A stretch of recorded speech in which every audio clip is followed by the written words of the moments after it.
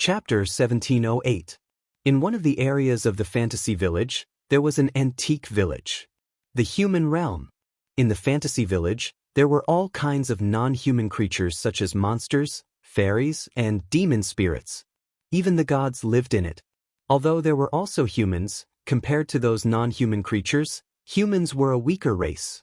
Unlike the non-human creatures who were born with a certain amount of power or even a huge amount of power, humans were born with no advantages. If there was nothing special, they would not have any power at all. However, monsters, fairies, demon spirits, and so on were all races that would attack humans, devour them, and feed on them. This caused the humans living in the fantasy village to not only have a very low status, but it was also accompanied by danger everywhere. The human realm was the main settlement of the humans in the fantasy village. In addition to humans, there were also a few monsters and other races living here. The non-human races living in the human realm generally had no hostility to humans and would not attack them. Therefore, there were not many monsters living in the human realm, but it was very common for monsters to come to the human realm to do things. Because the human realm was the only place in the fantasy village that could be called a normal place. The humans living here would not only open all kinds of shops to make a living, but some obedient monsters would also open shops here. There were also school buildings that specialized in teaching human children to read. It was just like an ordinary village. It was very peaceful. The daily necessities that humans needed could be bought here. The things that monsters and other non-human creatures needed could also be found here. Some shops would be open until late at night and become exclusive shops for monsters, so that the monsters who were active at night could be active during that time.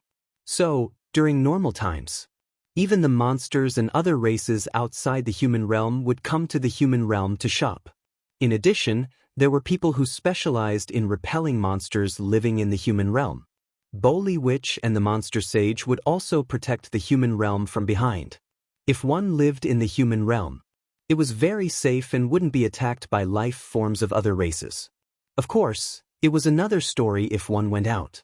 At this time, it was morning. There was still some time before noon, but the mortal world was very lively. Many people came to buy groceries for lunch, shuttling back and forth on the streets. Some monsters also mingled in the crowd, patronizing some shops. The entire human realm was like an ancient market, bustling with noise and excitement. On this bustling street, there were many people. Amidst the flow of people, a cute little girl also came here. As she walked, she sucked on her finger and looked left and right as if she had no relatives. The newcomer. It was Flandre-chan who had escaped from the Scarlet Devil Mansion. After escaping from the Scarlet Devil Mansion, Flandre-chan flew at her fastest speed and ended up in the human world. Originally, Flandre-chan had been locked up in the basement by Remilia for 495 years. Other than the Scarlet Devil Mansion, basically, he had never taken a single step outside. Under such circumstances, Flandre-chan really wanted to find Wu Yen, but she didn't know where to look. She could only choose a random direction and search aimlessly. The reason she stopped at the human realm was because it was very lively. Not only did it attract Flandre-chan's attention, but it also made Flandre-chan think that her brother might be here as well. And so, Flandre-chan began to wander around the human realm. Of course, she was also aimless. Looking at the owners of the surrounding shops shouting and observing the people who walked past them, Xianxia thought to himself, "What a pity." Flandre-chan carefully avoided the crowd while sucking on her finger like a lost child, mumbling pitifully. "Big brother, where are you?" On the street, many people noticed this unusually cute little girl who was dressed differently and had a pair of broken crystal wings on her back. They all felt that she seemed to be lost and hesitated whether they should go up and ask her about it. But in the midst of hesitation, no one chose to approach her.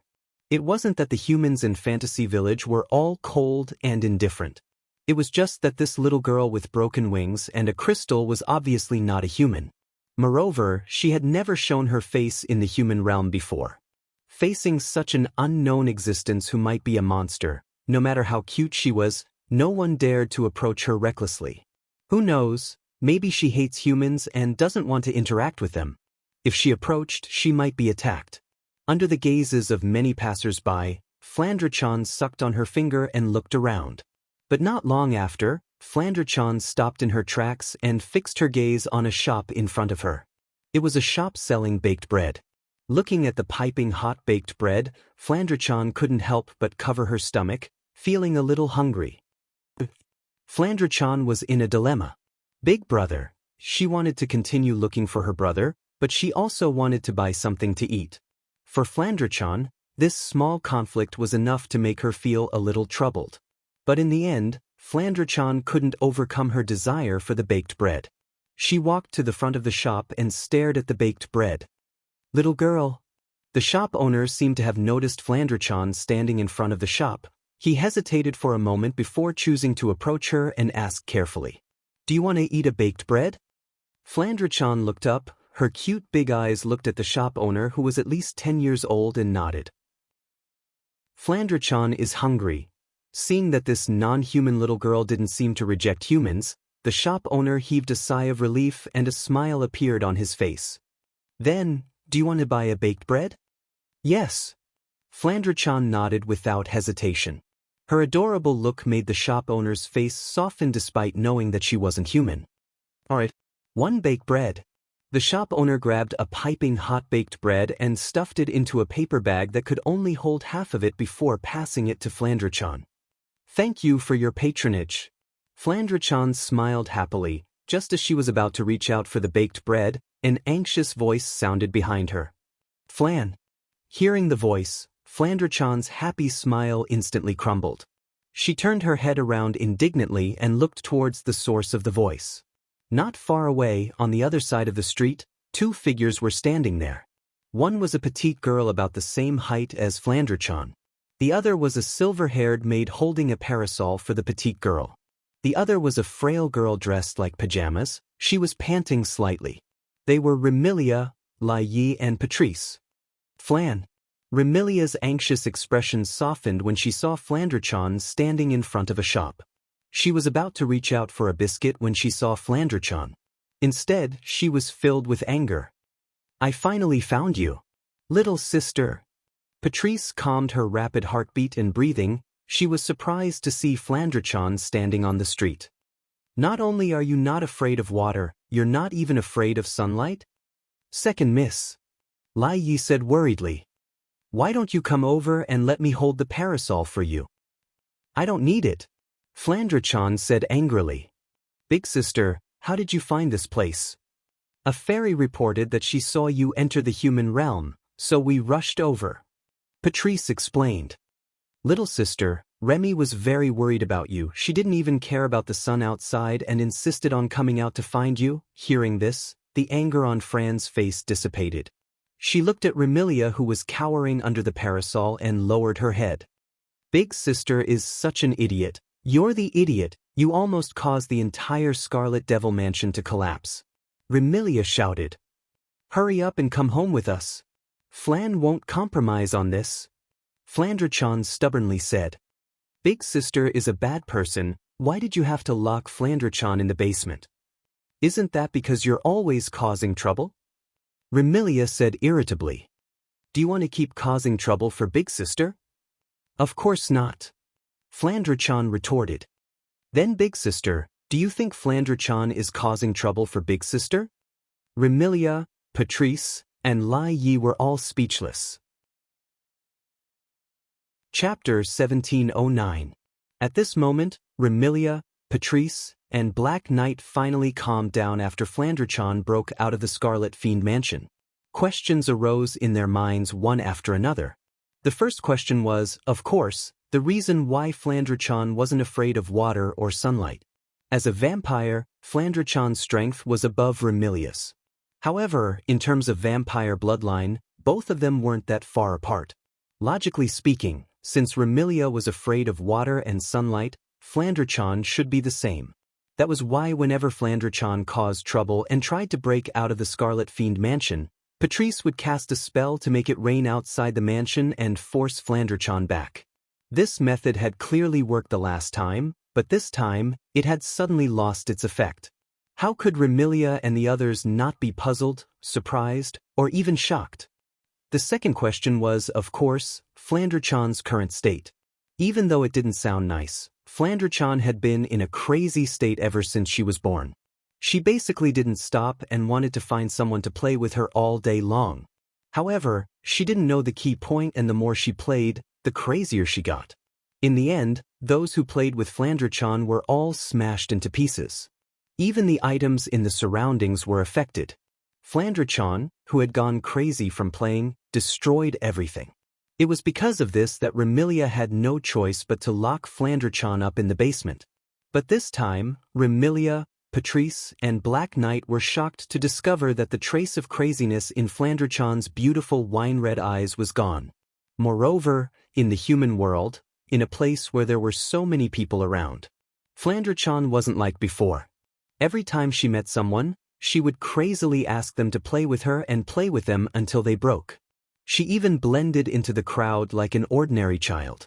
There wasn't the slightest feeling of being out of place.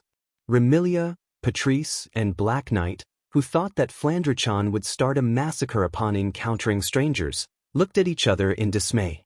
It had been a while since they last saw Flandre-chan. Actually, it hadn't been that long. But the last time they met, Flandre-chan was still as crazy as ever. She would even throw a tantrum every now and then. Why did she change so much this time? Flandre-chan wasn't afraid of water or light. She was as normal as a child now. Could it be that something had happened to Flandre-chan during the time she was in the basement that changed her? Could it be that Flandre-chan wasn't crazy anymore? Remilia couldn't help but feel a little excited.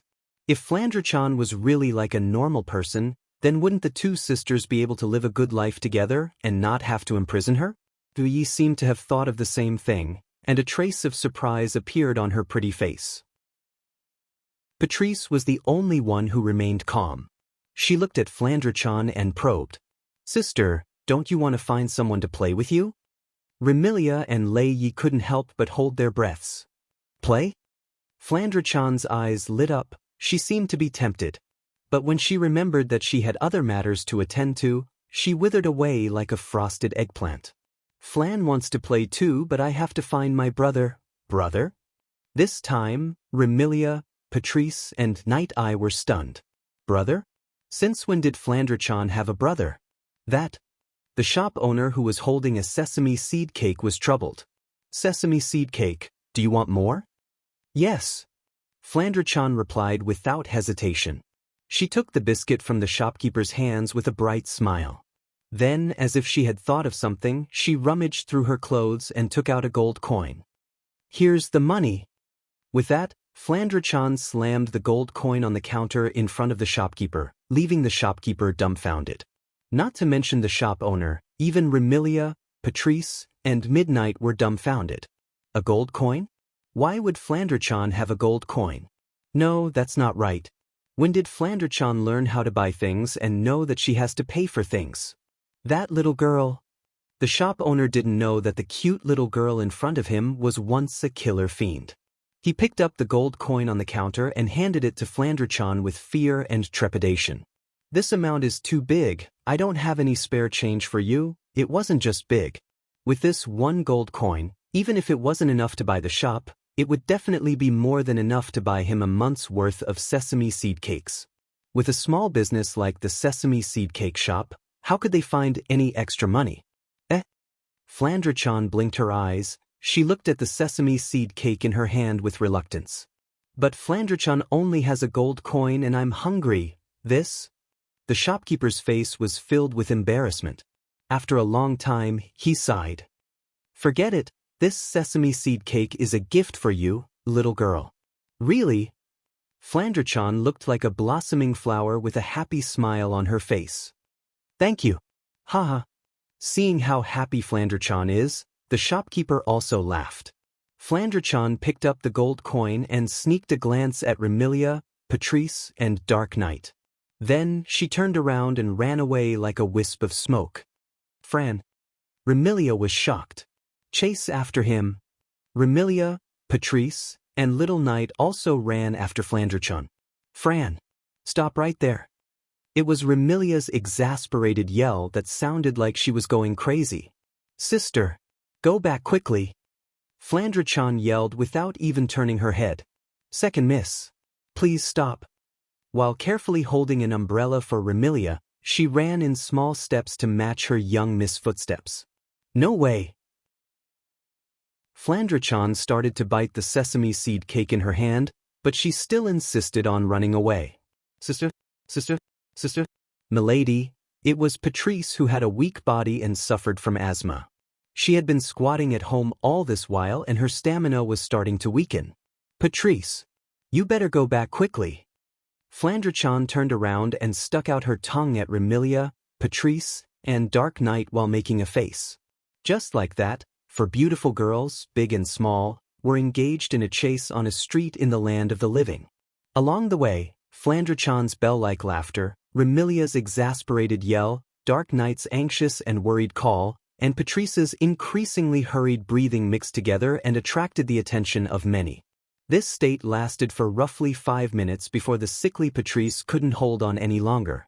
Her legs went soft and she fell forward. Smack! MQ. With a crisp sound, Patrice uttered an extremely adorable word and wailed miserably as she smashed onto the ground. Patrice! Lord Patrice! Remilia and Zui immediately cried out in alarm and stopped their footsteps. Patrice, who was lying on the ground with her face on the ground, raised her trembling hand. Fine. After stammering out those words, Patrice's hand fell down as though she had fainted and didn't move an inch. Patrice, Lord Patrice. Remilia and Dark Knight's sorrowful cries echoed through the streets. Wah! Flandre-chan was chewing on a sesame seed cake in front of him. She exclaimed as she chewed. Flan seems to have gone overboard with her play. Flan. Remilia was furious at Flandre-chan's words. If you continue to fool around, Big Sister will really be angry. Flan isn't afraid. Flandre-chan snorted. Even if Big Sister is angry, Flan will still look for Big Brother. What Big Brother? Remilia shouted. When did you have a big brother? Why didn't I know about it? Flandre-chan's expression froze and her expression turned gloomy. Of course Big Sister doesn't know. Big Sister never cared about Flan, who stayed in the basement. Remilia opened her mouth and looked at Flandre-chan's gloomy expression. Guilt welled up in her heart and she couldn't say anything else.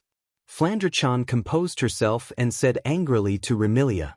Anyway, Flan won't go back before finding Big Brother. Remilia, Dark Knight, and Patrice, who was lying on the ground, felt a headache coming on. What should they do? Chapter 1710. What a scam. In the wooden corridor of a warehouse on the west side of the Bori Shrine, a man with black hair and red eyes held a hammer in his hand.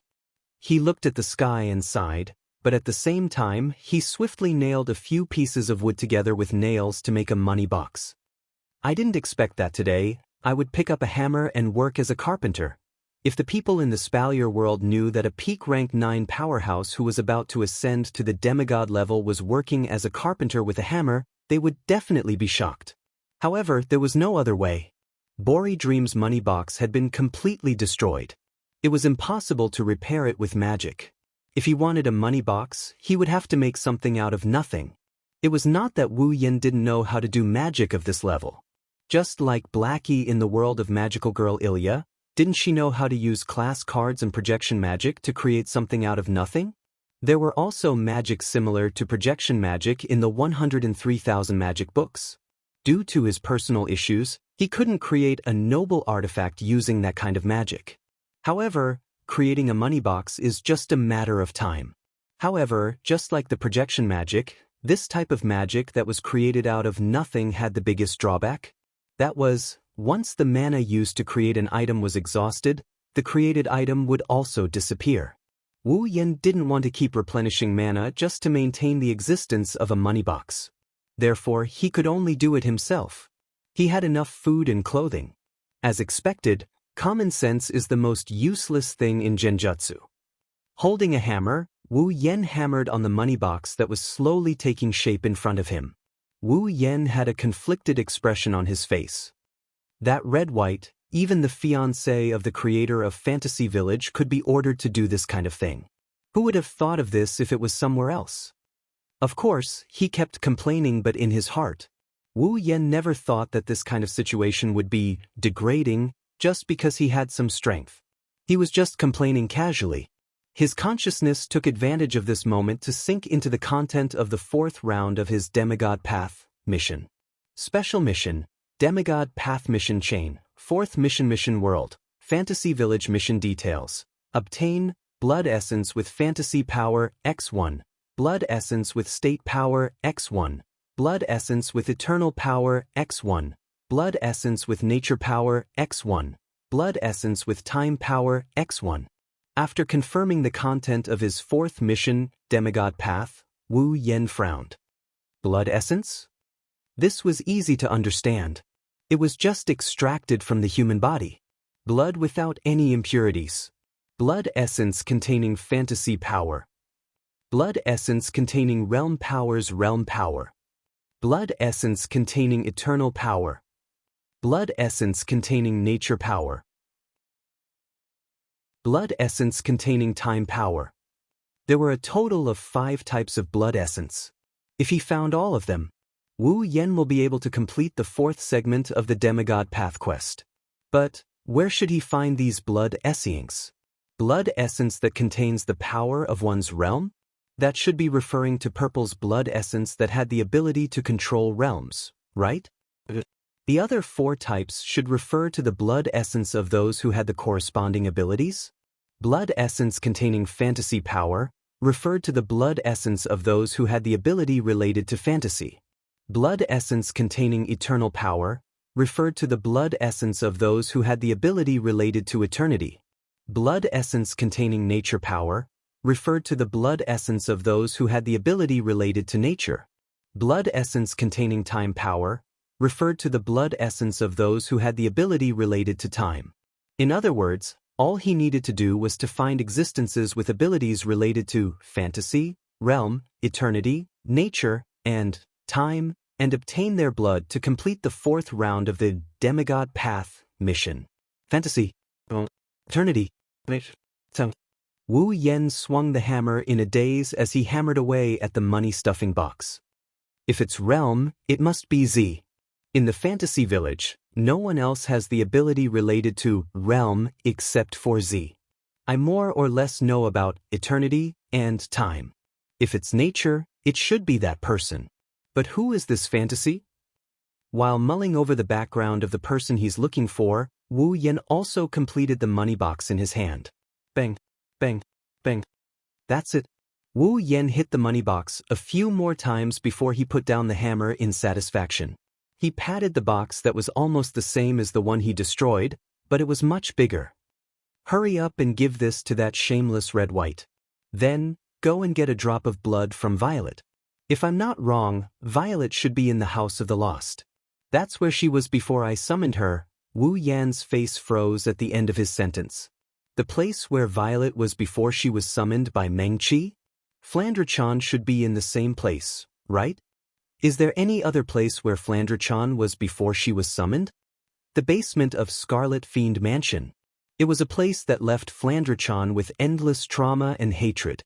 Given how much Flandre-chan hated the basement of the Scarlet Fiend Mansion, if she had returned to the basement the moment she returned to Fantasy Village, she would either be hiding there helplessly or she would have already caused a ruckus in the Scarlet Fiend Mansion. Wu Yan couldn't sit still any longer. He stood up and he rushed towards the shrine. When he arrived at the entrance of the shrine, he pushed the door open and he shouted without hesitation. Red-white. Bo Li Ling Meng, who was leisurely sitting in front of a table and drinking tea, was startled by the sudden cry. A mouthful of scalding hot tea smoothly slid down her throat, causing her eyes to widen in shock. What? Immediately, Bo Li Ling Meng jumped up from the ground and ran around the shrine. Tears flowed down her face as she fanned her tongue with all her might. Water! Water! Water! Seeing the chaotic scene, Wu Yan raised his hand and he channeled his magic power into it. At the next moment, an azure magical ritual appeared above Bo Li Ling Meng's head. It spun and a waterfall of water poured down like rain. Splash! Amidst the splashing sound of water, Bo Li Ling Meng's entire body was drenched by the water from the sky. she instantly turned into a drowned rat. Drip! Water droplets slid down from Bo Li Lingmeng's body and dripped onto the soaked floor. Bo Li Lingmeng's robe clung tightly to her body, revealing the curves of her delicate body.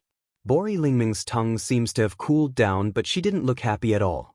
She stared at Wu Yen, who is standing at the door, like she wants to poke a hole in his body with her gaze. The look in her eyes is extremely dangerous. Ah! Wu Yen smiled bitterly under Bo Li Lingmeng's murderous gaze. You asked for water, so I gave you water. Thank you so much. Maybe it's too much of a hassle, so Ling Meng glanced at Wu Yen. She grabbed her skirt and started twirling the water. Wu Yen couldn't help but look at Bo Li Lingmeng's skirt that hiked up to her knees, looking at her fair thighs.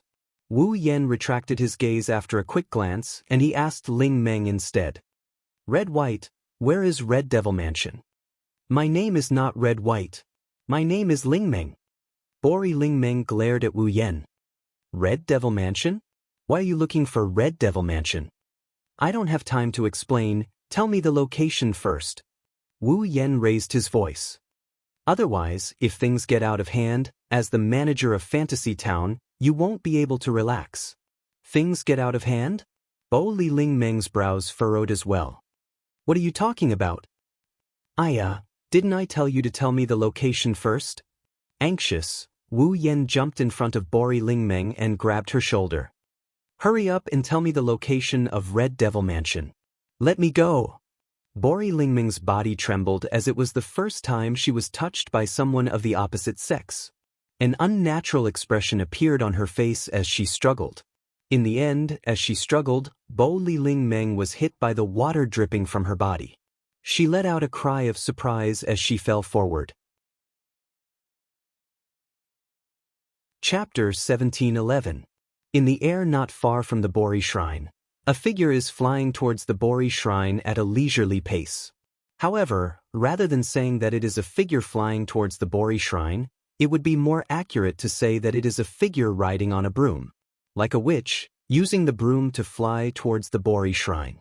The one riding on the broom is a girl dressed as a witch, but she looks neither fish nor fowl.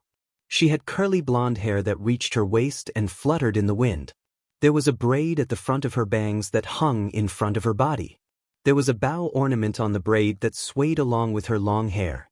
The young lady was dressed in a standard black sorceress outfit, but she had a white half-apron on the outside. She wore a wide black triangular sorcerer hat on her head. The hat was decorated with a large butterfly knot, and the color of the butterfly knot was white. This is a girl that is very similar to Bo Li Lingmeng in all aspects. Bo Li Lingmeng's entire body, aside from her hair, was only red and white. This young girl's entire body, aside from her hair, was only black and white. In fact, this girl is also called this by others. Unfortunate Black and White. Original name, Misty Rain Devil Lisa. In the fantasy land where monsters are everywhere and gods are also present, Misty Rain Devil Lisa is an extremely rare human who has the power to rival monsters. Her job is a mage. Moreover, she is also a human who is bored to death all day long and wants to find a person or monster to fight. She is a very lively human. It's so boring. Isn't there anything interesting happening? Riding on the broom like a witch, Misty Rain Devil Lisa flies towards the Bo Li Shrine while faintly sighing. For example, mutation or something. Mutation. That refers to something that can cause the fantasy land to fall into an abnormal state. It is a strange phenomenon caused by a certain existence or a certain number of existences. These strange phenomena that can cause the fantasy land to fall into an abnormal state, whether it is man-made or because of the environment, are all collectively known as mutation. And to solve the mutation, it is the manager of the fantasy land. It is the job of the witch of the Bo Li Shrine. This black and white witch who is currently flying towards the Bo Li Shrine can also be considered an expert in solving mutations. Of course, the so-called expert in solving mutations is just because Misty Rain Devil Lisa is too bored. Every time there is a mutation, she will eagerly follow behind Bo Li Lingmeng. She is even more active than Bo Li Lingmeng in solving the mutation, thus obtaining the title. This is a person who really wants to kill time and wants to see the world in chaos. Bori Lingmeng, who is greedy for small gains and money, but is also abnormally lazy. Apart from their clothes being compatible, they are a completely different person. I wonder if there are any interesting things thrown in from the outside world at the Bori shrine? Misty Rain Devil Lisa's face is full of expectations as she giggles. If there is, I will borrow it to play with Lingmeng. The borrow is the witch's, the witch. It means that although it is a borrow, in the hands of Misty Rain Devil Lisa, the things she borrows will never be returned. Not only that, Misty Rain Devil Lisa's borrow is completely different from other people's. Her borrow means that she doesn't need the owner's permission to take away the things she wants. In other words, she is stealing. Very simple, understand? Thus, Misty Rain Devil Lisa, who is known as a mage but is actually a black and white bandit, arrived at the Bori shrine with the help of her own magic tools. She descended in front of the Bori shrine's entrance. After shouting loudly, Misty Rain Devil Lisa didn't have the intention to knock on the door and directly opened it. I came to see you. Misty Rain Devil Lisa's voice became weaker and weaker. Her expression also changed rapidly. In the end, it turned into an extremely shocked expression. Marissa? Inside the shrine, Bo Li Lingmeng's panicked and shocked voice rang out. However, Bori Lingmeng's voice came from the ground. In Misty Rain Devil Lisa's eyes, Bori Lingmeng's body was drenched as she sat on the ground. More accurately, it should be said that Bo Li Lingmeng was completely drenched, her fair skin exposed to the air through her red and white robe, appearing extremely alluring. Currently, she was sitting on top of a man lying on the ground, a man that Misty Rain Devil Lisa had never seen before. He raised his head and looked at her with a dazed expression. That's right. She is sitting on a man lying on the ground. A woman on top and a man on the bottom. A perfect example of a woman on top and a man on the bottom. It is because of this that Misty Rain Devil Lisa, who doesn't care about details, was so shocked that she couldn't react for a long time. Misty Rain Devil Lisa and Bori Lingmeng are good friends. At least, that is what Misty Rain Devil Lisa thinks. Indeed, in the fantasy village, other than Yukari, the one who dares to say that she knows Bori Lingmeng the best is definitely Misty Rain Devil Lisa. In Misty Rain Devil Lisa's understanding, Bori Lingmeng is someone who is not interested in anything. She is not even interested in the things that her identity as a Bori shrine which should do. She is a lazy person who is only interested in money. Such a person was now sitting on a man's body in a position where the woman was on top and the man was below. What would Misty Rain Devil Lisa think? She would think, Lingmeng. With a trembling finger, Misty Rain Devil Lisa pointed at Bori Lingmeng and shouted in shock. You finally found your duty as a woman. Do you plan to follow the steps of an adult and continue the Bori Shrine's legacy? Just as Misty Rain Devil Lisa's voice fell, a pop sound came from Bori Lingmeng's head. It seems like something broke. Veins popped out on her forehead. Bori Lingmeng didn't even think and directly shouted at Misty Rain Devil Lisa. Who would want to do something as troublesome as giving birth to a child? Hearing this, Wu Yan, who was being pressed down by Bori Lingmeng, couldn't help but ridicule. So you already know that you are someone who can't do something as important as giving birth to a child? What did you say? Bori Lingmeng was furious. She raised her fist and punched towards Wu Yan's chest. You are the one who can't do something as important as giving birth to a child. I really can't do that. Wu Yan quickly got up and shouted as if he couldn't take it anymore. So, can you hit me with less force?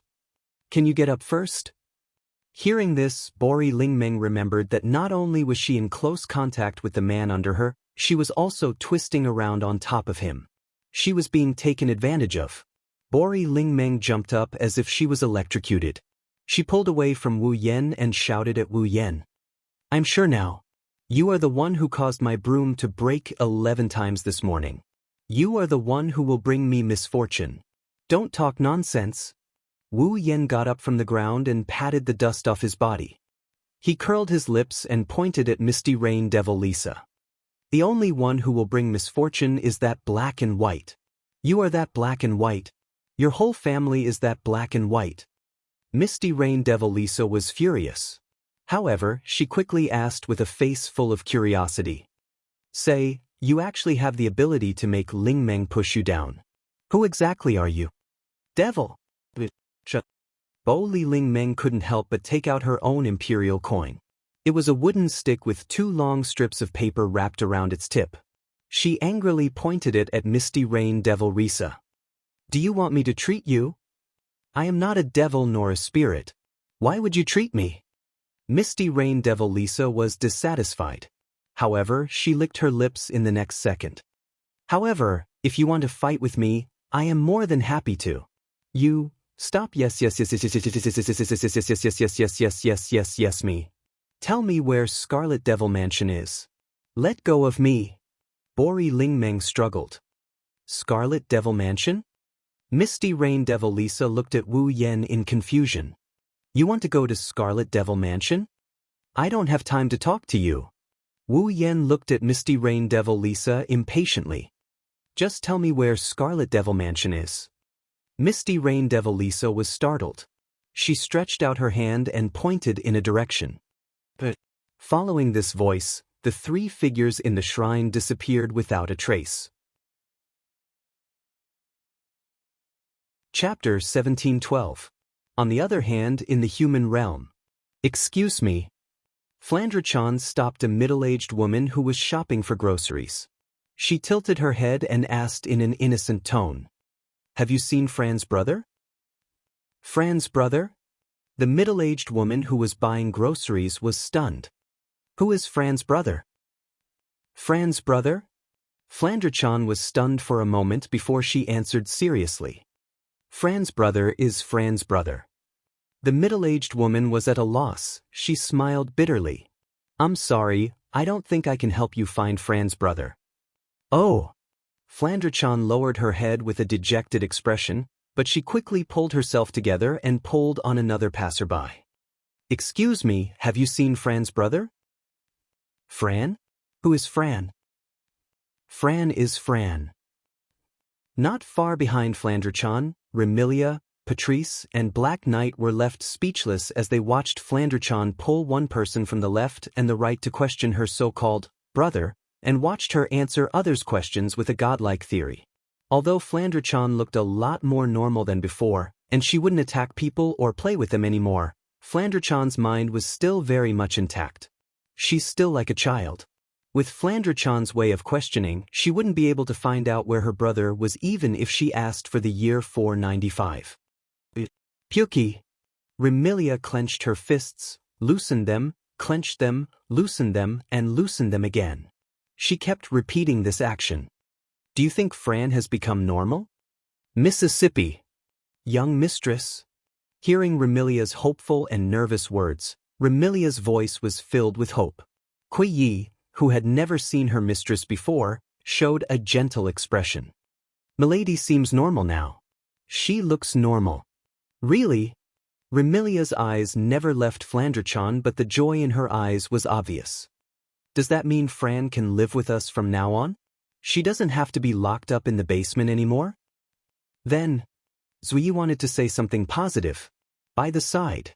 Patrice interrupted. That may not be the case. Lady Patrice. Zui looked at Patrice in shock.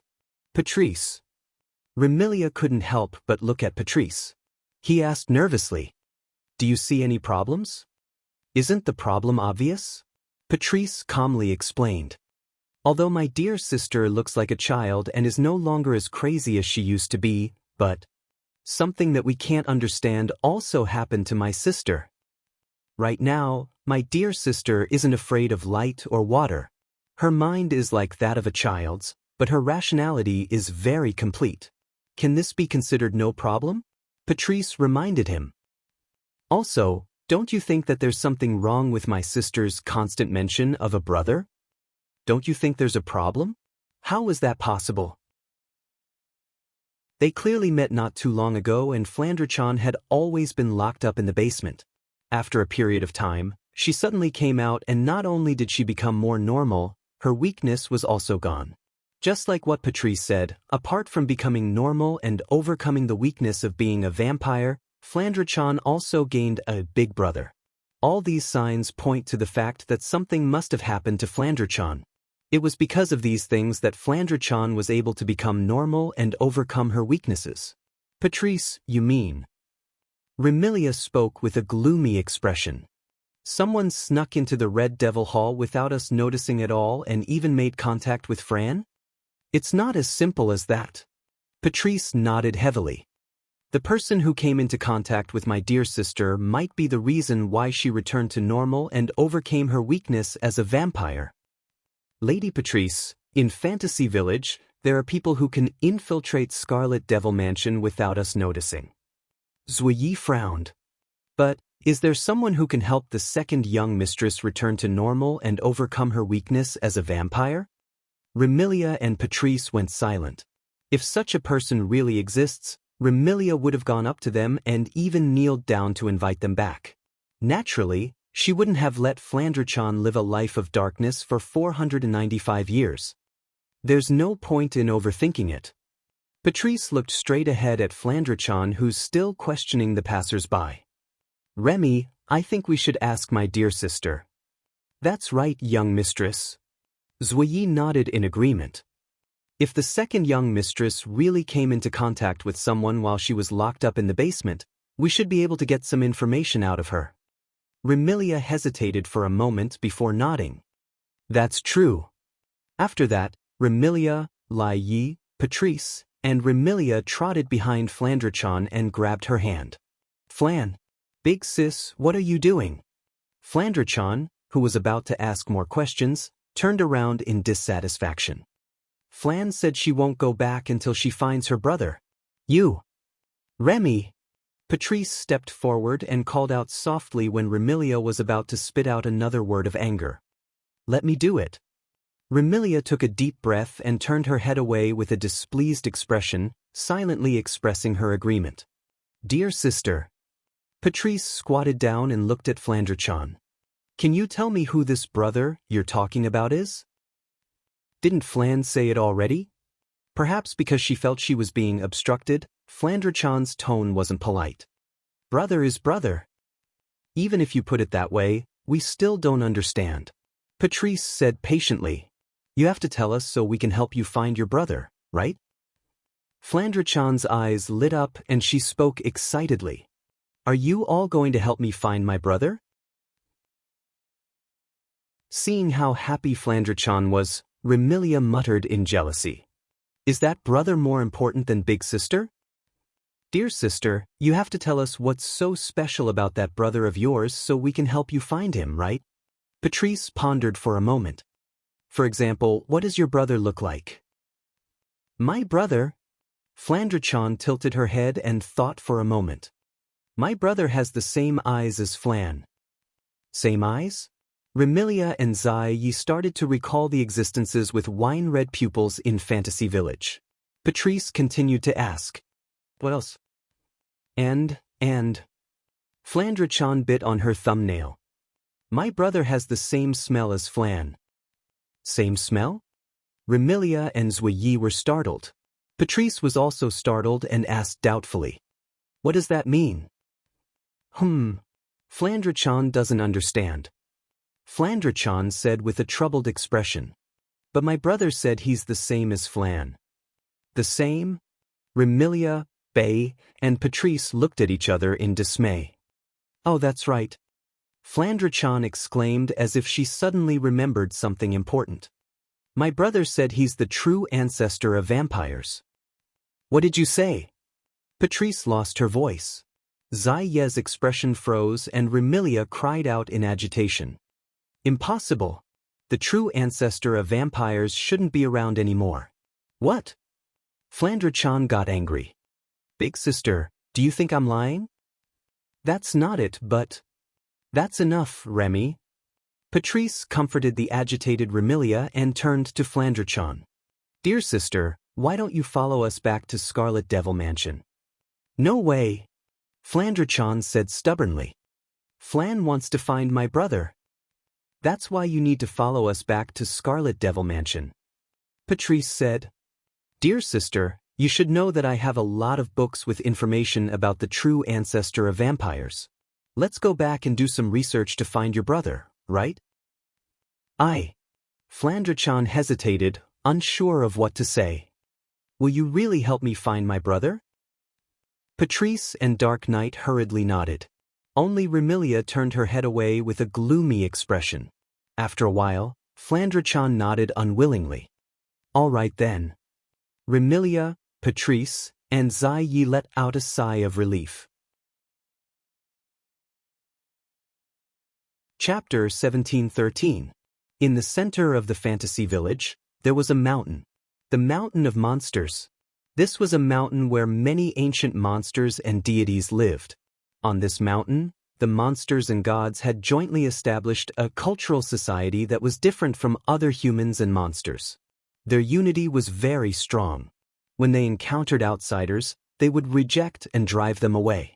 And near the foot of the Mountain of Monsters, there was a lake surrounded by thick fog all day long. The Lake of Fog. This was a mysterious lake that could easily attract fairies and monsters, especially in summer. For some reason, fog would only appear during the day.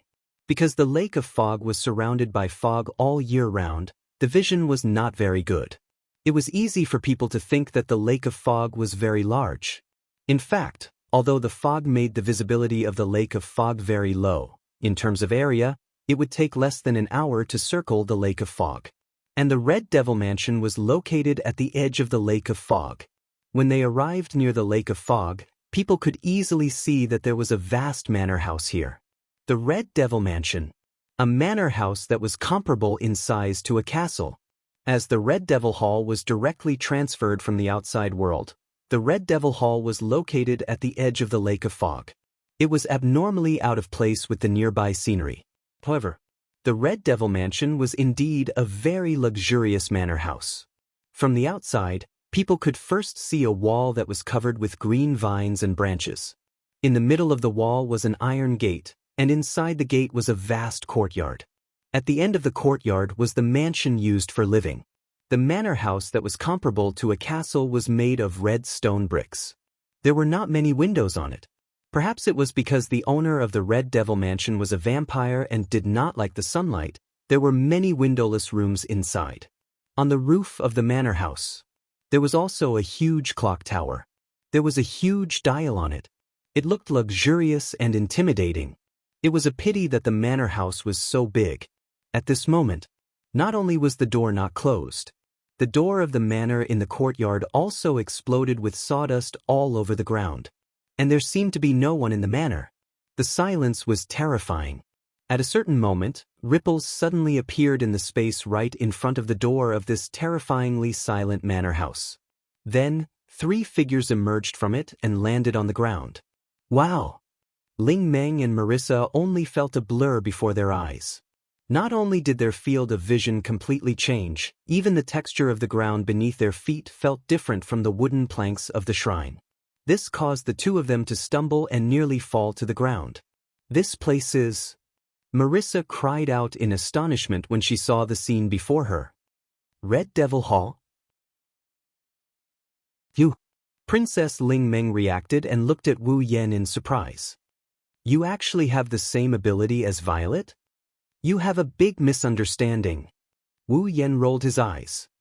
Although Amethyst's Gap can achieve the same effect, it's an ability, while mine is pure magic.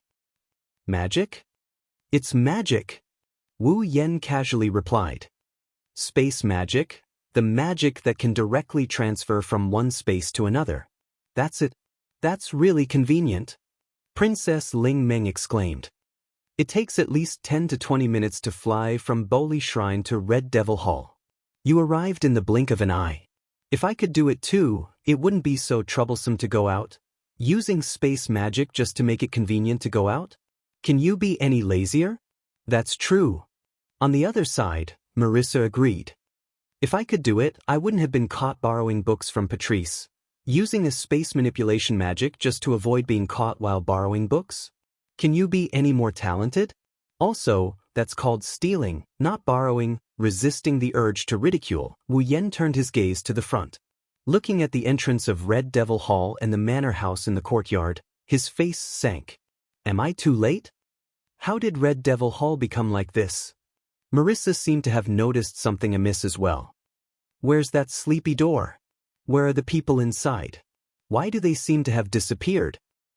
Ling Meng also saw the wide open iron gate and the wooden splinters scattered all over the courtyard. The lazy look on her face disappeared in an instant. She turned around and looked at Wu Yan with a serious expression. You know something, right? This was a reasonable guess. After all, not long ago, Wu Yan anxiously ran to the shrine to ask Princess Ling Meng about Red Devil Hall's location and even said things like, the situation is getting out of hand. Obviously, Wu Yan knew what happened to Red Devil Hall. At the very least, he knew why Red Devil Hall was in such a state. Could it be Remilia's doing? Marissa grabbed her magus hat with one hand and her broom with the other. Not only was there no worry on her face, she was instead excited. Princess Ling Meng, it's time for us to enter the stage. However, Princess Ling Meng did not even look at Marissa and spoke to Wu Yan with a look of annoyance. What do you know? Wu Yan glanced at Ling Meng and he didn't say anything. He passed through the gate and entered the Scarlet Devil Mansion. Seeing Wu Yan walk into Red Devil Hall, Marissa quickly chased after him. Even if you're Princess Ling Meng's husband, I can't let you deal with the situation. Who's my husband?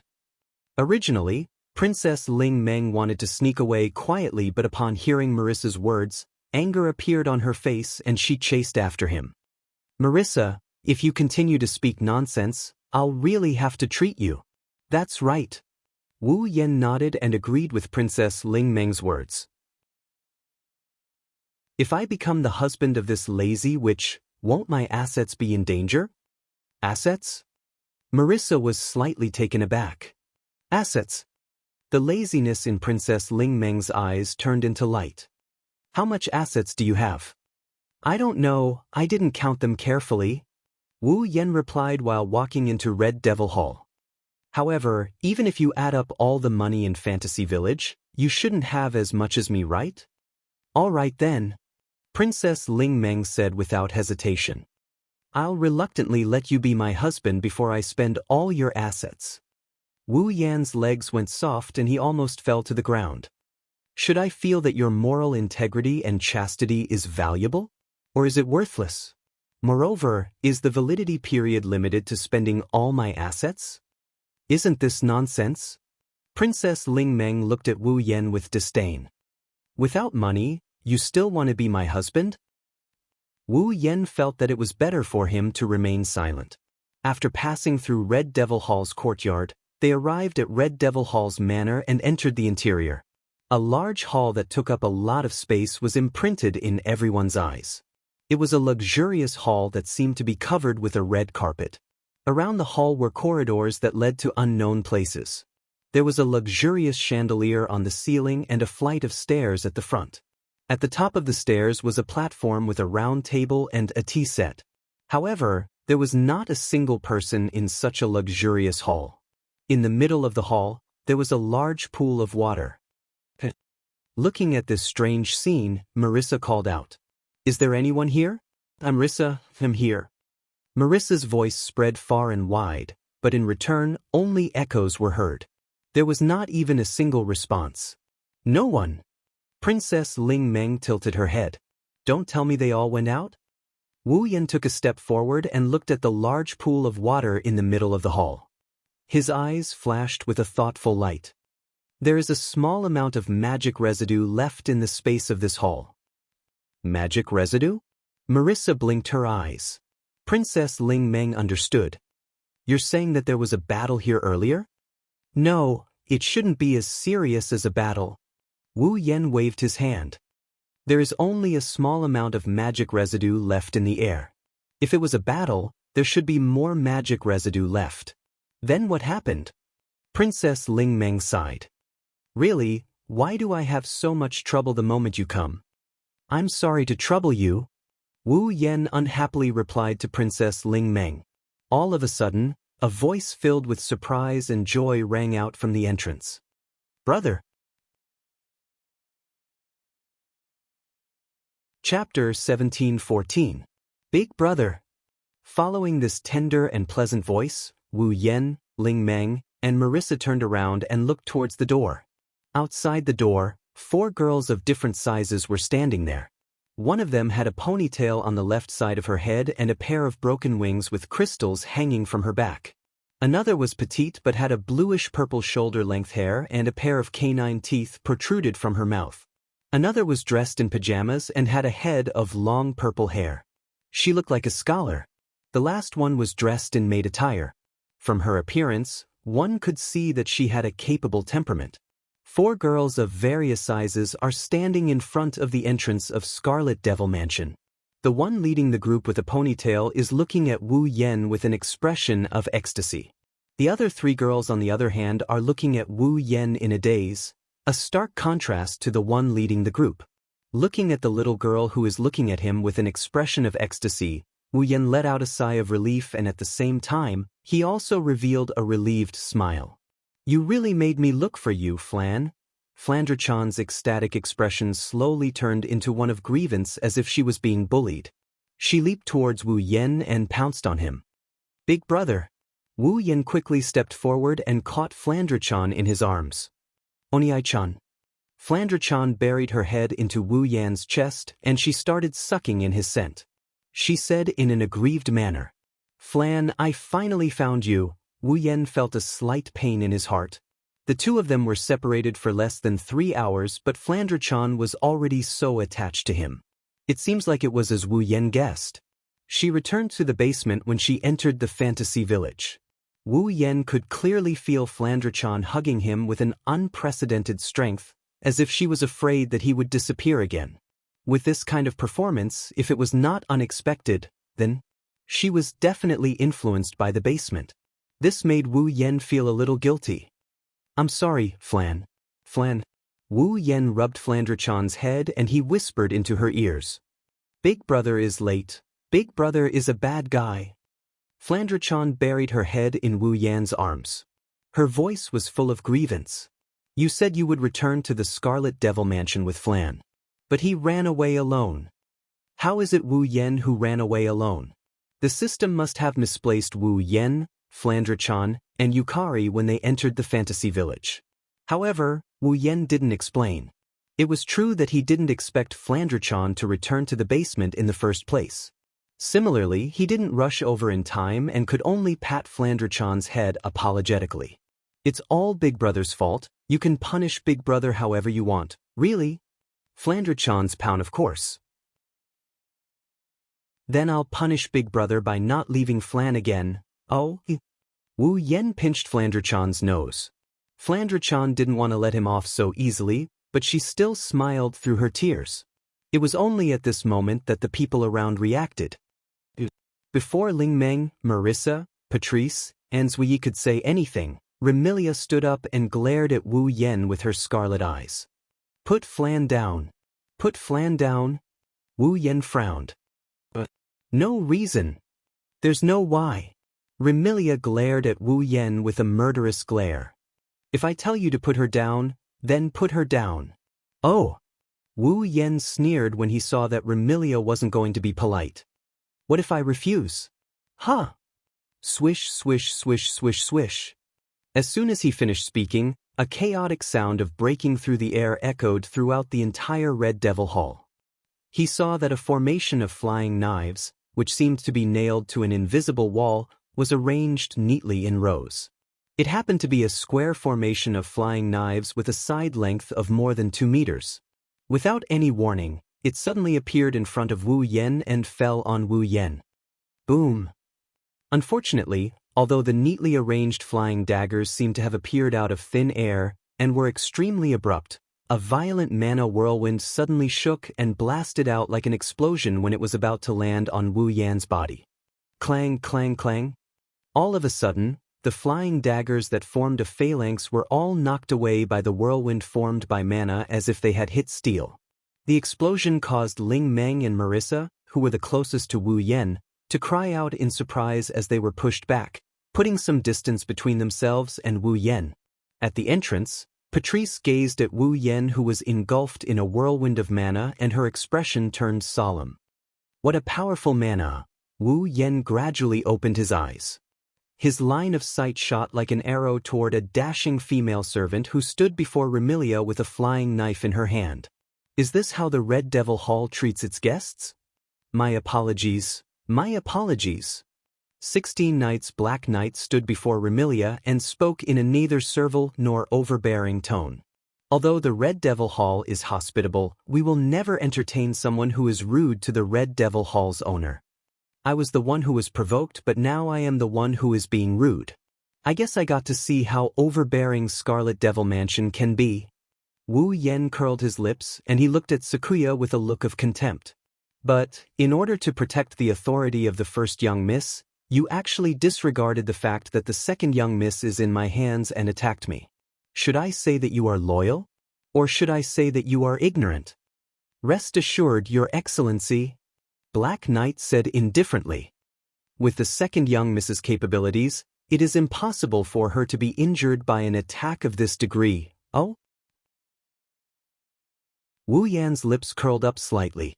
In other words, as long as you are certain that your attack won't cause any harm, you will attack the first young miss and second young miss?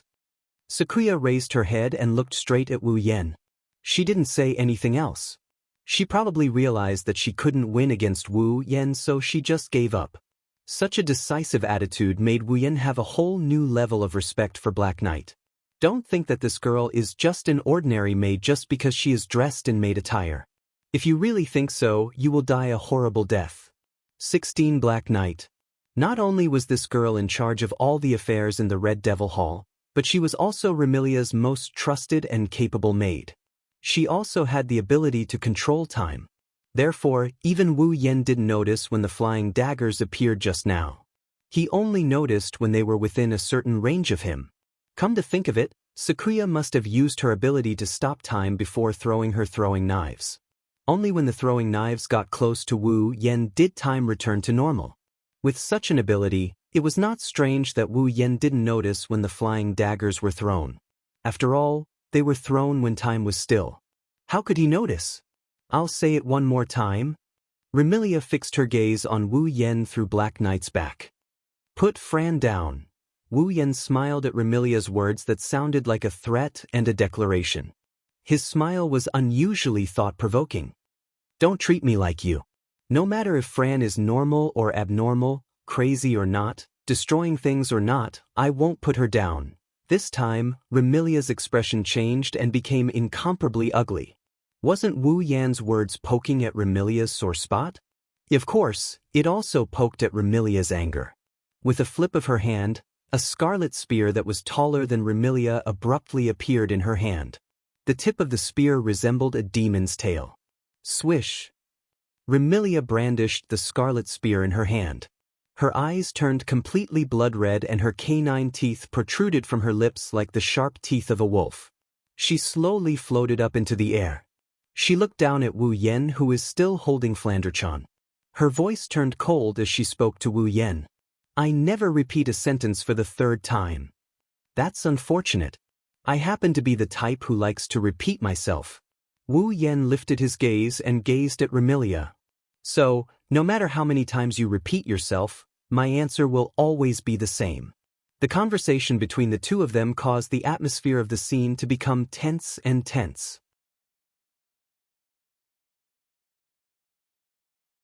Chapter 1715. Floating in the air, Remilia looked down at the person who was hugging Fran tightly. She appeared cold, but she was furious and envious. As Fran's sister, Remilia had hugged Fran before, but Fran had never shown her attachment like she did to that man. It wasn't that Remilia didn't want Fran to be attached to her, but with Fran's unstable mental state, she would only want to find someone to play with. Why would she find someone to rely on? Therefore, Remilia had never been relied on or attached to by Fran. To put it bluntly, as an elder sister, Remilia had never given Fran anything that an elder sister should give. That was why Remilia was so aggressive when she saw how much Fran relied on that man. Of course, this was Remilia's personality. As long as it was someone she didn't know well, she would show her slightly aggressive side. But this time, because of Fran, this slightly aggressive side became extremely aggressive. Wu Yan seemed to have seen through Remilia's thoughts under her cold expression. His gaze landed on the bright red spear in Remilia's hand. That gun was called Gungnir. In Norse mythology, Odin used a godly spear that never missed. As long as the spear was thrown by its owner, it would definitely hit the target. It was similar to the spear of thorns that had the effect of stabbing the heart. Unfortunately, the bright red spear in Remilia's hand wasn't the real Gungnir, and Remilia didn't actually possess the Gungnir. The Gungnir in Remilia's hand was just a skill derived from her ability. At this point, it was necessary to talk about Remilia's ability. As a member of Fantasy Village that was blessed by the gods, and as a member of Fantasy Village where basically everyone was equipped with a special ability, since Fran had such a terrifying ability, as Fran's elder sister, even if Remilia couldn't compare to Fran, she wasn't too far off. Remilia's ability was the ability to control fate. As for the ability of Gungnir, it was an ability of Gungnir. It was 100% accurate. Remilia, who had the ability to control fate. She could use her own strength to use the 100% accurate fate. Through controlling fate, Remilia was able to recreate the legendary Gungnir in the form of a skill. The Gungnir in Remilia's hands wasn't a real Gungnir, but Remilia's Gungnir wasn't a real one. However, it had almost the same ability as Gungnir. If Remilia threw the spear in her hand, if Wu Yan has no way of reversing something as non-existent as fate, he might be able to do so. He would definitely be hit.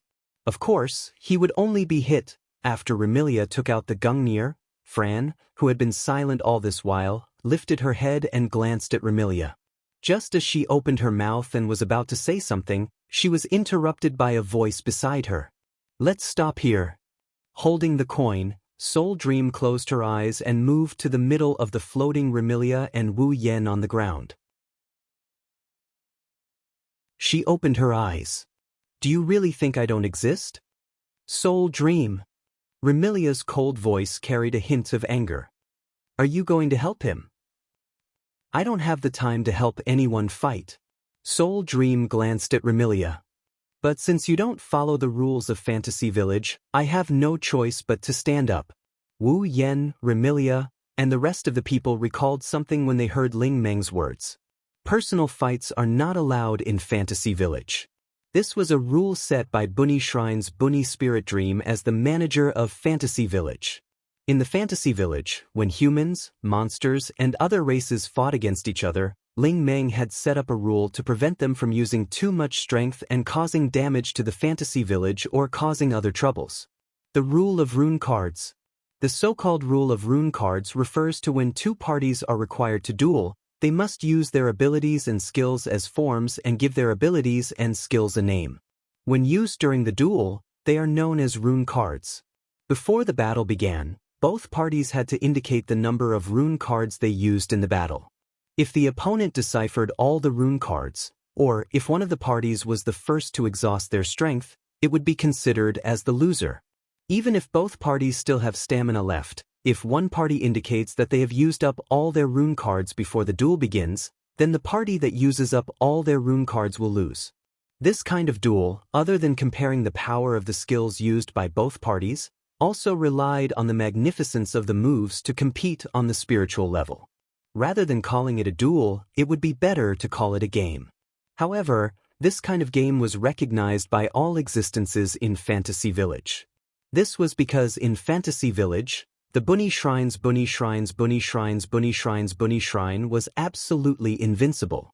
If they were to fight head-on, even if Soul Dream couldn't win against Violet, Violet's Bunny Shrine's Bunny Shrine wouldn't be able to do anything to Soul Dream.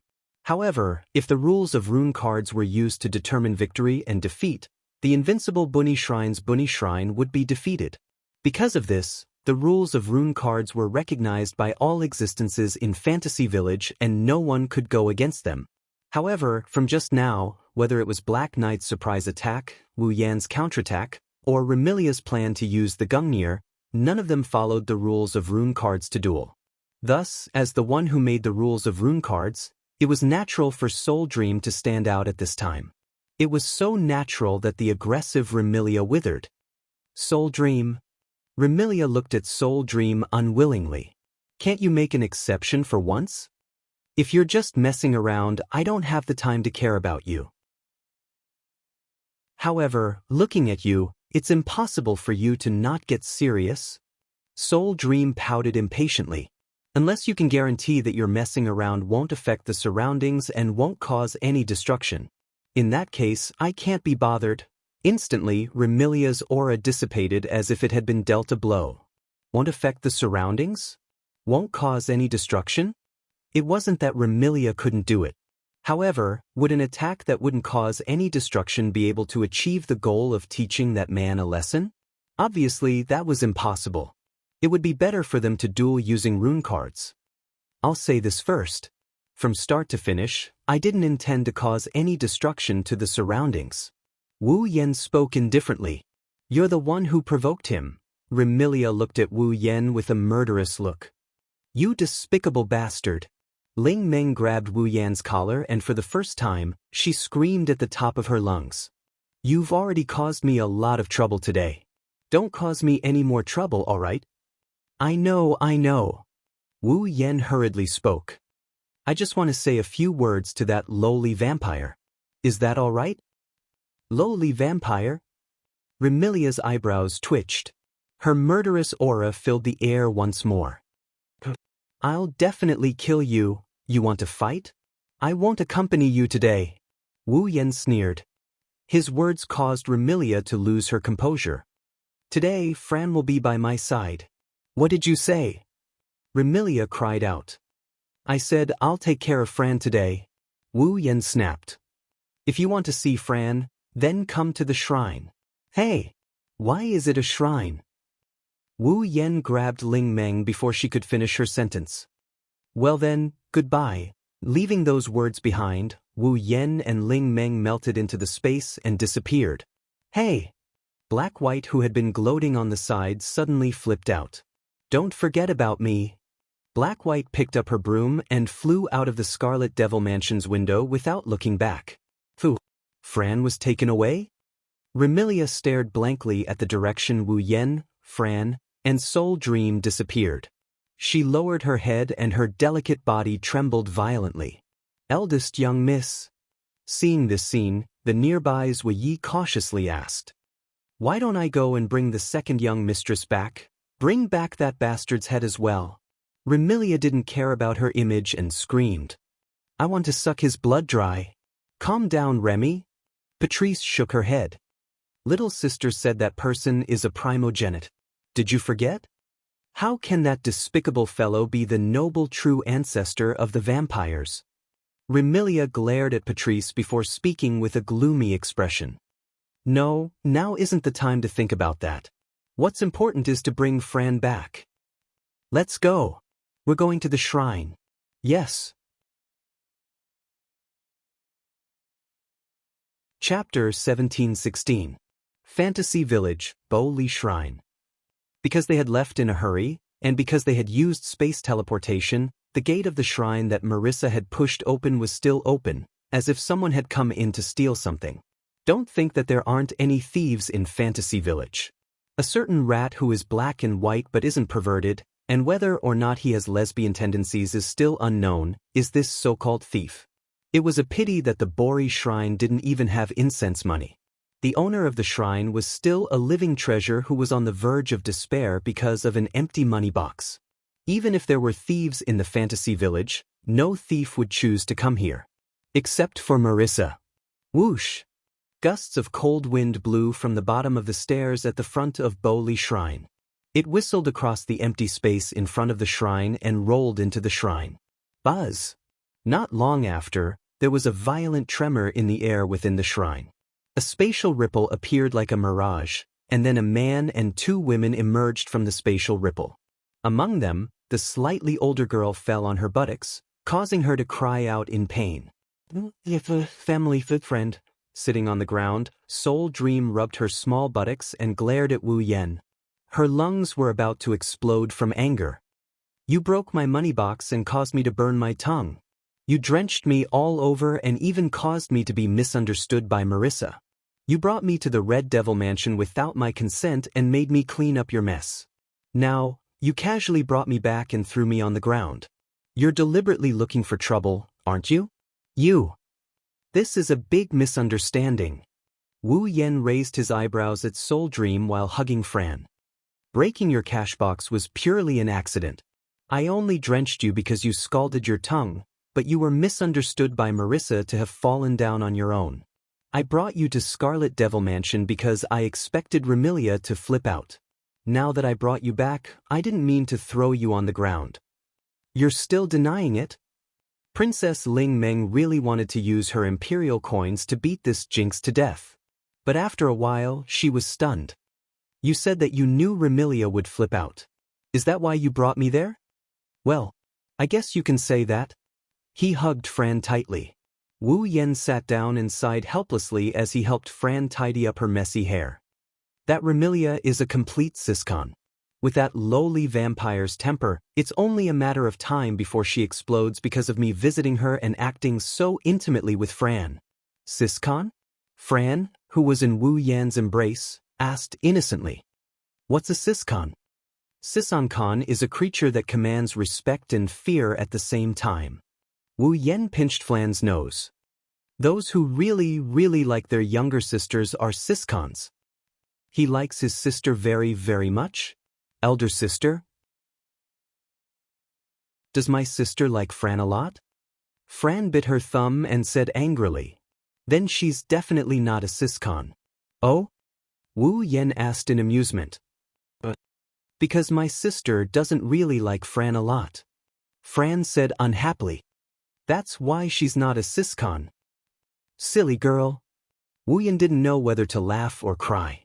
Your sister didn't say she didn't really like you. How do you know she doesn't?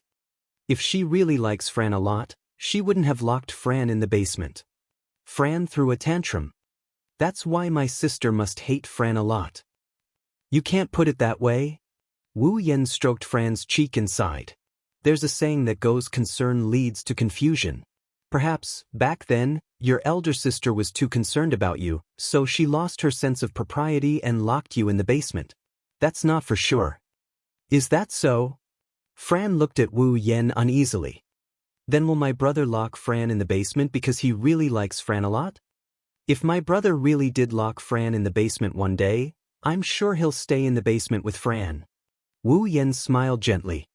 Will Fran still be afraid if that happens? With my brother? Fran was stunned for a moment before she smiled. Fran won't be afraid if I'm with my brother. Looking at Fran's cute smile, Wu Yan's mood lightened up. Ling Meng, on the other hand, was a bit surprised. I didn't expect you to speak up for Remilia after she provoked you. It's not a good thing. Wu Yan shrugged. I'm just telling the truth. It doesn't matter if it's the truth or nonsense. Anyway, don't give me any more trouble. Princess Ling Meng looked at Wu Yan with disgust. What was supposed to be a leisurely day has turned into a mess because of you. Today, I've used up all my activities for the next 2 to 3 years. How do you expect me to find an excuse to spend the next 2 to 3 years leisurely? I don't know if you're joking or not, but if you are, I won't complain. Wu Yan's mouth twitched. You've used up all your activities for the next 2 to 3 years in one day. You've been very inactive for the past 2 to 3 years. How many days do you plan to be active for? None of your business. Princess Ling Meng snorted and turned to look at Fran, who was rubbing her eyes sleepily. Is it okay for you to bring her out? Princess Ling Meng knew that Fran's mental state had always been unstable. Even if Princess Ling Meng didn't reject Fran, she was still worried that Fran would cause trouble. She really didn't want to do so many troublesome things. Don't worry about that. Wu Yan lowered his voice when he saw Fran's eyelids starting to close. He adjusted Fran in his arms and gently patted her back as if he was coaxing her to sleep. Fran's illness has been cured. She won't have any problems in the future, is that so? Fran bit her finger and fell into a deep sleep. Ling Meng glared at Wu Yan when she saw Fran biting her finger. Then why did you bring her to the shrine and have Remilia come here to take her away? What's going on? Can't help it. This girl isn't in a state where she can be ignored. Wu Yan smiled bitterly. I'll let her stay by my side for now.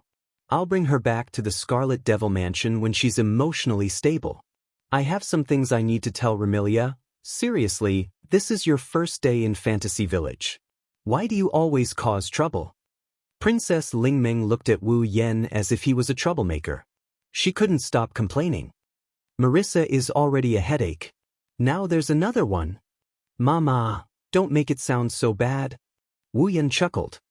After all, we still have to spend some time together. Princess Lingmeng's eyelids twitched. She had a bad feeling. What do you mean by that? It's simple. Wu Yan looked straight at Princess Lingmeng. I want to stay the night. Stay the night? Princess Lingmeng was stunned. Her face was filled with disbelief. You can't be thinking of, that's right. Wu Yan nodded. I want to stay in the shrine for the time being. No way. Lingmeng did not even want to think about it and firmly rejected. Don't even think about it. Hey, aren't you a witch? Wu Yan was speechless. It's fine if you don't care about an outsider who doesn't have a place to stay. But it shouldn't be hard for you to give her a place to sleep, right? I don't want to let a super troublemaker stay in the shrine. I won't be able to live a peaceful life if that happens. Princess Lingmeng made a decision. No matter what, there's no room for discussion. Oh! Wu Yan chuckled. It's an eerie laugh. Don't speak so soon. Wu Yan took out a pouch and threw it on the table. Clang! Following this sound, the bag slammed heavily onto the table in front of Lingmeng. The opening of the bag opened up, exposing the contents of the bag to the air. In the next moment, Lingmeng's vision was filled with golden light, causing her incorruptible expression to freeze on her face. There was no other reason.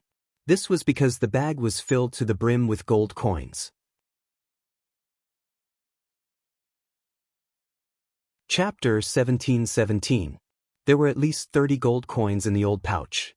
They were emitting a rich and dazzling light that seemed to illuminate the entire shrine. Princess Lingmeng's eyes were glued to them, unable to move away. If Princess Lingmeng's eyes turned into two signs, it would be an interesting scene. Gold coins.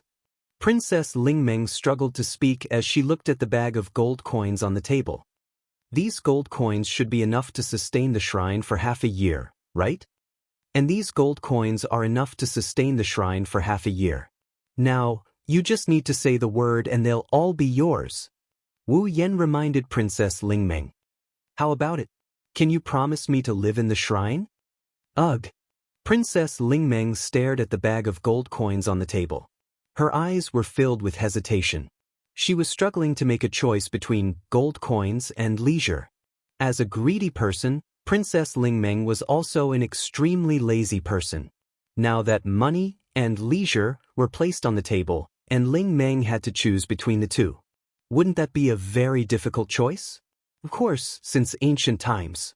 From the perspective of the Bori Shrine, which in the land of fantasy, Soul Dream was probably the only one who would have to make such a difficult choice between the two. But Princess Lingmeng, who couldn't make a choice, could only say that sentence with a dry mouth. Aren't you the head of the House of the Lost? Isn't it better to live in the House of the Lost? Unfortunately, I don't know where the House of the Lost is.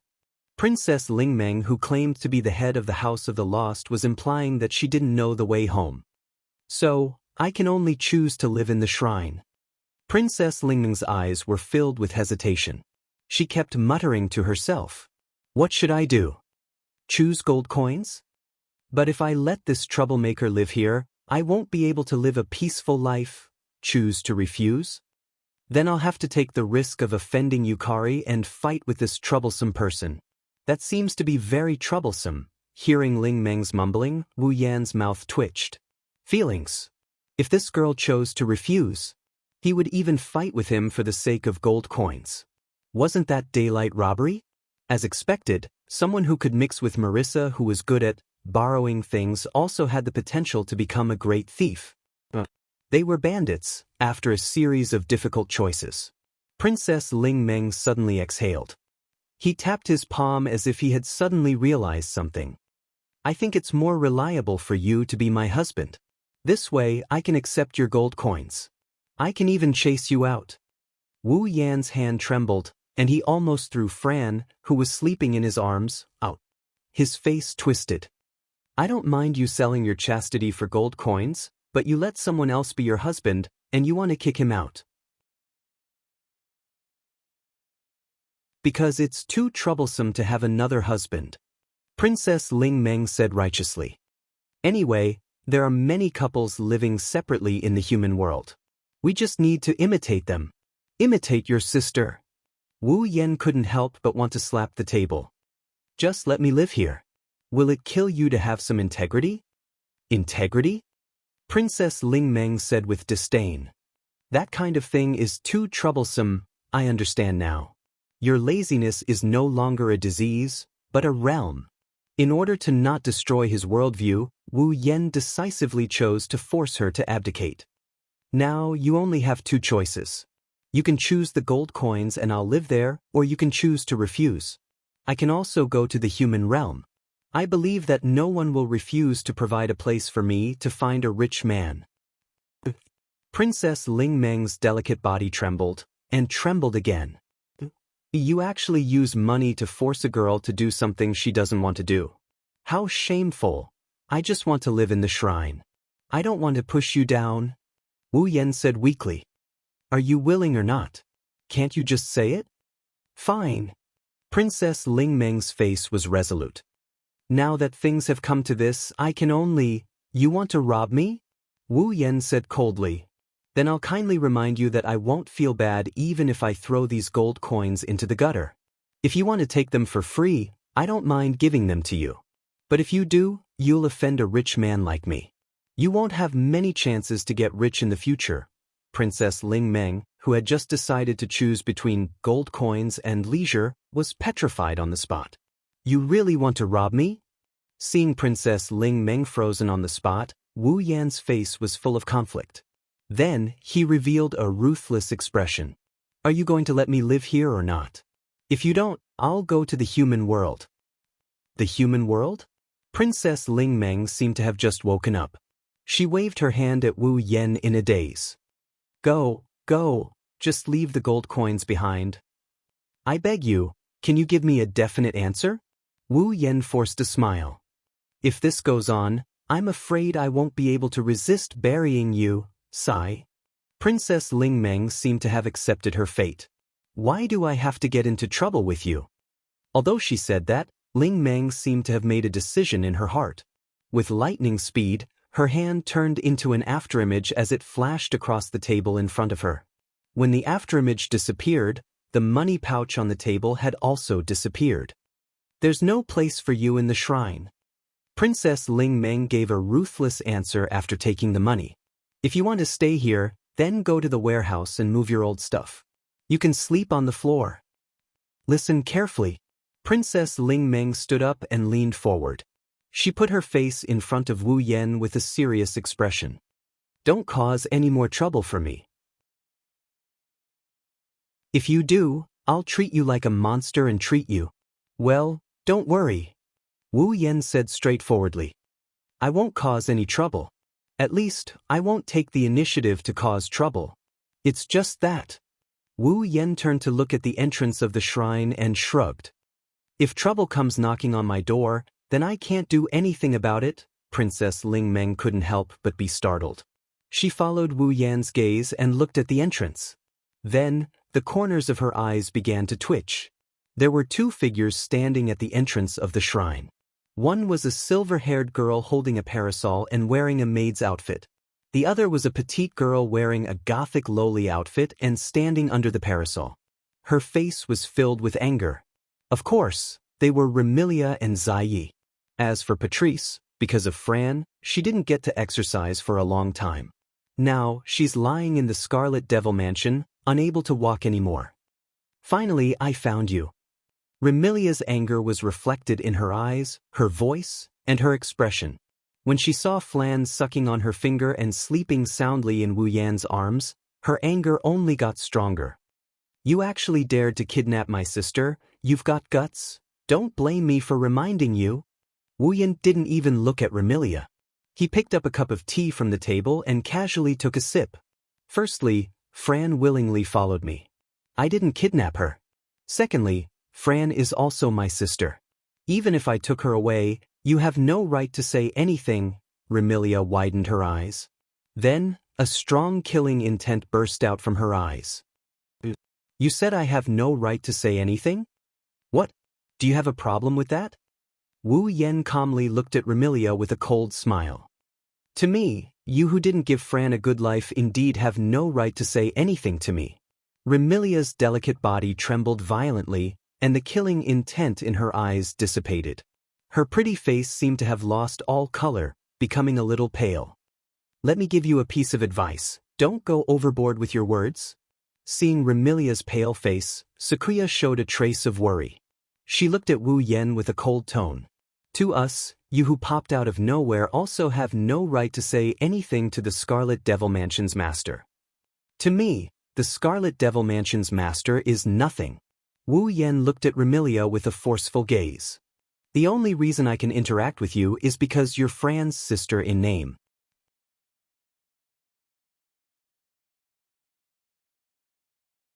Chapter 1718. The only reason I can interact with you is because you're still Fran's sister in name. Following the spread of these words, the atmosphere of the entire place changed from the initial aggressive to heavy. That, in name, statement was like a sharp arrow that pierced deeply into Remilia's heart, causing her pretty face to turn pale once again. It also stabbed Zan Ye's weak spot, causing him to be furious and speechless. Although it was said ruthlessly, everyone present, except for Ling Meng, Remilia and Zai Yi, understood that this nominal statement was, to put it bluntly, true. Remilia doted on her sister very much, and Fran was indeed Remilia's biological sister. No matter what, it couldn't be considered as just in name. However, just as Wu Yan said before, Remilia didn't give Fran a good day at all. She even gave Fran a very traumatic life. But that couldn't be considered Remilia's fault. The main problem was still Fran's problem. For a person who could go crazy at any time and want to kill everyone around her, even if that person was the person closest to her and the person she loved the most, who could think of a way to solve the problem without hurting her. If this person could be easily suppressed, then it wasn't impossible. The key was, to a certain extent, this person had an existence that surpassed everyone around her. And Fran was such an existence. Her mental state was abnormal and she was extremely dangerous. She also had enormous power that no one could suppress. Other than locking Fran in the basement, was there any other way? Of course there was a way. After all, the thing that Fantasy Village didn't lack the most was those strange things. This was something that could be called a miracle. Unfortunately, Remilia couldn't be considered a native of Fantasy Village. In fact, when she first came to Fantasy Village, Remilia had the idea of ruling the entire Fantasy Village, becoming enemies with all the monsters in Fantasy Village. And at that time, Fran was already in a mentally unstable state. Remilia, she could only choose the stupidest but most efficient way to isolate Fran, who was like a bomb. As a result, when facing Fran, Remilia was definitely not on the side of reason. You're an outsider, you don't understand Miss at all. Zan Yi said coldly as if he was standing up for Remilia. Miss cares more about second Miss than anyone else. That's something an outsider like you can't understand at all. You still want to be stubborn? Don't you understand that you're in the wrong from the beginning? Wu Yan responded to Zan Ye's words with a somewhat pitiful look. Indeed, I might really not understand Miss because I'm an outsider. Then, as Fran's closest people, let me ask you, do you understand Fran? Remilia and Zan Yi were stunned at the same time. Understand Fran? Perhaps this was something that Remilia and Zai Yi had not considered until now. The reason was very simple. It was because Fran's mental state was very unstable and crazy. Why would anyone want to understand a crazy person? Perhaps Remilia and Zui Yi were more concerned about how to solve Fran's problem than how to understand Fran, right? That was why Remilia and Zan Yi were stunned and didn't react for a long time. You only know that Fran's mental state is unstable and she often causes trouble, and it's very serious. But please use your noble brain to think. Why would Fran cause trouble? Why would she want someone to play with her? Wu Yan looked straight at Remilia. Isn't it because Fran doesn't want to be alone at all? But what can we do? Remilia opened her mouth, unwilling to give up. Given Fran's mental state, even if someone plays with her, she doesn't know how to control herself. In the end, Fran will destroy everything by her side, whether it's a person or an object. Then let me ask you. Wu Yan's eyes carried a calmness that made Remilia's heart palpitate. Did Fran ever hit you hard when she was making trouble for you? Attacked. Remilia was slightly taken aback. It was only at this moment that Remilia realized that no matter how crazy Fran was in the past, no matter how unstable her mental state was, she would ignore her elder sister's words once she got into a fight. However, she had never been so crazy as to attack her. Great Master of the Scarlet Fiend Dojo, you should have taken it for granted that Fran never attacked you, right? Wu Yan's voice turned into a sharp needle that pierced Remilia's heart. It is indeed a matter of course because no matter how crazy Fran is, she still remembers that you are her sister and that she can't attack you. Remilia was at a loss. You think that you had no choice but to lock Fran in the basement and that it was for her own good, but you never tried to understand Fran. Wu Yan seemed to have lost interest in Remilia and looked away. Of course, it never occurred to you that Fran, who had been shouting, "Come and play," was doing so because she was too lonely. You never considered the ways that could make Fran happy either. If you tried to understand Fran and figure out her thoughts, you would have thought of this. Wu Yan sighed. Since Fran has been causing trouble because no one is playing with her and Fran likes you from the bottom of her heart, she won't attack you no matter how crazy she is. Then, as long as you take some time out of your day to accompany Fran in the basement, won't the problem be solved? This sentence was like a thunderbolt that hit Remilia hard. Remilia's expression changed drastically and she was stunned. As long as you take some time out of your day to accompany Fran, Fran won't feel lonely. If she doesn't feel lonely, she won't look for someone to play with her. If she doesn't need someone to play with her, Fran won't cause trouble. Wu Yan glanced at Remilia. However, you kept saying that you were doing it for Fran's own good, but you locked her in the basement and left her sister, who was not even as smart as a 10-year-old child, all alone in the basement. She was getting crazier and crazier. Isn't it because you've never considered things from Fran's point of view and never tried to understand Fran's proof? But. Remilia's mouth opened and closed as if she wanted to defend herself, but she couldn't find the words to say. She could only stare blankly at Fran, who was sleeping peacefully in Wu Yan's arms. She couldn't say a complete sentence. "Miss." Looking at Remilia's expression, Rueyi worriedly called out, but Remilia didn't respond. "Hey!" Beside them, Princess Lingmeng couldn't stand it anymore and frowned. "Don't you think you're going overboard?" "I'm just stating the facts." Wu Yan shifted his gaze from Remilia to Princess Lingmeng. "I'm not denying that Remilia really cares about Fran, but it's a fact that she didn't try to help Fran. It's also a fact that Fran has been causing trouble and has a dark life." Wu Yan ignored Lingmeng. He closed his eyes and softly muttered this sentence. "Fran's past is dark and painful. That's why Fran has the right to be happy in the future. If you can't give Fran happiness, then I advise you to give up on her. Give up on Fran." These simple words caused Remilia to raise her head abruptly. "I will never give up on Fran." When she said that, all the emotions in her heart turned into determination. Because this was the only thing Remilia would never give into. Even if Remilia gave Fran a painful life, she was still Fran's elder sister.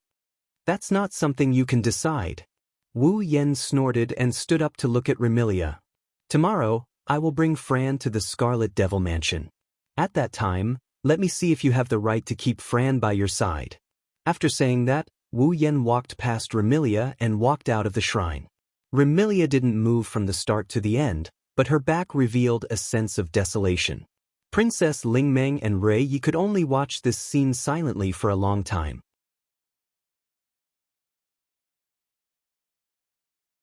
Chapter 1719.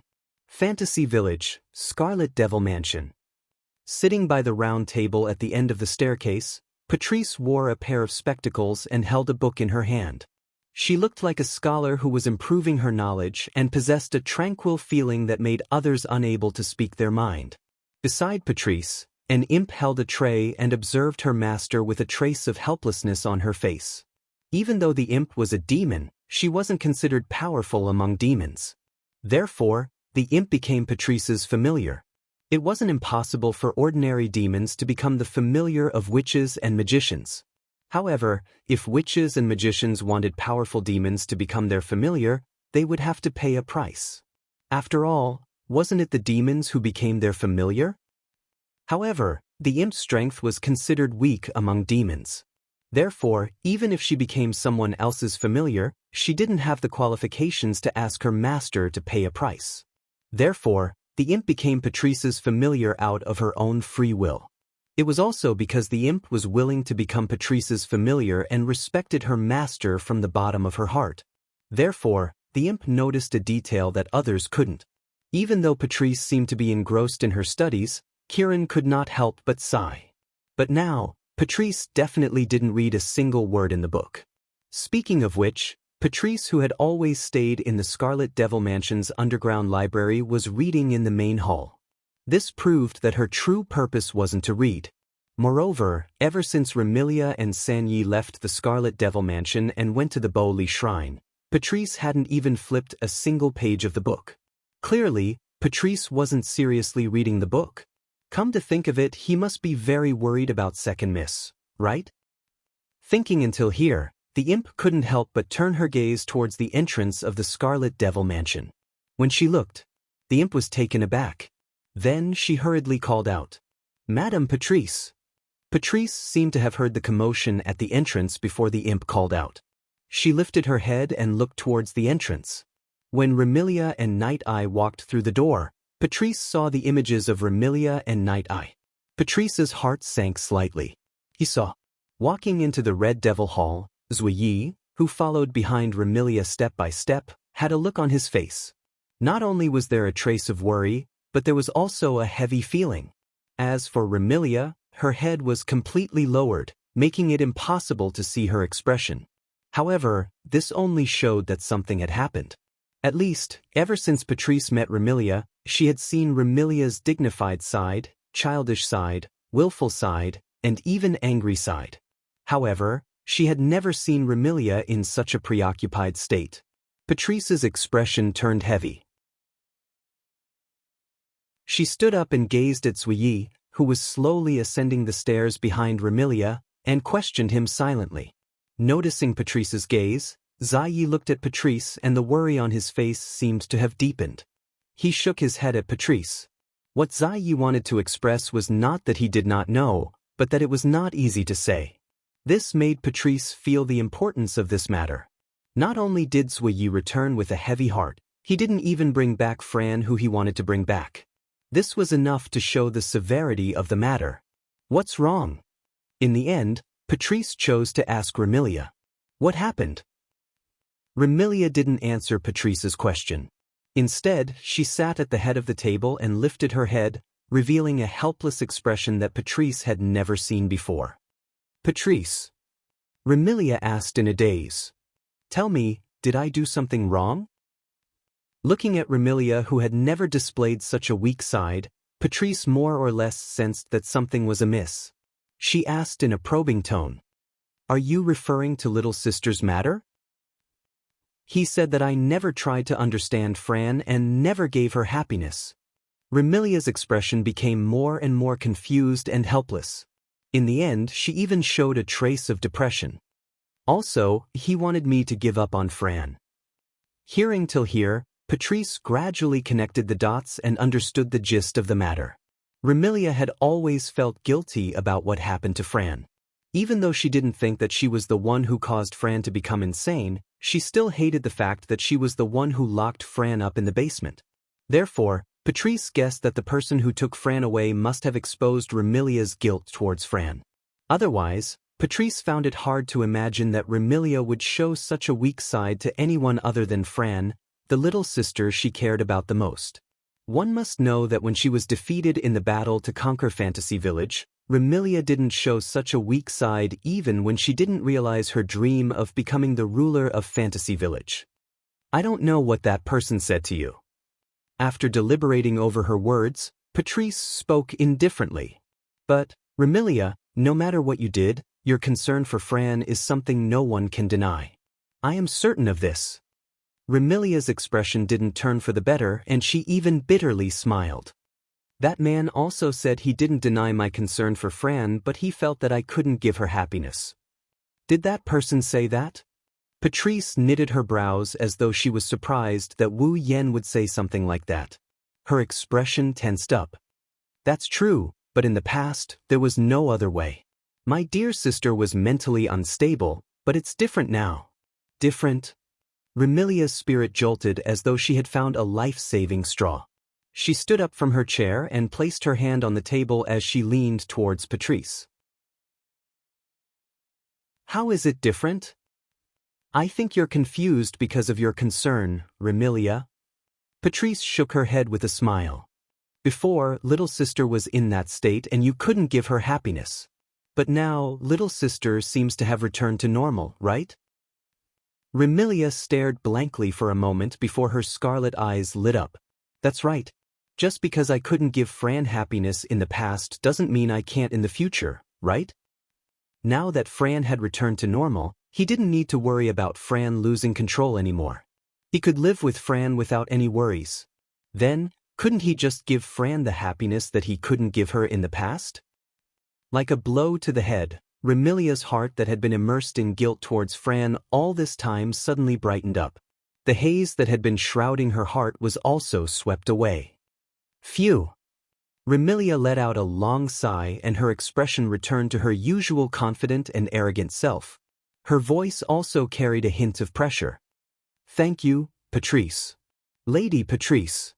Yi seemed to be very happy that Remilia had returned to her original state and looked at Patrice gratefully. It seems like all of you are fine. Patrice felt relieved and asked, Then what about little sister? At the shrine. Remilia's tone became displeased at this point. She should be with that fellow right now. What? Patrice said in astonishment. You all couldn't take little sister back from him? No. Remilia replied unhappily. Moreover, if we really fought back then, I wouldn't have a say in Fran's matter anymore. Patrice revealed a puzzled expression and turned to look at Sui Yi. That? Kui Yi smiled helplessly. He said that he will bring Second Miss to Scarlet Devil Mansion tomorrow and decide if he wants to return Second Mississippi. I see. Patrice nodded. Understood, I will be there tomorrow as well. Kui Yi let out a sigh of relief. With the knowledgeable Patrice, he would have the confidence to negotiate with the other party tomorrow. After all, Zhan Yi had personally experienced the extent of the other party's eloquence.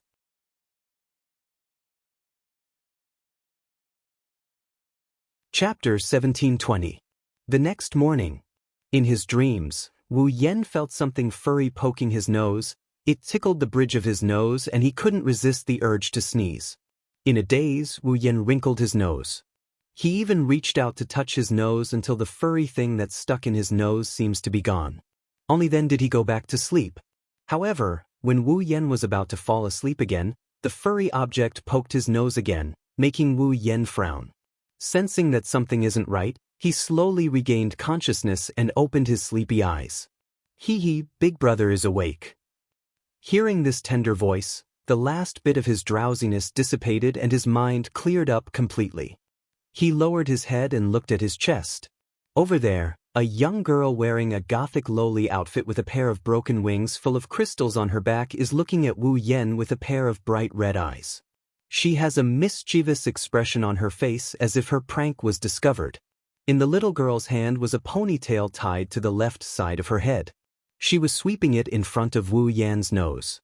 Needless to say, the furry object that woke Wu Yan up was the end of this ponytail. The one who pranked Wu Yan with her own hair. It was Fran. Girl. Wu Yan sat up and hugged Fran. He acted like he wanted to eat her alive as he yelled at her. Do you know the punishment for disturbing Big Brother's sleep? Big Brother is angry. Fran immediately cooperated with him and pretended to be pitiful and trembling. Fran knows she was wrong. Big Brother, please forgive Fran. It's not sincere to apologize verbally. Wu Yan said calmly. What do you have to do if you want to be forgiven when you prank someone? What do I have to do? The pitiful and scared expression on Fran's face disappeared. This time she was really curious. What do you have to do? Do you even need to ask? Wu Yan smiled maliciously. Of course, you have to hand over the tool for pranking. Hand over the tool for pranking. Fran blinked. She immediately understood Wu Yan's meaning. She held her ponytail tightly with both hands and asked weakly. Could it be? Ah. Wu Yan groped around his back, and when he raised his hand again, there's a pair of scissors shining with cold light in his hand. Let me cut off Fran's hair for pranking. What? Fran jumped up from Wu Yan's body. Wu Yan screamed. He also jumped up. He chased after her. Immediately, messy footsteps could be heard on the wooden floor. Fran's panicked screams and bell-like laughter could be heard as well. This morning was filled with warmth. In the early morning, every corner of the Boli shrine was filled with cold air. Even if the warm sunlight shone down from the sky and filled every corner of the Boli shrine, it couldn't completely drive away the cold wind. Fran was holding her ponytail with one hand and Wu Yan's clothes tightly with the other hand. Wu Yan yawned as he walked to the shrine and opened the door. Kobai, are you there? Wu Yan was met with an indescribable silence.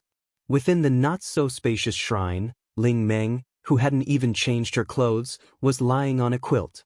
Half of her head, which was tied up in a bow, was exposed, while the rest of her delicate body was hidden under the quilt.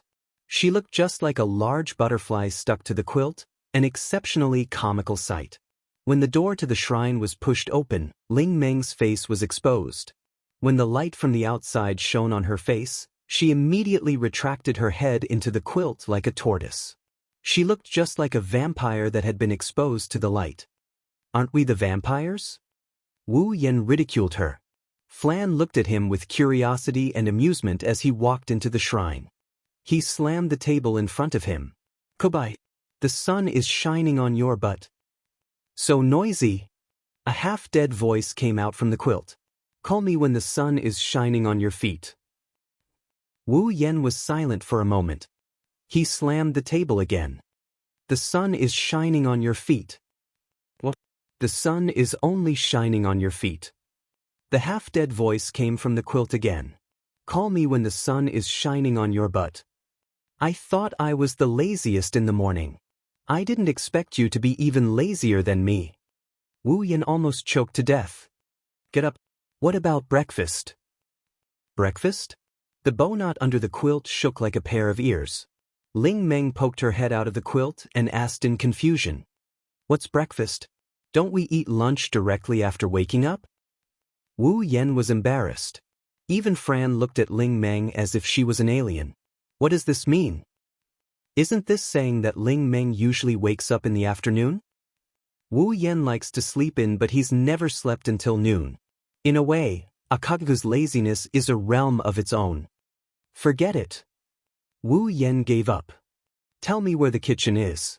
I'll go make something to eat first. Hoo, so delicious. Ling Meng, who had been lying on the bed, sat up from her original position. Her half-dead appearance had completely disappeared and was replaced by a look of vigor and vitality. Of course, vigor refers to Ling Meng waving her chopsticks energetically. The dishes on the table in front of her were reduced at a speed visible to the naked eye. Why didn't I realize that breakfast is so delicious before? Wu Yan and Fran sat opposite Ling Meng with bowls in their hands. They looked at each other as Ling Meng looked like a hungry ghost who had just been reincarnated. Does Ling Meng not have any food to eat? Fran bit the tip of her chopsticks as she looked at Ling Meng, who kept eating.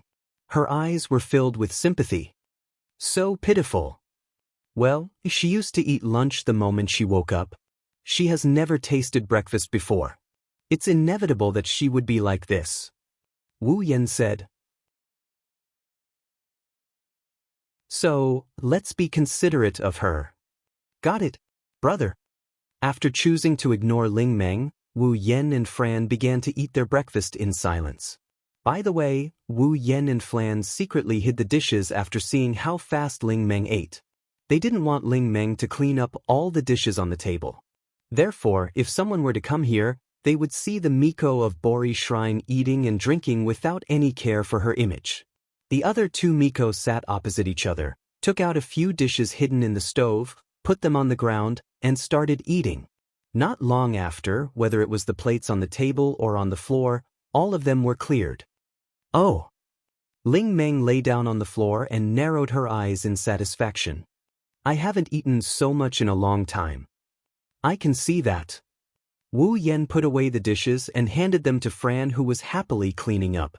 He then glanced at Ling Meng. Looking at the way you eat, we are almost full. Don't tell me you are so poor that you don't have money to eat? Don't have money to eat? Princess Ling Meng asked curiously. Do I need money to eat? Huh? Wu Yan was shocked. If you don't need money to eat, where did the ingredients come from? Who knows? Ling Meng pouted. Every time the inventory runs out, the ingredients will appear out of nowhere. Appear out of nowhere? Wu Yan was stunned for a moment before he understood. It must be a 17-year-old girl who was used to peeping through the gaps.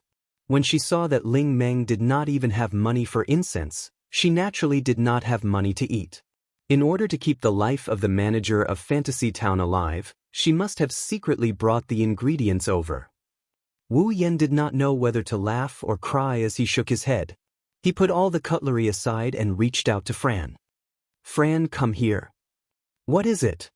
Fran asked, but she was already in Wu Yan's arms. Are you going out? Yes. Where are you going?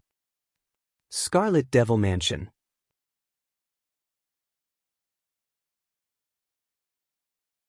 Chapter 1721. Fantasy Village, Red Devil Mansion. In the early morning, the fog around the fog lake at the foot of the Demon Mountain seemed to have thickened. The Red Devil Mansion, which was right next to the fog lake, was shrouded in a layer of white fog. It looked somewhat illusory. The cold wind howled in the space, taking away the fog that filled the surroundings. It also brought back the new fog from the lake of fog, causing the surroundings of the Red Devil Hall to be hazy. Coupled with the fact that the Red Devil Hall did not fit in with its surroundings, people could not help but think of it as a mirage. Buzz? At a certain moment in front of the Red Devil Mansion, a space near the fog lake quietly distorted. The air vibrated, dispersing all the fog in the surroundings. Like boiling water, it was neither intense nor slow, gradually forming circles of ripples. In the spatial ripples that others could not see, two figures, one big and one small, appeared out of thin air and appeared in this space. An extremely soft sound of landing was like a thin needle falling in the silent world. Although the sound was extremely soft, it echoed clearly in the surroundings. Holding Fran, Wu Yan raised his head and looked at the somewhat illusory huge building in front of him. He sighed in his heart. It's called the Red Devil Mansion, but it looks like it's more like a ghost's castle than a devil's mansion. There was nothing he could do about it. Under the fog of the fog lake, the Red Devil Mansion, which already had an evil atmosphere, became completely gloomy. He couldn't help but worry that if he walked in, when the fog dissipated, he would also disappear from the world along with the building. It was not an exaggeration to say that the Red Devil Mansion was a haunted house. On the other side, Fran, who was hugging Wu Yan's neck, looked a little unhappy. Do we really have to go back to the Red Devil Mansion? Fran did not reject the Red Devil Mansion as much as she did her basement. However, it was not easy for her to be with Wu Yan. Fran thought that she could play around in the fantasy village with Wu Yan. After only a day, Wu Yan was going to send her back. How could Fran not be unhappy? If it wasn't for Wu Yan's repeated assurances, if Remilia still insisted on locking Fran in the basement, he would definitely take her away. Fran did not want to go back to the Red Devil Mansion. He clearly understood Fran's feelings. Wu Yan said softly, "No matter what, the Red Devil Mansion is Fran's home. Fran can't always follow brother everywhere. You don't want to go home? What does it matter? Fran's face was puzzled. Even if you don't go home, Fran, hearing these extremely willful words, Wu Yan was helpless. If you say that, your sister will be very hurt. That's better. Fran puffed up her cheeks. Big sister is so bad. Bad children should be punished, right? You. Wu Yan shook his head. Do you really? Fran doesn't want flan? Fran was speechless. Even though you say you don't want to go home, Fran actually wants to live with her sister, right? Wu Yan rubbed Fran's head. So, don't say such willful words. Oh. Fran's expression turned gloomy again. Wu Yan couldn't help but laugh at her antics. Hugging the petite figure in his arms, he started walking towards the entrance of Scarlet Devil Mansion. As they got farther and farther away from the fog lake, the Red Devil Mansion in the fog became clearer. After the visibility increased slightly, the Red Devil Mansion's entrance appeared in front of Wu Yan and Fran's eyes. Passing through the thinning fog, Wu Yan carried Fran to the entrance of the Red Devil Mansion and looked ahead. When they arrived, everything in Wu Yan's field of vision was filled with the Red Devil Mansion's buildings. Red buildings, walls covered with vines, a tall bell tower, very few windows, and an iron gate that stood in front of him, its surface flashing with a cold luster. Yesterday, the Red Devil Hall was in a mess. Today, it finally had its original appearance. Mysterious, strange, heavy, the castle-like building was exuding such an atmosphere at this moment. Without lamenting for too long, Wu Yan reached out to push the door in front of him. However, just as Wu Yan was about to touch the door of the Red Devil Mansion, a delicate shout rang out from inside the Red Devil Mansion. Immediately after, a figure jumped out from the wall of the Red Devil Mansion and exposed itself to the pouring sunlight. It somersaulted in the air and fell heavily. And below the place where the figure fell, Wu Yan was standing there with Fran in his arms. If he didn't dodge, then, without a doubt, he would have an intimate contact with the figure falling from above. Immediately, Wu Yan took a few steps back. Bang! Wu Yan, who was retreating, fell heavily on the ground with a muffled sound and arrived in front of Wu Yan. It was a tall girl with waist-length red hair with 2 braids on each side. She wore a dark green Chinese suit and a hat of the same color as her clothes. On the hat was a golden star with the word, dragon, engraved on it. She was dressed like a warrior. Hong Meiling, level 75. This is the Red Devil Mansion. The girl named Hong Meiling took a stance and looked in front of her with a serious expression. Outsiders are not allowed to enter. As soon as she finished speaking, Hong Meiling was stunned. Looking at Fran in Wu Yan's arms, a look of surprise appeared on her face. Second miss. Meiling. Fran happily raised her little hand. Meiling. I'm back. Second miss. Hong Meiling immediately jumped in front of Wu Yan with tears streaming down her face. She grabbed Fran's hand and shook it up and down. You're finally back. Seeing Hong Meiling and Fran holding hands, one with tears streaming down her face and the other with smiles on her face, Wu Yan smiled faintly. This young girl named Hong Meiling, who was dressed like a Chinese female martial artist, was in charge of guarding the door of the Red Devil Mansion.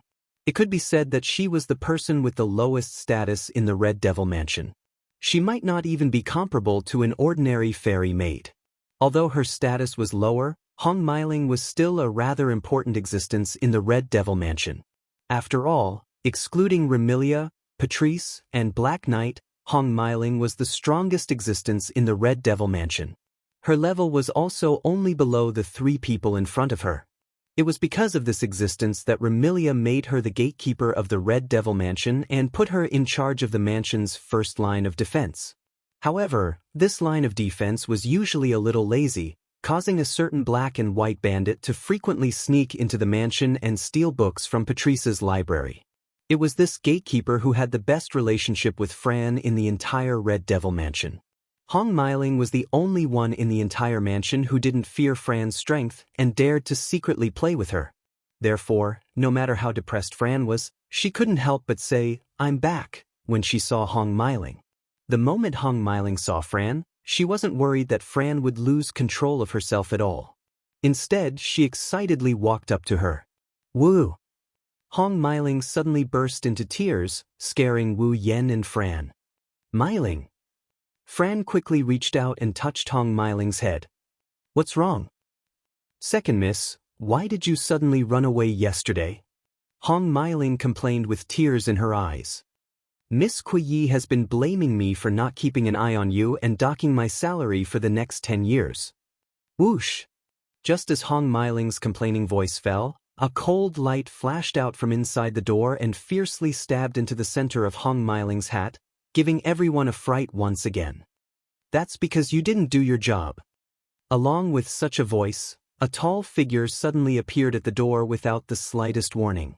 China, you dare to snitch to second miss? Miss Louis. Looking at the figure that appeared at the door, Hong Meiling revealed a timid expression, but she still weakly spoke. My name is Hong Meiling, not China. It was a pity that Hong Meiling's weak objection was beautifully ignored by Kuyi. Welcome to the Red Devil Mansion. Like a proper servant, Kuyi was respectful and neither servile nor overbearing. She bowed slightly to Wu Yen with an etiquette that no one could find fault with. Young miss has been waiting for a long time, please follow me.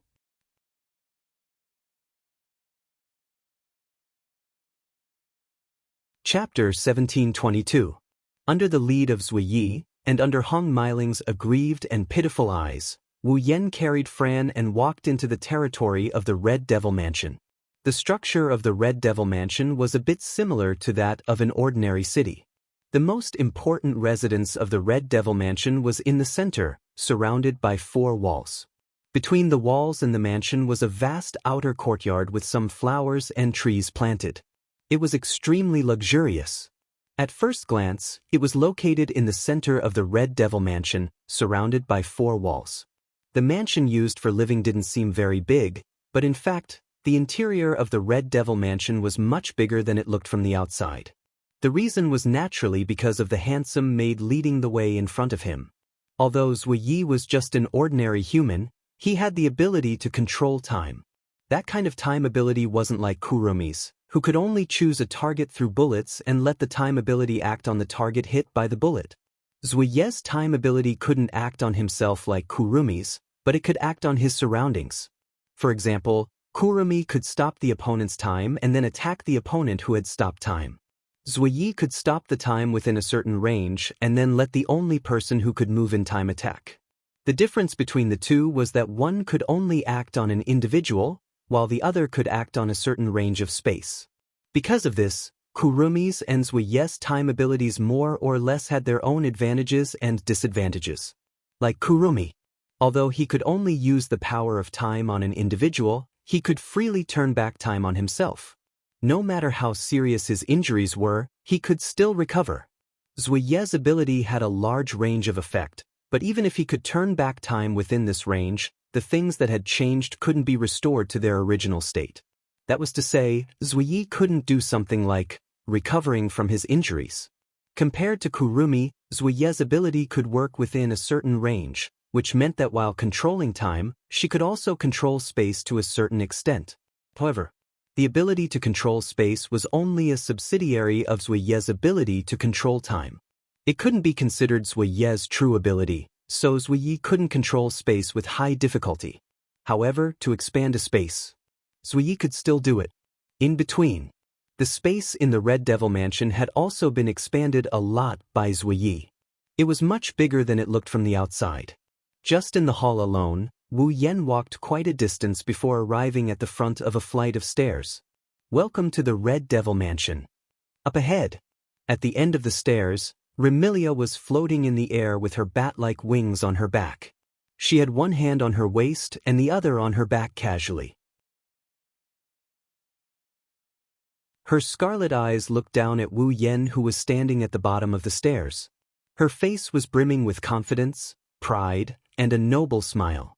He looked just like a real aristocrat. At this moment, Remilia no longer had that blank and helpless expression she had when facing Wu Yen in the shrine yesterday. It went without saying that Remilia had already overcome the confusion in her heart and was beginning to take Wu Yan seriously. This Remilia was the real Remilia. Seeing Remilia like this, Xiao Yi, who was standing at the edge of the stairs, was full of pride. Even Fran couldn't help but feel happy for such an elder sister. Unfortunately, Remilia didn't maintain this appearance for long. Seeing Fran in Wu Yan's arms, Remilia's confident, proud and self-reliant smile immediately collapsed and turned into a trace of anger. How long do you want to stay in someone else's arms? Hurry up and get down. Fran didn't even think about it and refused to make a sound. Moreover, as if she was deliberately disobeying Remilia, her arms around Wu Yan's neck tightened.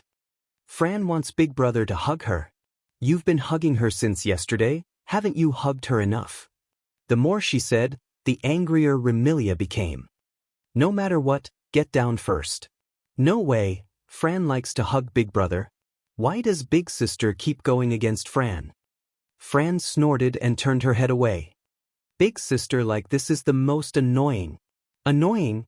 Remilia seemed to have suffered a huge blow. Her charming face was shaken. Remilia truly dotes on her sister and Fran, to the extent that she doesn't want any man to touch Fran. This kind of overly protective love is seen as a sister complex in the eyes of others.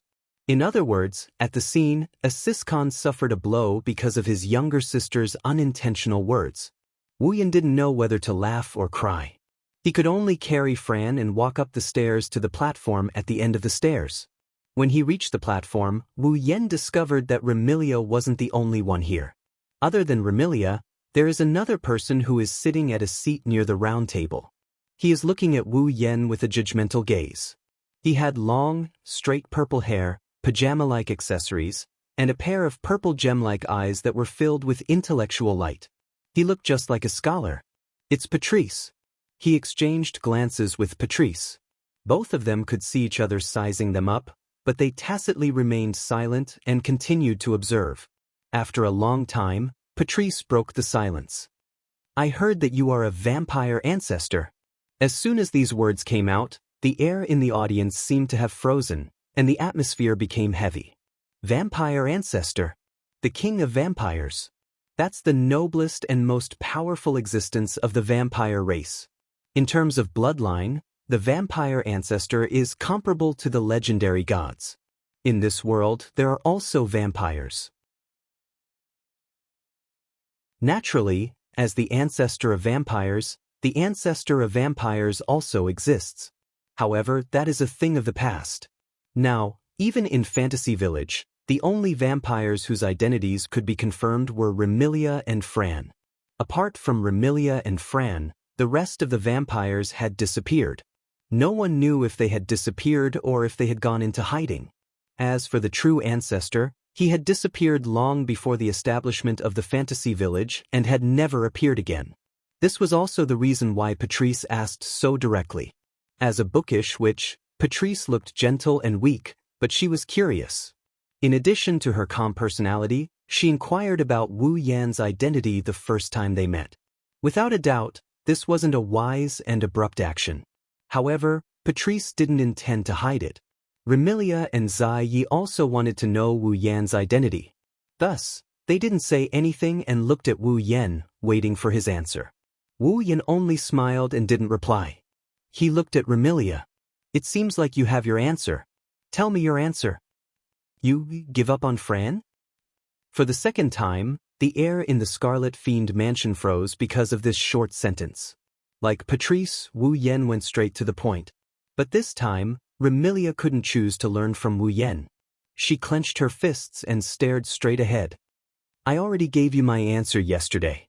I will never give up on Fran. Big sister? Fran stared blankly at Remilia and didn't react. Is that so?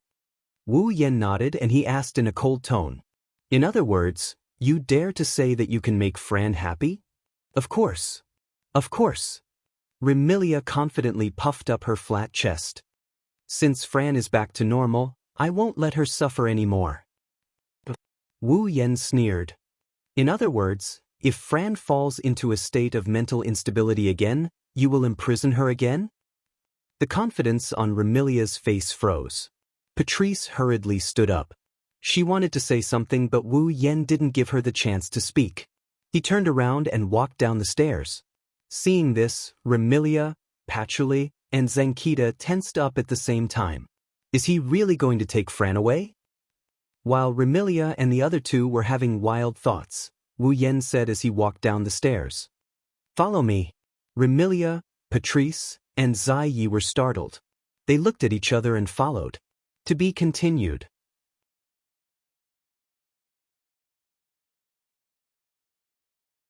Chapter 1723. Lake of Mist. Beside the lake where the fairies and monsters loved to reside, several figures were standing in a standoff. Remilia looked around and saw Wu Yan carrying Fran. She frowned. What are we doing here? Wu Yan didn't answer. Instead, he squatted down and placed Fran on the ground. He rubbed her head that's wearing a beret. Fran, stand to the side. Oh! Fran's face was filled with confusion. She didn't know what Wu Yan was planning to do, but she obediently nodded and walked to the side.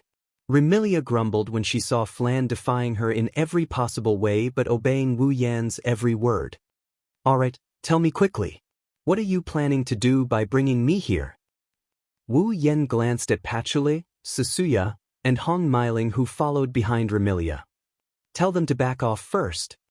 Remilia's frown deepened. Her displeasure grew, but she still did as she was told. Patrice, Zuyi, China, all of you leave first. Zuyi respectfully replied. Patrice also nodded. Only Hong Meiling muttered, I'm not China, I'm Hong Meiling. However, no one paid attention to her. Only after Zuyi, Patrice, and Hong Meiling left did Remilia look at Wu Yan impatiently. She clearly didn't have the patience to wait any longer. However, Wu Yan's next sentence completely dispelled Remilia's impatience. Zuyi, Patrice, and Hong Meiling were shocked. Looking at the stunned Remilia, Wu Yan suddenly said, Defeat me. Defeat me. Fran will return to Scarlet Devil Mansion. Bro. Big brother? Fran didn't know what to do after hearing Wu Yan's words. As for Remilia, after being stunned for a moment, she smiled. Her smile was abnormally joyful. Well, so this is the method. Indeed, this can save a lot of trouble. I also like this method. With that, Remilia's petite body floated into the air. She stretched out her slender palms, and her fingernails suddenly turned red and elongated, looking like the claws of a wild beast. It was extremely ferocious. Remilia's smile was equally ferocious. If that's the case, then disappear. Remilia roared out these words with a tone full of satisfaction and grievance. It had to be said that with Remilia's violent temper, she had indeed endured Wu Yan for a long time. Now, with Wu Yan's words, they finally exploded. A crimson mist suddenly swirled around Remilia's body, transforming into crimson bats that spiraled into the air. Red bats. In the next moment, Remilia's delicate voice rang out from the bloody mist. VPI Day-Night, Night of Bats. The crimson bats that soared into the air instantly lined up and faced Wu Yan below. They widened their mouths and shot out red flying daggers. Swish, swish, swish. The red throwing knives fell from the sky like raindrops, filling Wu Yan's field of vision. Amidst the sound of breaking air, they landed on Wu Yan's body. Boom! As the flying daggers rained down, the place where Wu Yan stood was covered in a thick cloud of dust from the impact of the flying daggers, making it hard for others to see what's going on inside. Looking at the place where the dust rose, Remilia revealed a smile. With a wave of her hand, a powerful gust of wind swept out, blowing away all the dust that rose into the air. When all the smoke and dust had dissipated, the uneven pits on the ground were exposed to the eyes of everyone present. However, Wu Yan's figure had disappeared without a trace. Come out, Remilia said coldly. If you die so easily, who am I supposed to vent my anger on these past few days?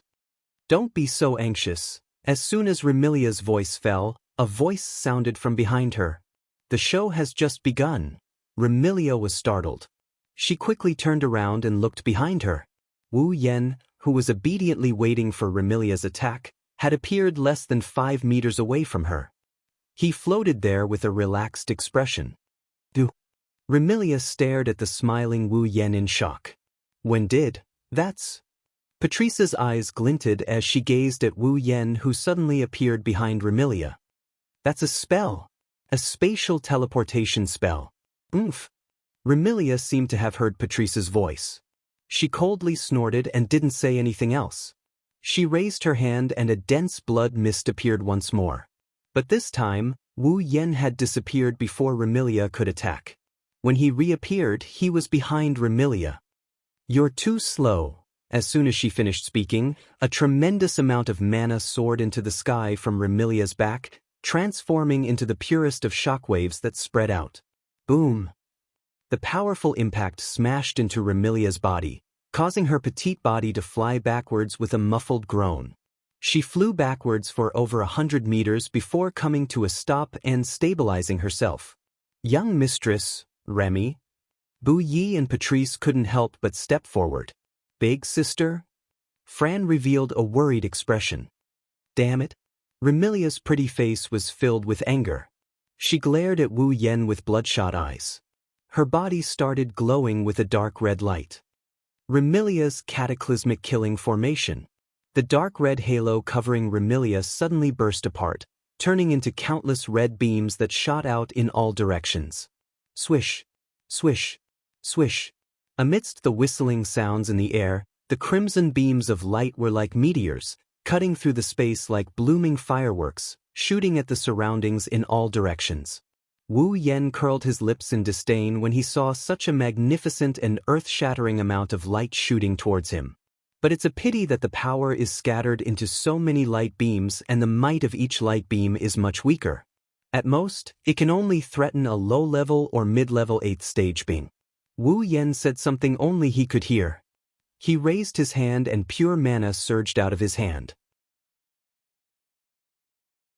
It turned into a circle of light that rippled outwards. When the crimson beam of light landed on the solidified mana halo, it didn't make any sound, nor did it stop abruptly without any warning. Upon closer inspection, one would discover that the surface of the light beams was covered in a layer of faint radiance. It was the advanced magic technique from the Nimble Maiden Won't Get Hurt world. Telekinesis. Remilia bit her lip when she saw her rune card was blocked so easily. Let's see how long you can hold on for. With a flip of her hand, a bright red spear appeared in Remilia's hand. Streaks of red lightning flowed on the surface of the spear and crackled with electrical sounds. Kill him. Remilia pulled the scarlet spear to her back and threw it mercilessly at Wu Yen. Godly spear, Gungnir. Shoo.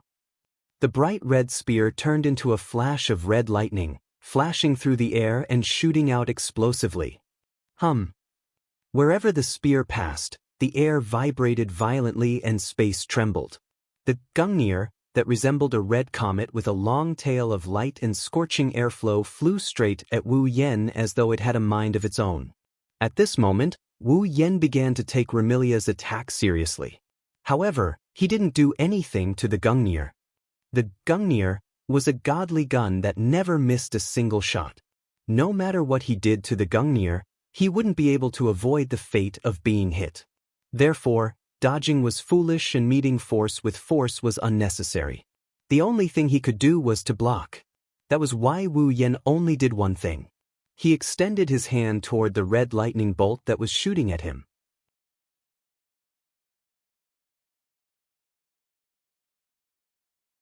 Chapter 1724. Wu Yen, who was suspended in midair, extended his hand to receive the incoming Gungnir. Everyone was astonished. Was he planning to receive the Gungnir with his bare hands? If that was the case, this person was definitely crazy. Although Remilia's Gungnir wasn't the real divine weapon, it had the exact same effect as the real Gungnir, which was the effect of never missing a target. Wu Yen didn't choose to dodge Remilia's Gungnir. That was a very commendable action. But to receive it with his bare hands? Even if Remilia's Gungnir only had the exact same effect as the legendary Gungnir and wasn't as powerful as the real Gungnir, it definitely wasn't weak. Even in the fantasy village, there were only a handful of existences who could receive Remilia's Gungnir with their bare hands and come out unscathed. Could it be that Wu Yan also possessed strength on the same level as those existences? In the next second, Wu Yan told everyone the answer. Buzz. In a trembling sound, dense magical power surged into Wu Yan's hand that extended towards the Gungnir. It covered the hand that was abnormally thin compared to the Gungnir that had transformed into a red lightning bolt. Beep beep beep. Then, traces of black electric arcs burst forth from Wu Yan's palm like tiny pitch-black pythons that revolved around Wu Yan's hand and flowed continuously. As the pitch-black electric arcs flowed, the space around the hand emitting black electric arcs actually emitted tiny cracking sounds and began to crack open. With such a powerful pitch-black electric arc in his hand, Wu Yan fiercely grasped the Gungnir that was shooting towards him. Bam, bam, bam, bam, bam. The pitch-black electric arcs flowing on Wu Yan's palm rose sharply. The red lightning on the Gungnir that Wu Yan grasped in his hand flickered desperately. The two weapons seemed to be competing, triggering deafening explosions. In an instant, sparks flew from the surface of the Gungnir that Wu Yan grasped in his hand. The electric currents collided with each other and turned into small explosions. Around the Gungnir, a strong gust of wind was stirred up. Until a certain moment, Wu Yan lifted his head and a cold glint flashed in his eyes. Wu Yan shouted and clenched his hand that was flickering with pitch-black electric arcs. Bang! The red lightning on the surface of Remilia's Gungnir dimmed. Then, the Gungnir exploded into red dots that filled the sky. What? Remilia sucked in a mouthful of cold air. Xiao Ye's charming face was filled with astonishment. He actually managed to block the First Lady's Gungnir with his bare hands? Those pitch-black electric arcs. Patrice stared at the pitch-black electric arcs flickering on Wu Yan's palm and revealed a grave expression. Dangerous. Extremely dangerous. Fran, who was standing far away from the crowd, looked at the two people fighting in the sky.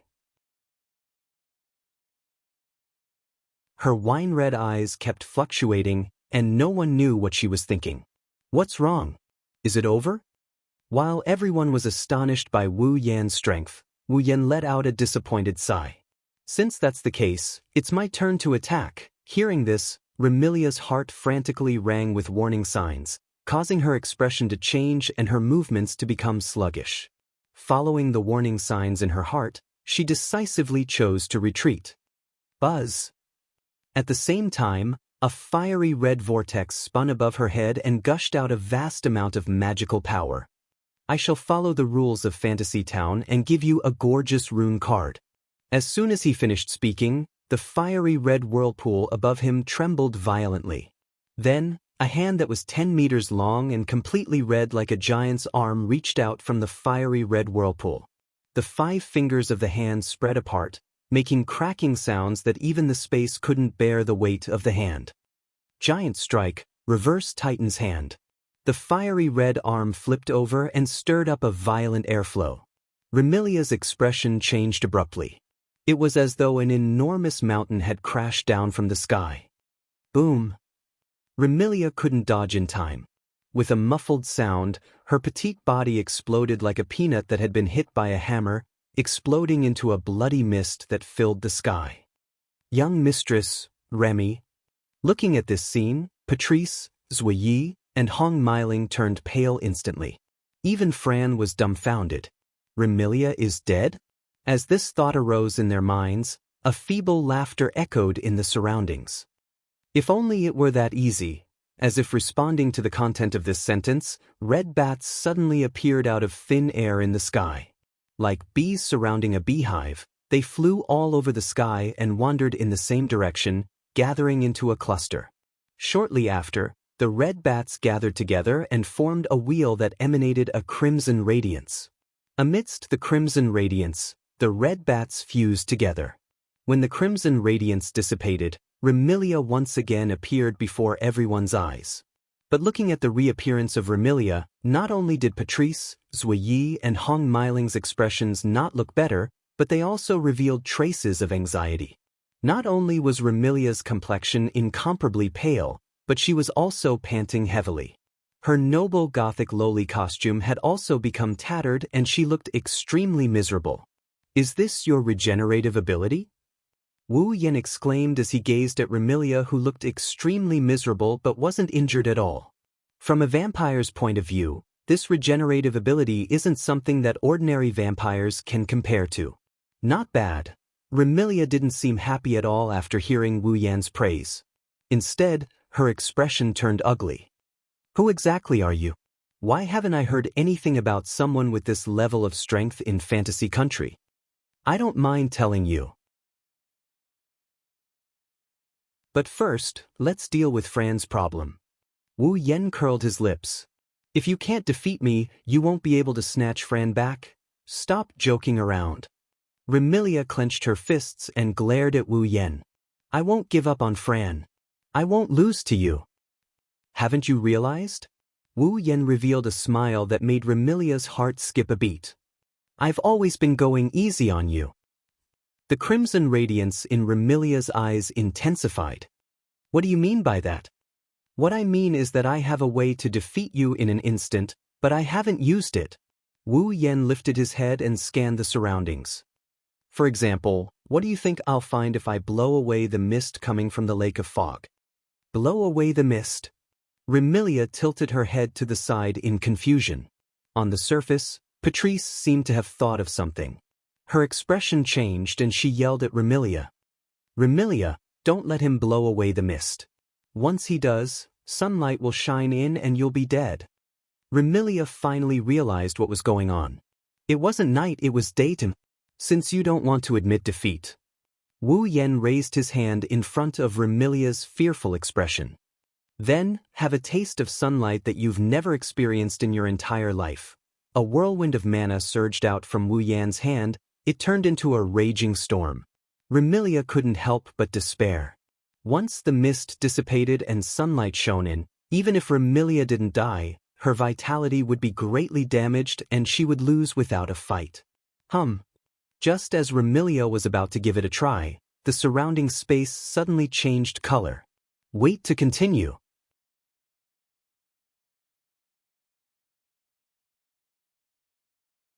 Chapter 1725.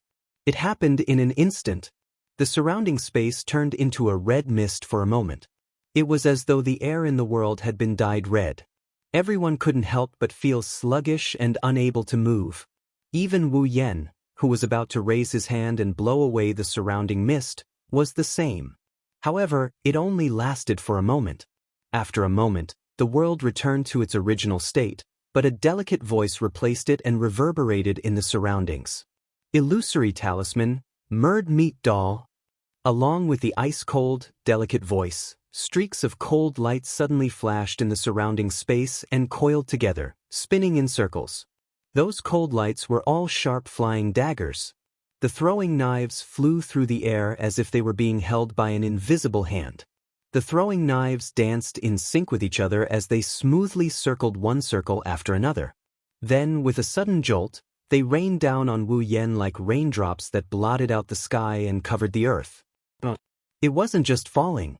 Just like before, for a moment, the color of the world changed again and Wu Yan froze on the spot. When the color of the world returned to normal, the raindrops of flying daggers abruptly arrived before Wu Yan and imprinted themselves into his eyes. That couldn't be described as fast anymore, but another force was causing mischief. Boom. The time to react was less than a second.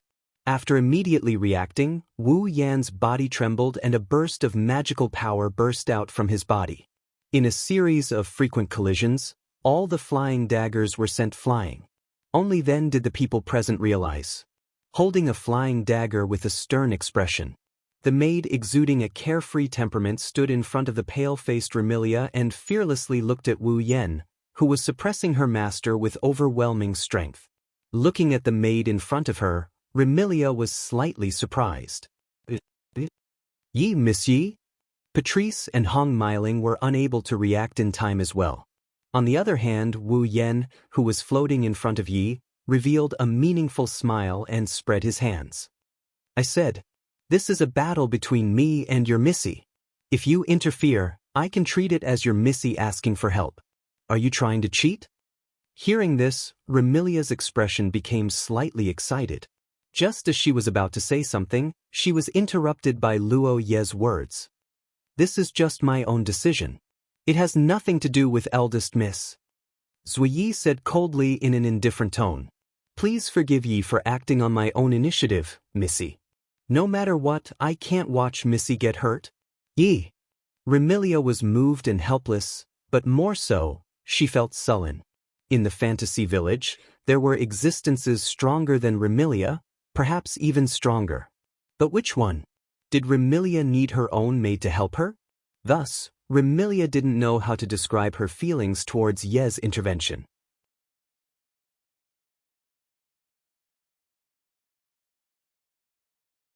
At this time, a crimson space reverberated in the space in front of the flying daggers, swallowing the flying daggers one by one into the crimson space in bursts of ripples. In the next moment, another crimson space ripple appeared above Ye's head.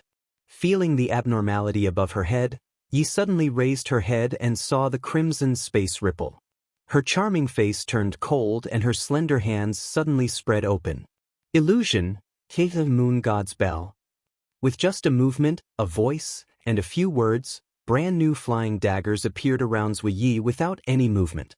They suddenly soared into the sky, pierced through the space, and shot out. Almost at the same time, in the crimson space above Black Knight's head, the flying daggers that had just been swallowed by the space rippled and shot out as well. In this second, the whole world seemed to be filled with flying daggers. In less than 1,000th of a second, the two teams of flying daggers collided head-on with each other, accompanied by air-piercing sounds. Clang, clang, clang, clang.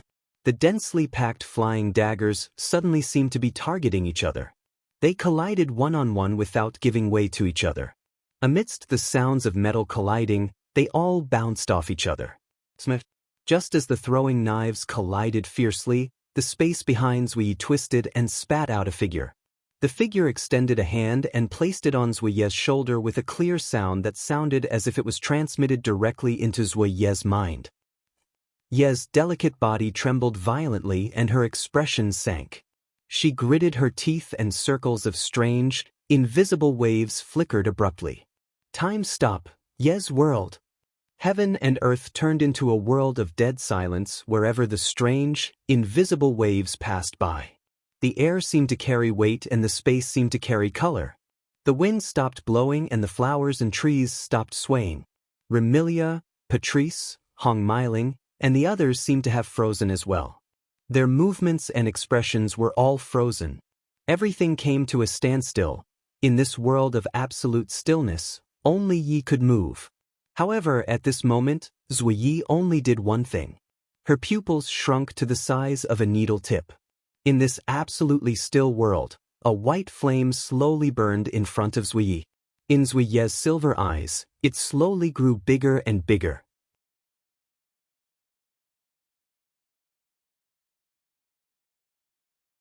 Chapter 1726. The pure white flame was only the size of a palm, but it became the only thing in this world that was still burning as if it was alive. In Zui Ye's silver eyes, the white flame burned slowly and became more and more vigorous. It was not until it expanded from the size of a palm to the size of a human head that Zui Yi finally reacted. Unfortunately, it was too late for him to react now. Bang! In a muffled sound that only Zui Yi could hear, the white flame that was the size of a human head suddenly exploded and turned into pure white flames. Like a laser, they shot in all directions. The white flames did not shoot too far away. They only shot out within a 10-meter radius around Zan Yi. Some of them landed on the ground and continued to burn. Some of them directly stopped in the air. During the burning period, it actually caused this absolutely still world to begin to distort. The white flames were burning this absolutely still world to ashes. It should be said that the white flame was burning the thing that caused this world to turn into an absolutely still state. It was burning time. Realizing this, Zui Ye's shock was imaginable. A flame that directly burned time? Did such a flame exist? There's nothing you can do about it if you think so. At this moment, when Zuiye's heart was filled with shock, a voice suddenly sounded in this silent world. After all, even I didn't quite believe that such a flame could actually become my power. At the same time, the hand that was resting on Zuiye's shoulder, which had stopped moving after Zuiye stopped the time around her, suddenly tightened its grip and forcefully grabbed Zuiye's shoulder. Without it, it would really take a lot of effort to deal with your ability to control time. After that, before Zuiye could react, the hand that grabbed Zuiye's shoulder forcefully lifted Zuiye up. Zuiye only felt that the world was spinning and her body was sent flying. Ding, ding, ding. Around Zuiye, who was thrown into the air, space rippled like ripples on the surface of water. Chains with purple light on the surface stretched out and shot out, wrapping around Zuiye's delicate body amidst a series of light and agile sounds of collision. Immediately afterward, the chain wrapped around Zuiye's body tightened. In Zuiye's extremely soft exclamation, he was tied up tightly and hung in the air. Bam! At the same time, the absolutely still world around them shattered like a mirror. Remilia, Patrice, and Hong Meiling only saw Wu Yan suddenly appearing behind Bu Yi and placing his hand on Bu Ye's shoulder. Then, in the blink of an eye, Zuiye, who was standing in front of Wu Yan with her back towards him, disappeared. She was tied up tightly by chains that extended out from the space and hung in midair. The chains were shining with a faint purple light on the surface. Black Knight struggled with all his might, but let alone breaking the chain, he couldn't even move the chain a little bit. Miss Knights now! Hong Meiling cried out in alarm. Patrice's expression also sank. Damn it! Remilia gnashed her teeth and struggled to her feet. However, by the time Remilia stood up, a figure was already standing before her. Don't waste your energy. Wu Yan looked down at Remilia and said calmly. Even if you stand up, you won't be a match for me with your current strength. Not to mention, you still have the fatal weakness of a vampire. Remilia lifted her still pale face. She no longer had her usual confidence, arrogance, and self-improvement. She no longer had her willfulness, anger, and awkwardness. Instead, there was only stubbornness. Even so, I still want to fight. If we continue fighting, it will only get worse. Wu Yan said helplessly. Even though we've given names to our moves and fought in the name of rune cards, the rules of rune cards don't only stipulate that we must use rune cards. We also have to agree on the number of rune cards that we can use. We didn't do that. Strictly speaking, we violated the rules of rune cards. Wu Yan shot a glance at Remilia. In addition to the disparity in strength, this battle is over. Over? Remilia yelled as though she had been provoked. It's not over. Remilia extended her arm and clenched her fist. The scarlet Gungnir that flickered with scarlet electric currents coalesced in her hand once again. Bam! However, before Remilia could throw the Gungnir, her other hand grasped the Gungnir. Pitch-black electric currents flickered on the Gungnir and collided with the scarlet electric currents, causing muffled explosions. Since you don't want to admit defeat, Wu Yan gripped her Gungnir with one hand while raising his other hand that's covered in black lightning. Then I'll have to make you lie down for real. His hand flickered with pitch-black electric currents as he extended it towards Remilia. Young mistress! The struggling Zhao Yi cried out. Remy! Patrice flipped her hand and a grimoire appeared. Traces of magical power surged from the grimoire. Even Hong Meiling anxiously got into a stance, planning to save Remilia. Remilia's heart was filled with unwillingness as she watched the hand flickering with pitch-black electric currents grow larger and larger in her eyes. I've lost just like that? I can't win? I can't snatch Fran back? It wasn't easy for Fran to return to normal, but the two sisters can't live together anymore. God is really unfair to us. To think that I'm a vampire with the ability to control fate. Isn't this the same as not being able to control the fate of the people around me? How ironic. As the hand flickered with pitch-black electric currents was about to touch her body, Remilia's unwillingness turned into self-mockery. She shut her eyes. Boom. All of a sudden, the pitch-black electric currents flickered on Wu Yan's hand and vanished into thin air. This scene not only caused Remilia to open her eyes in astonishment, but it also stunned the struggling Zui Yi, Patrice, Hong Meiling, and the others who were about to intervene. Wu Yan was the only one who turned around after a brief pause. He looked at the corner of the ground. Over there, Fran lowered her head and extended her hand toward Wu Yan and Remilia. Furthermore, at this moment, that hand was still tightly clenched. It was apparent that Fran had transferred the pitch-black electric currents from Wu Yan's hand to her hand and crushed them. But that was to be expected.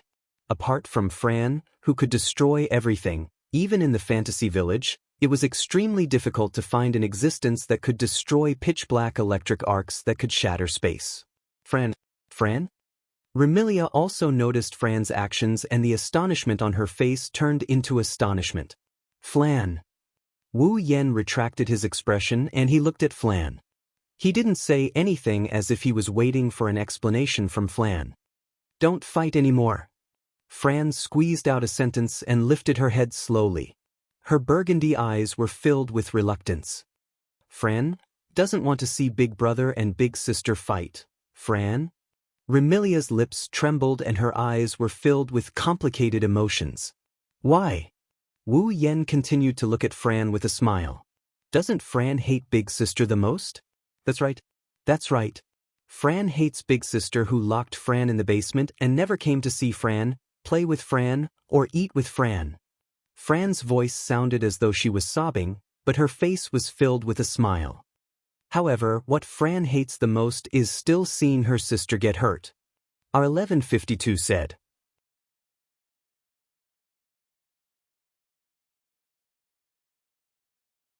Chapter 1727. But what Fran hates the most is seeing my sister hurt. These words not only caused Remilia's scarlet eyes to be filled with emotions and guilt, but also caused Ruo Yi, Patrice, Hong Meiling, and the others to turn silent. In the past, everyone here had treated Flan as a crazy little girl. Although they valued Flan a lot, they had never tried to figure out Flan's thoughts from her perspective. Only now did Remilia, Zui Yi, Patrice, Hong Meiling, and the others know that it's not that Fran didn't have any thoughts, it's just that they thought she wouldn't have any. Now, a single sentence from Fran had caused them to feel extremely complicated emotions in their hearts. After all, Remilia's status in Fran's heart was clear from her words. It was Fran's words that made Remilia loosen her grip on the Gungnir, causing it to turn into bright red particles and gradually dissipate. Wu Yan raised an eyebrow. What? You're not fighting anymore? Giving up? Remilia didn't react to the three questions that came out of his mouth. Instead, a bitter smile appeared on her face. How can I give up? Then why did you stop? Wu Yan looked at Remilia. You don't want to defeat me. You want to take Fran back? But, Fran said. Remilia looked at Fran, who was standing on the ground, and the bitterness on her face intensified. She doesn't want to see us fight.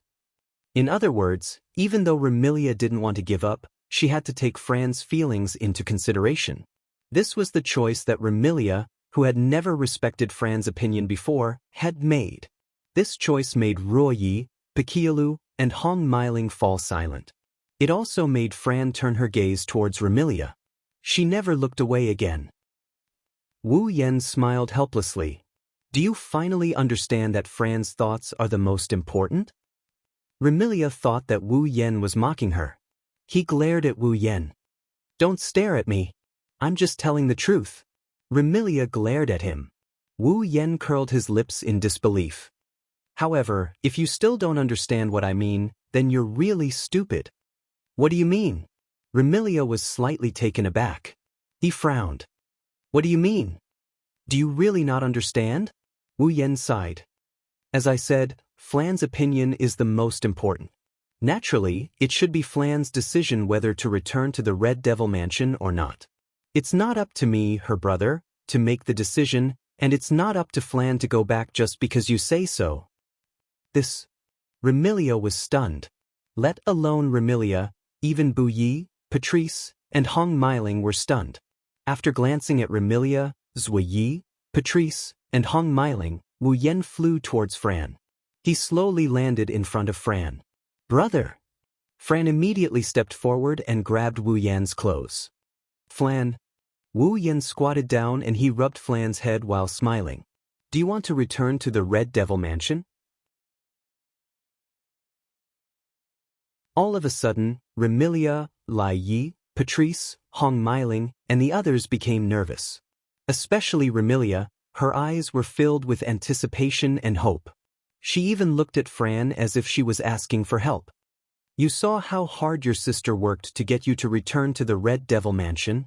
Wu Yan softened his tone and looked at Fran's apologetic eyes. "Even so, you still think that sister is annoying. Sister doesn't care about you.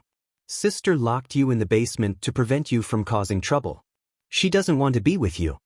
Remilia, Lai Yi, Patrice, and Hong Meiling were at a loss for words. What does that mean? Is he speaking up for Remilia and helping Fran to return to the Red Devil Mansion? "If you really don't want to return to the Red Devil Mansion, I won't force you. However, I want to hear the truth from you." Wu Yan gently patted Fran's head as if he wanted to soothe her inner struggle. His actions were extremely gentle. "Tell me, do you want to return to the Red Devil Mansion?" Fran lowered her head and hesitated. However, when she saw the understanding and gentle smile on Wu Yan's face, her hesitation disappeared and she spoke. "Fran wants to return to the Red Devil Mansion and live with sister." Remilia was overjoyed. Zuyi, Patrice, and Hong Meiling were also overjoyed. But, while Remilia and the others were overjoyed by Fran's choice, Fran changed the topic. "Fran also wants to live with brother.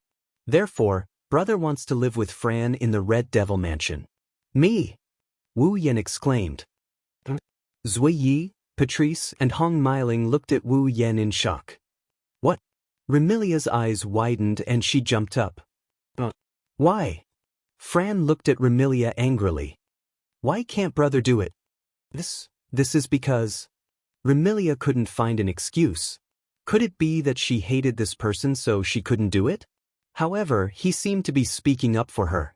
Furthermore, his annoying actions were all for Fran's sake, weren't they? If she said that she hated this person because of this, wouldn't it seem like she wasn't magnanimous and didn't have the generosity a noble should have? Thus, Remilia could only be willful. "In any case, I said no." "Then Fran won't return to the Red Devil Mansion." Fran also started being willful and shouted. "Fran won't return to the Red Devil Mansion without brother." "Fran!" Remilia was also angry. "Isn't it enough that you have sister, Patrice, Zui, China, and the little devil to accompany you?" "Not enough, not enough, not enough." After being willful, Fran became awkward again. "No one can replace brother, not even sister." "You!" Remilia was angry and helpless. "Oniai-chan." Flan ignored Remilia and she looked at Wu Yan with a pitiful expression. "You can stay in the Red Devil Mansion with Fran." "Stay in the Red Devil Mansion?" Wu Yan scratched his cheek. "But I told Ling Meng yesterday that I would stay for a while and even gave her a bag of gold coins. In the end, I only stayed in the shrine for a night. Isn't that too much of a loss?" "Brother!" Fran's pitiful expression was replaced by anger. The speed at which she changed her expression was astonishing. "I know." Wu Yan shook his head. He stood up and he looked at Remilia with a smile that didn't look like a smile at all. "This is Fran's request, Master of the Red Devil Mansion. Do you want to disappoint your sister again?" Remilia was speechless and could only cry out in despair. "Forget it. Do as you wish." "Yay! That's great." Fran cheered and threw herself into Wu Yan's embrace. Patrice, Hong Meiling, and the released Zuyi gathered behind Remilia. They looked at the blissful Fran who threw herself into Wu Yan's embrace helplessly. "Zuyi." Remilia snorted. "What the eye doesn't see, the heart doesn't grieve over. Invite some guests to the Red Devil Mansion tonight. Hold a banquet for Fran's recovery." "Yes, young mistress." Remilia turned around and glanced at Fran who was playing in Wu Yan's embrace. Her face was filled with anger. "Fran, let's go home." "Coming." Fran grabbed Wu Yan's hand and happily walked towards Remilia. Perhaps Remilia was really angry. She walked in front and didn't look back at Fran. Zuiyi followed behind Zuiyi. Hong Meiling followed behind Zuiyi, occasionally looking at Wu Yen with curiosity. Patrice, on the other hand, seemed to be purposely lagging behind. When Wu Yen walked past her, she suddenly spoke. You want to let your sister see how hard Remy worked for her. That's why you suggested a fight with Remy. You're not really trying to steal her sister from Remy, right? Whatever you think. Wu Yen, who was being pulled away by Fran, didn't deny or admit it. He smiled. Besides, it's not like I don't get anything out of this fight. No one saw a drop of gem-like blood floating in Wu Yan's other hand.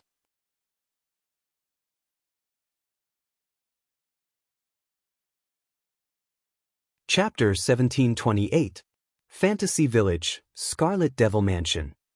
Wu Yen sat on one of the seats by the round table. He was hugging Fran, who refused to let go of his embrace and was happily munching on a cake. Around the round table, Remilia sat at the head of the table. Sakuya sat beside Remilia as if she was on standby. Patrice sat across from Wu Yen. Beside Patrice, Little Devil also stood by her side as if she was on standby. At this moment, the four girls who are either sitting or standing at different positions all fixed their gazes on Wu Yen. Their eyes are filled with scrutiny and scrutiny. Wu Yen picked up a napkin and wiped Fran's mouth, which was stained with cake. He looked at the four young ladies who weren't afraid of him and revealed a speechless expression. I say, do you have something you want to ask me? How can we not have anything to ask you? Remilia seemed to have been waiting for Wu Yan's words for a long time. After Wu Yen broke the strange silence, she shouted. There are many things we want to ask you. Wu Yen mused for a bit before he said something out of the blue. Let me make it clear, I'm not a lolicon.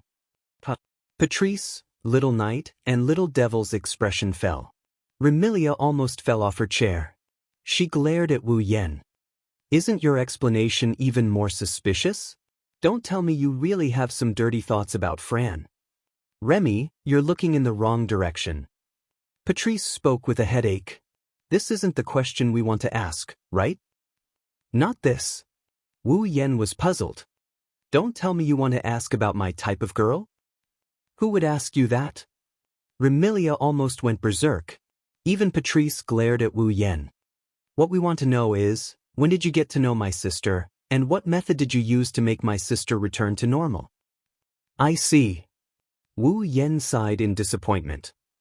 I thought you wanted to ask about my type of girl and introduce me to some cute girls. Remilia was about to fly into a rage, but she calmed down after hearing Patrice's enlightened words. Don't tell me you're trying to change the topic? Change the topic? Remilia felt that Patrice's words made sense. She looked at Wu Yen with an unfriendly expression. You don't intend to say anything? We hope you can provide us with some information. Patrice spoke in a calm tone. Otherwise, we won't let little sister get close to a suspicious fellow. Suspicious fellow? Wu Yen looked at Patrice with a mocking gaze. If you want to say something suspicious, isn't that black and white bandit in Fantasy Village more suspicious? However, the librarian in Red Devil Mansion often lets her steal books, right? Patrice could no longer maintain her composure as she panicked. You. How did you know? Aya. Wu Yan's mocking expression deepened upon seeing Patrice's panicked expression. I was just casually speaking.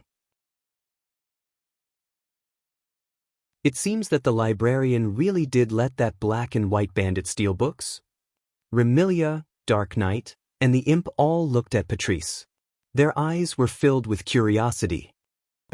I didn't do it on purpose. Everyone stared at him with strange expressions. After Remilia, Patrice also gave Wu Yen an unfriendly look. Can you please not change the topic? Fine. The people in Red Devil Mansion can't take a joke. Wu Yen said with a bored expression. What do you want to ask? Didn't I say it earlier? Remilia's expression turned serious. When did you meet Fran? What method did you use to make Fran return to normal? These two questions were the biggest questions in the hearts of the girls in Red Devil Mansion. As mentioned before, Flan has been staying inside Scarlet Devil Mansion since the last time they met. How did Wu Yen get to know Flan, and how did Flan become so dependent on him? Could it be that Wu Yen really snuck into Red Devil Mansion without anyone noticing? That wasn't impossible. After all, everyone had witnessed how strong Wu Yen was outside. It was indeed quite easy to sneak into Red Devil Mansion without being discovered. The problem was, if Wu Yen snuck into Red Devil Mansion, what was his motive? Remilia and the others had long guessed that Wu Yen snuck into Red Devil Mansion for some reason and got to know Fran in the basement. Or perhaps he snuck into Red Devil Mansion because of Fran. That might not be the case. Your worries are unnecessary. Wu Yen could tell what Remilia, Patrice, and the others were thinking and pursed his lips. I didn't sneak into Red Devil Mansion, nor did I come for Fran. It was purely an accident that I got to know Fran. It was indeed an accident. Back then, Wu Yen summoned Fran because he was shocked by someone and summoned the wrong person.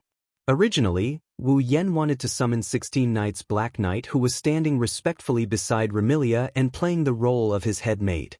Unfortunately, ever since that accident, Wu Yen didn't recall his original intention. Accident. Patrice grasped the crux of the matter. What accident? It's too much of a hassle to explain to you guys. Despite saying that, Wu Yen had an impatient look on his face. All you need to know is that I have no ulterior motives towards Fran or Red Devil Mansion. No ulterior motives? Remilia sneered. If you don't have ulterior motives, would you help someone you don't know for no reason? These words were not wrong. Logically speaking, Wu Yen and Flan have nothing to do with each other. So, why did Wu Yen want to cure Flan of her mental illness? Because he saw it, so he helped her? Who would believe that? You don't need to doubt my relationship with Fran. Wu Yen frowned when he saw Remilia and the others refusing to let him go. There are no impurities in my relationship with Fran. After all, we even share our lives. Even our lives. Patrice, Little Knight, Little Devil, and the others were stunned. What do you mean? Remilia had a bad premonition as she stared at Wu Yen. What did you do to Fran? Sigh. Knowing that Remilia and the others won't let this matter go if he doesn't give them an explanation, Wu Yen could only speak the truth. Simply put, you can think of it as me and Fran forming some sort of contract. Right now, Fran and I share our lives. If I die, Fran will die with me. What did you say? Remilia cried out involuntarily. A life-sharing contract? Patrice gritted her teeth as well. You actually formed such a contract with little sister? You bastard! Remilia abruptly stood up. Dense killing intent emanated from her body. She looked at Wu Yen with eyes filled with anger and hostility. Forming such a contract with Fran, what are your intentions? I already said that it was an accident. He turned a blind eye to the murderous aura emanating from Remilia that could cause a normal person to have a mental breakdown. He glanced at Remilia. Of course, even though it was an accident, Fran is one of the most important people in my heart. This isn't because of our shared lives. Remilia's hands were clenched tightly, and her expression was uncertain. Is there any way to break such a contract? Break? Wu Yen sneered. Why should I break it? Do you think I will let my little sister form a life-sharing contract with a stranger? Remilia's voice was laced with killing intent. Don't think you can do whatever you want just because I can't defeat you. Even though I can't defeat you, I have ways to take you down with me. Patrice and Xianxia also looked at Wu Yen with determination in their eyes. If Remilia decided to take Wu Yen down with her, Patrice and Little Knight wouldn't mind doing the same.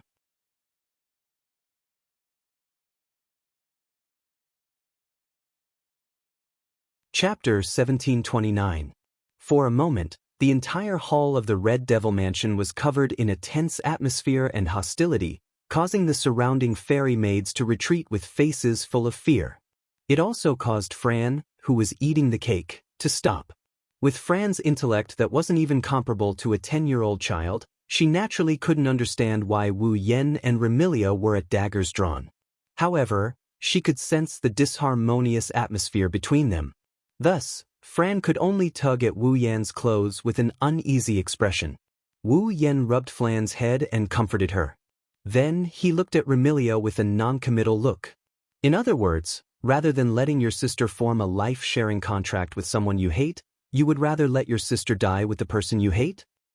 Remilia, Patrice, Bei, and the others finally reacted.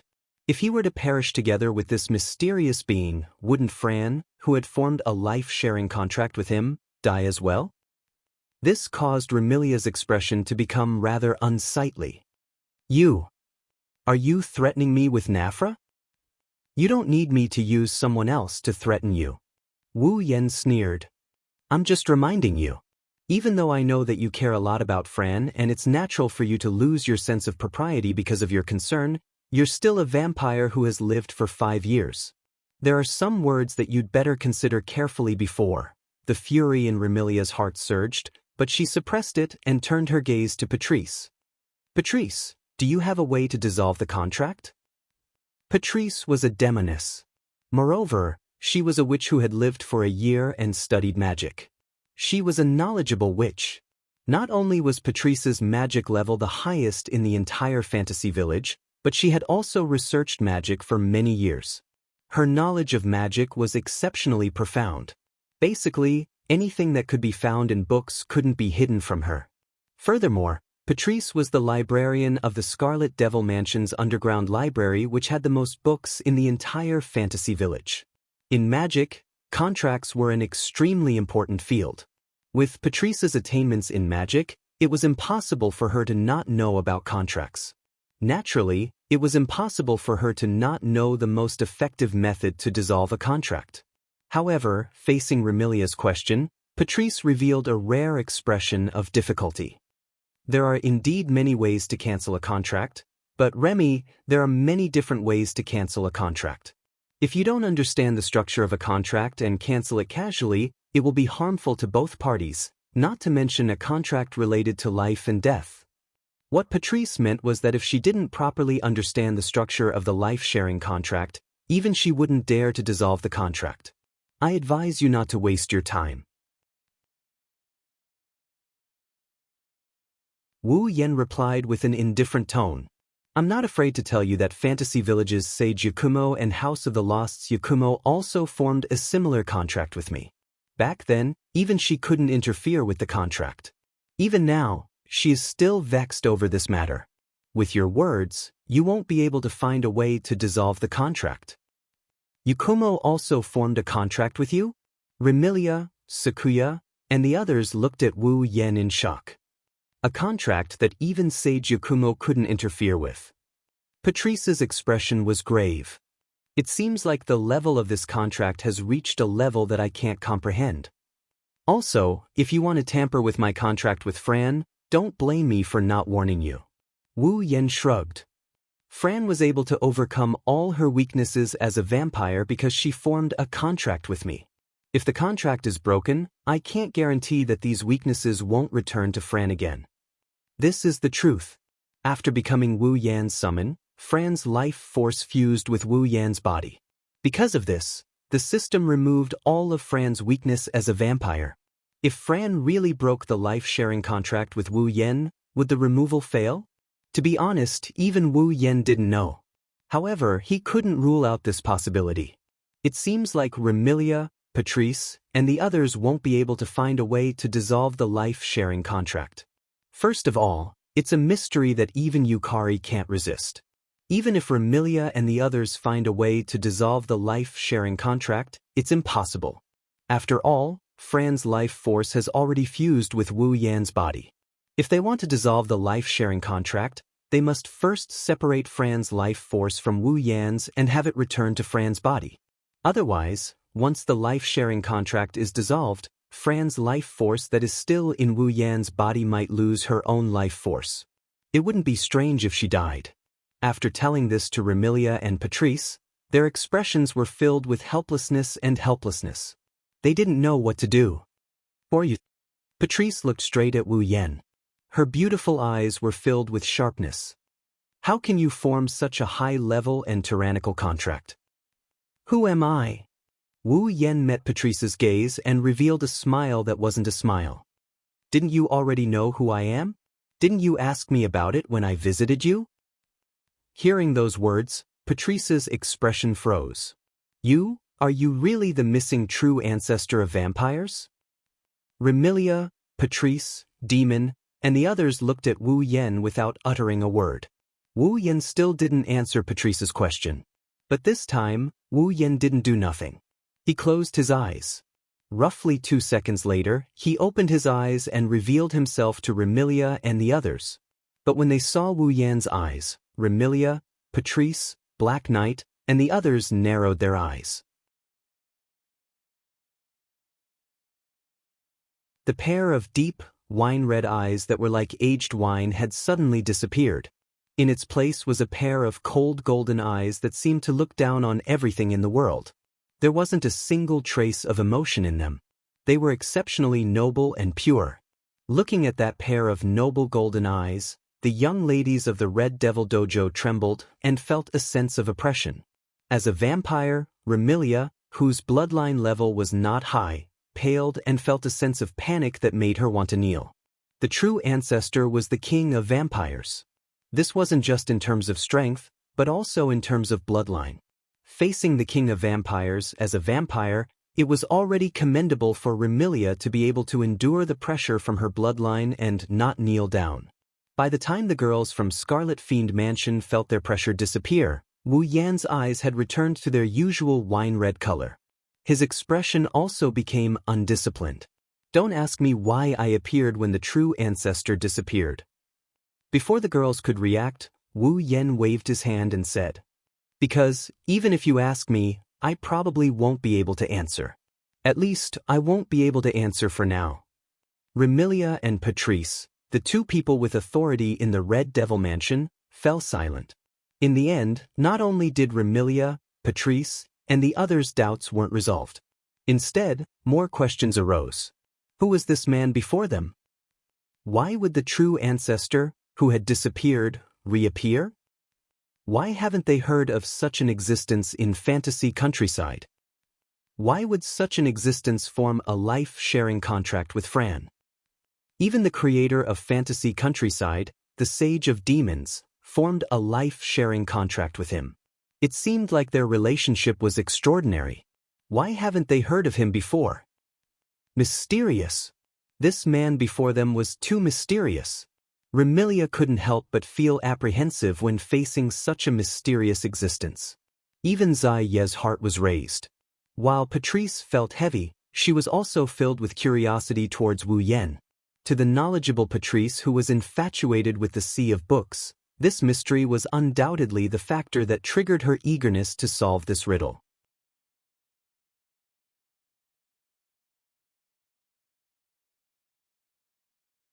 Chapter 1730. After talking for a while, everyone left unhappily. Tonight, Remilia would host a banquet in the Red Devil Mansion and invite some guests to celebrate Fran's return to normal. From now on, she would be able to live together with the girls of the Red Devil Mansion. It was to announce this that Remilia wanted to host a banquet. After all, everyone who knew Fran knew how dangerous she was in the past, especially the fairy maids of the Red Devil Mansion.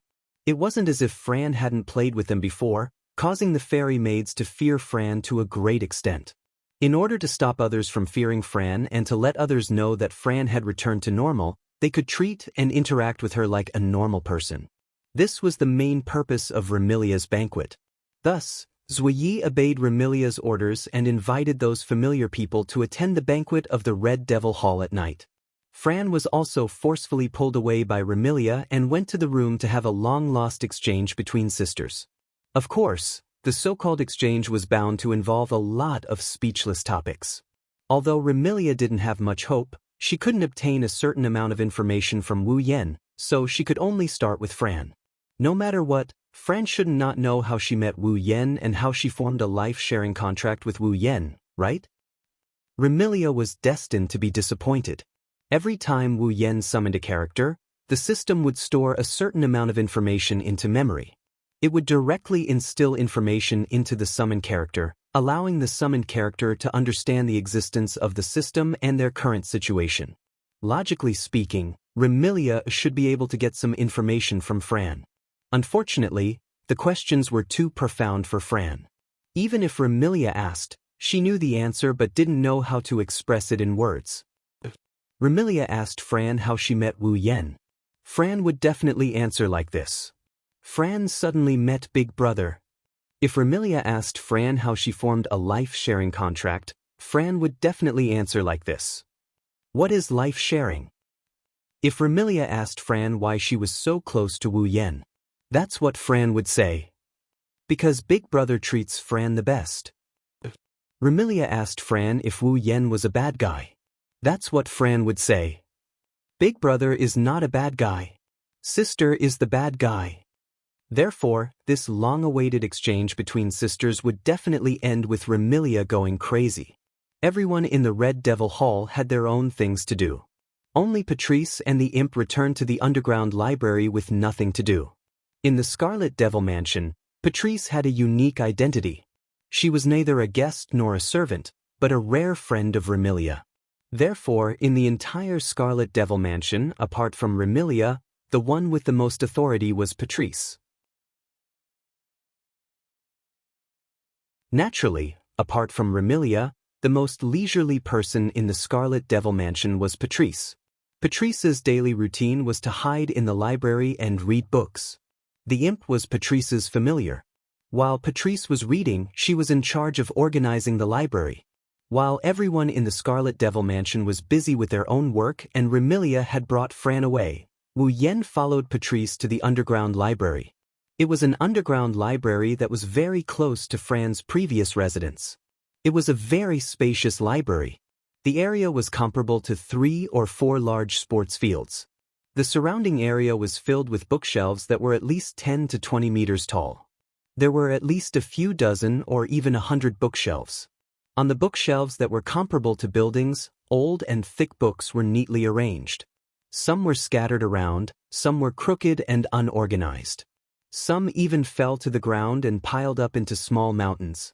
Standing at the entrance of the library and looking at the current state of the library, even someone like Wu Yen who has seen a lot of things couldn't help but be stunned for a moment. How? How many books are there? 100,000? 1,000,000? Or 10 million? No matter what, it wasn't an amount that could be counted. It could be said to be endless. But that wasn't the most important thing.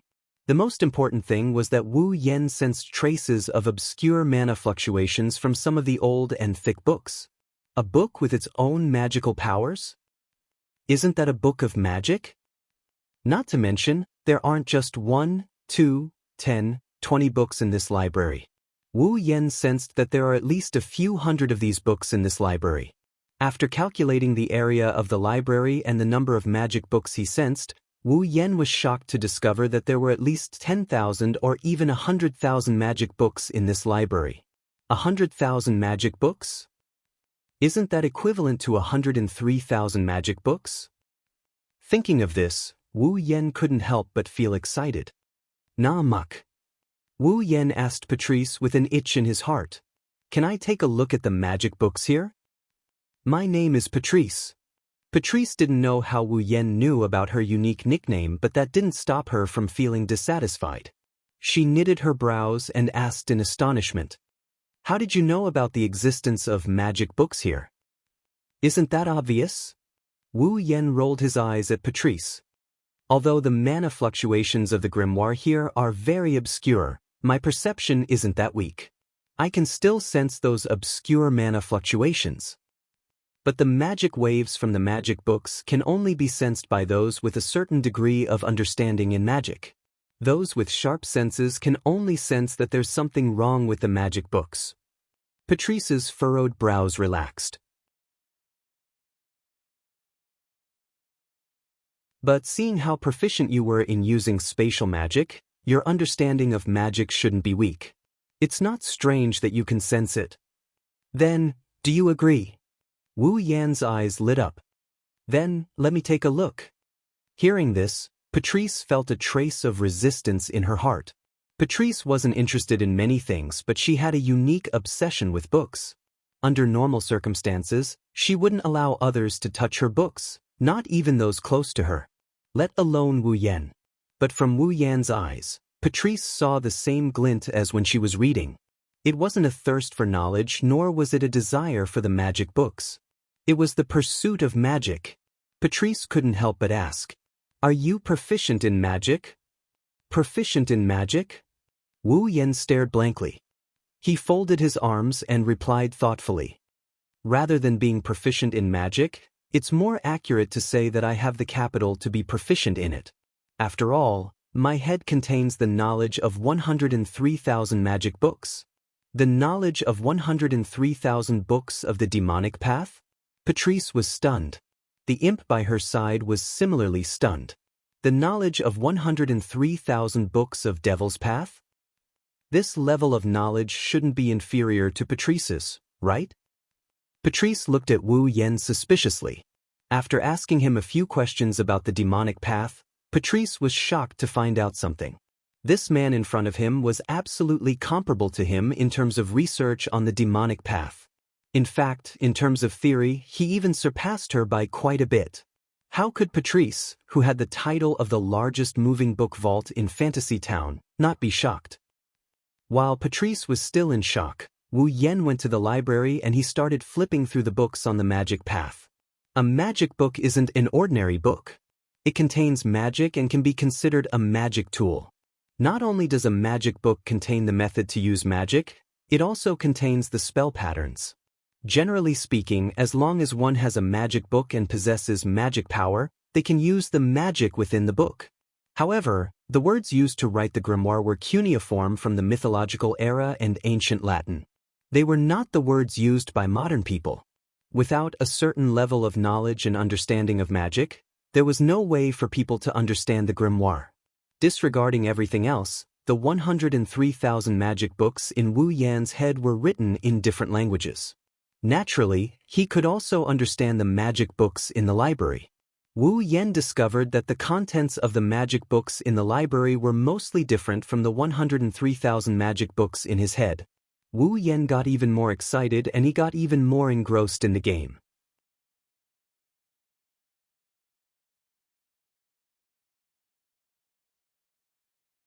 Chapter 1731. Fantasy Village, Scarlet Devil Mansion. In front of a bookshelf in the underground library, Wu Yan held a thick book and flipped through it page by page. He was completely immersed in the contents of the book. The entire library seemed to be extremely quiet. Only the sound of pages turning reverberated in the air. This slightly dark library was filled with a tranquil atmosphere. For some people who didn't like bustling places, this was a very good environment. Wu Yan, who immersed himself in the contents of the grimoire, slowly gained a better understanding of the grimoire in this library. To put it simply, the grimoire in this library is different from the 103,000 grimoires in Wu Yan's mind. They aren't the originals, they are all handwritten copies and replicas. The one who copied these books, if he wasn't wrong, should be Patrice herself. Of course, in this library, it couldn't be said that there wasn't a single original copy of a demonic path book. There were still a small number of original copies of demonic path books. These demonic scriptures were basically Patrice's own demonic scriptures. In other words, the creator of these books was Patrice herself. In other words, the originals and magics in this library were all created by Patrice herself. Therefore, this library had a small portion of the original Devil Path scriptures. After all, this library belonged to Patrice to begin with. From this, one could see how high Patrice's attainments in magics were. Although Patrice's strength wasn't considered high in Fantasy Village, it was only in terms of magic level. In the Fantasy Village, it was hard to find someone who could match her. And now, the magical knowledge that Patrice collected was slowly being absorbed by Wu Yan. Wu Yan has 103,000 books worth of knowledge in his possession. In terms of understanding of magic, he definitely wasn't inferior to Patrice. However, in the end, the 103,000 books were still knowledge from the magic catalog world. Even if he possessed the knowledge of the entire magic catalog world, it was still limited to the magic catalog world. The knowledge of magic in this world was very different from the knowledge of magic in the magic manual world. Many of the magic spells were very strange. Even in the 103,000 books on magic, one couldn't find the same type of magic. Therefore, Wu Yan was willing to absorb this knowledge. He wanted to make it a part of his strength.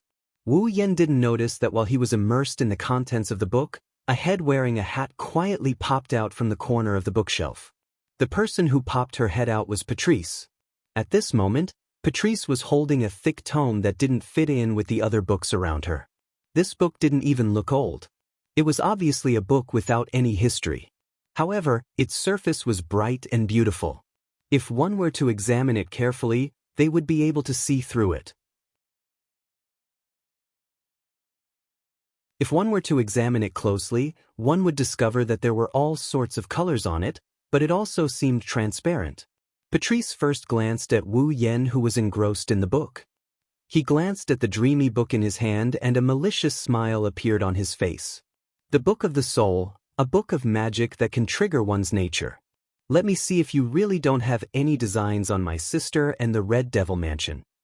This Book of the Soul was one of the rare original codices of the demonic path in this library. Furthermore, it wasn't Patrice's doing. A book of magic that could trigger one's nature. If Wu Yan was someone who had designs on the Red Devil Mansion, then, through the activation of the Book of the Soul, the nature of his heart would be exposed. At that time, no matter how mysterious Wu Yan was, he could hide his identity, but he couldn't hide his goals and ambitions. It was because of this that Patrice agreed to let a stranger like Wu Yan into her library. However, that man's attainment in magic is quite high as well. Patrice rubbed her forehead in vexation. She looked at the Book of Souls in her hand and hesitated. I wonder if it's possible to invade his mind without him noticing? There weren't many spells that could affect one's mind, but that didn't mean there weren't any. Basically, a mage would have a certain degree of resistance to some magic, and would also have their own means of defending against curse-like magic.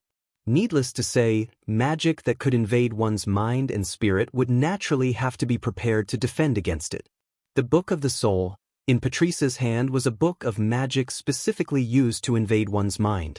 Moreover, it was an original codex and its effects were much stronger than ordinary spells. However, Wu Yan's level of magic wasn't low either. Therefore, Patrice didn't know if her Book of the Soul could successfully infiltrate Wu Yan's mind.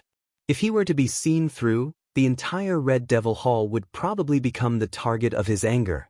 Patrice wasn't willing to see that happen. However, if she didn't do that, she would be on tenterhooks if she stayed under the same roof with such a mysterious man. She was afraid that the other party would harbor ill intentions towards the Red Devil Mansion. At that time, it would be too late to defend against him and it would be a calamity. Patrice bit her lips at this thought. Forget it. If I really infuriate him, I will take full responsibility. After making up her mind, Patrice took a deep breath and infused her mana into the Book of Souls in the most obscure way at a frequency that didn't even produce any fluctuations. As her mana flowed in like water from a faucet, the surface of the Book of the Soul emitted a layer of faint glow. The entire Book of the Soul turned inconceivably transparent. Soon after, the Book of the Soul gradually floated up and flipped its pages. Wu Yan, who was immersed in the world of the Book of Witchcraft, faintly sensed an unusual aura. He lifted his head and scanned his surroundings. The tranquil atmosphere of the library was the same as before. There was nothing out of the ordinary. Misperception. Wu Yan immersed himself in the contents of the Book of Witchcraft once more. He hungrily absorbed the knowledge within the book. In fact, if it was in another place, Wu Yan wouldn't think that the strange feeling was an illusion. After all, Wu Yan was confident in his perception. However, this was the Red Devil Mansion, the fantasy village. In Wu Yan's subconscious mind, even though the fantasy village was full of traps, there wasn't anyone who could be considered a bad person. In addition, he had a favorable impression of the fantasy village. At this time, Wu Yan couldn't help but lower his guard. Therefore, this gave Patrice an opportunity to launch a sneak attack. Chance. Patrice seized the opportunity when Wu Yen lowered his guard and pressed her hand against the hovering book of witchcraft. Buzz! At the next moment, the surface of the book of witchcraft emanated dense, invisible waves that transformed into ripples that swiftly coalesced into the shape of an arrow and shot towards Wu Yen. Something's wrong. The moment the Book of Souls activated, Wu Yen couldn't have missed it even if he let his guard down. He raised his head abruptly. Patrice was quite close to Wu Yen. When Wu Yen reacted, the invisible waves had arrived before him and struck him heavily. Right at this moment, an unexpected scene occurred. Beep, beep, beep. When the Book of Witchcraft struck Wu Yen, bluish-white electric sparks flickered violently on the surface of Wu Yan's body. When the blue and white sparks appeared, the attack from the Book of Souls seemed to have met its natural predator. It shuddered and it reverberated back to its original form. *T. Patrice exclaimed. The rippling attack from the Book of Spirits spread out and struck Patrice like a shockwave as she cried out in alarm. Buzz! Patrice's body flickered in a dreamy radiance and the intellectual look in her eyes faded away at a speed visible to the naked eye. Smack! The precious demonic Tao scripture fell to the ground, but Patrice was oblivious to it. Her purple eyes first flashed with a vacant expression, followed by a sluggish expression, and finally, it turned into a ripple. Patrice's cheeks flushed red and her body started to heat up.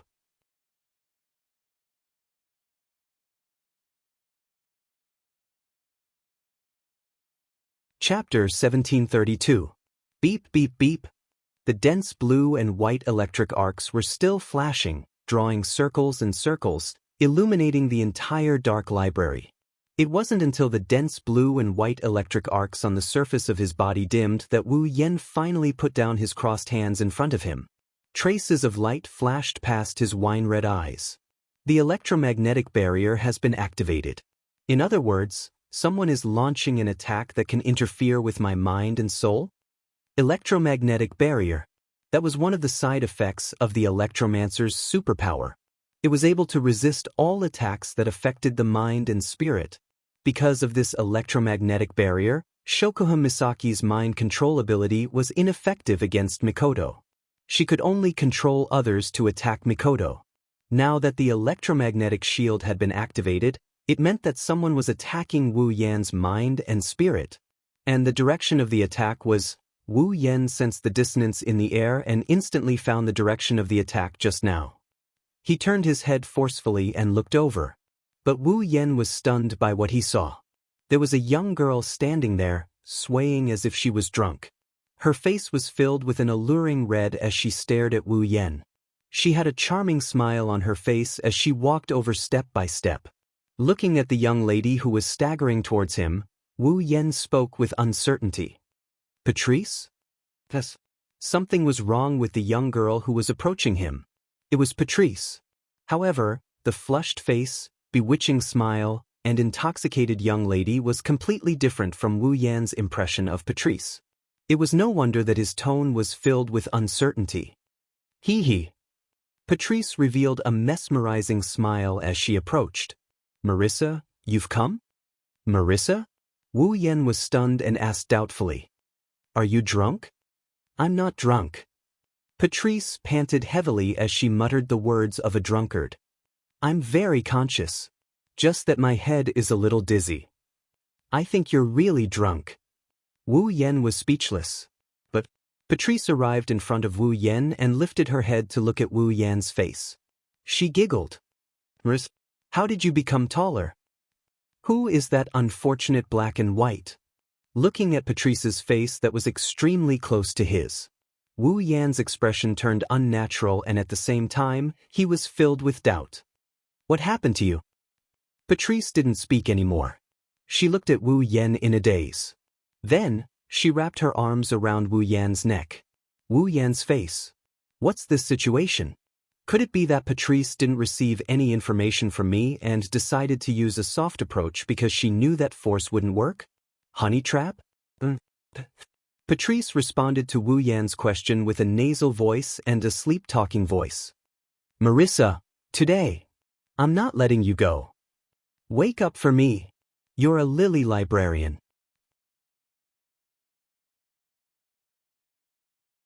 Wu Yan wanted to pinch Patrice's cheeks, but he recalled something and his expression changed. Don't tell me that you were the one who just cast a spell that interferes with my mind and spirit. In the end, after the spell was blocked by the electromagnetic barrier, you suffered a backlash and fell victim to it, right? That's right. After the magic from the Book of the Soul was blocked by the electromagnetic barrier formed by the electromancer's power, as the initiator of the Book of the Soul, when the magic was reflected, it was normal for the spell to backfire on itself. Right now, Patrice suffered a backlash from the Book of Souls. Not only did she fail to invade Wu Yan's mind, her own mind was corroded and her true nature was revealed. That is, Patrice's feelings for Marissa. In other words, Patrice held a taboo favorable impression towards the unfortunate black and white. Commonly known as a lily, this witch, who had lived for 100 years, looked like a very intellectual mage, and was actually a lesbian. What? After understanding this, Wu Yan raised his hand and surrendered. What the hell? Wake up. You're not right. I'm not. Patrice nudged her fair and smooth face towards Wu Yan's stiff expression and rubbed against Wu Yan's face. Her ample bosom hidden under her pajama-like clothes pressed against Wu Yan's body. Very normal right now. That's not normal. Wu Yan ridiculed and pushed Patrice away by her shoulder. What Wu Yan didn't notice is that the book of mojo that he was holding in his hand had rolled to the back of his chair. As a result, Patrice, who was pushed away, stumbled and stepped on the book. Her delicate body fell. Not only that, but a bookshelf also toppled over and mercilessly pressed down on Patrice. The bookshelves in the library were 10 to 20 meters tall and comparable to a skyscraper. Patrice, on the other hand, was a pure demoness who only knew how to cast magic. Her body was extremely weak. Under such circumstances, she would definitely be heavily injured if such a huge bookshelf fell on her. Wu Yan leaped forward and held Patrice in his arms. He used his hands to stop the falling bookshelf from crashing down on him. Bang! With a muffled sound, the huge bookshelf fell on Wu Yan's hands like empty tie. Books fell to the ground one after another. After supporting the bookshelf, Wu Yan heaved a sigh of relief. However, just as he heaved a sigh of relief, Wu Yan sucked in another breath. That's because Patrice, who fell on Wu Yan's chest, had a pair of misty and hazy eyes. She was panting as she stood on her tiptoes and slowly inched her face closer to Wu Yan. Without a doubt, Patrice's target was Wu Yan's lips. Seeing Patrice standing on her tiptoes and inching her alluring red lips closer, smelling her fresh body fragrance and feeling her increasingly clear breathing and heartbeat, Wu Yan couldn't help but swallow a mouthful of saliva and speak with a hoarse voice. You better wake up. Otherwise, you'll be the one regretting it. For a split second, traces of struggle appeared in Patrice's misty and hazy eyes. However, her body continued to move on its own. Patrice raised her hands and cupped Wu Yan's face. She slowly inched her head towards Wu Yan's face until their noses touched before slowing down. Feeling Patrice's breath at a close distance and facing her misty eyes, Wu Yan revealed a bitter smile. Later on, even if you want to stop, I won't stop. The struggle in Patrice's eyes intensified, but it was quickly replaced by confusion. The redness on her face reached its limit. In the next second, Patrice's bewildered violet eyes abruptly drew closer, while her face drew in the final bit of distance. Their lips pressed together without any gap. Wu Yan's lips immediately transmitted an ice-cold and soft sensation to Wu Yan's lips. He was forcefully kissed by the MQ. The restraint only lasted for a split second.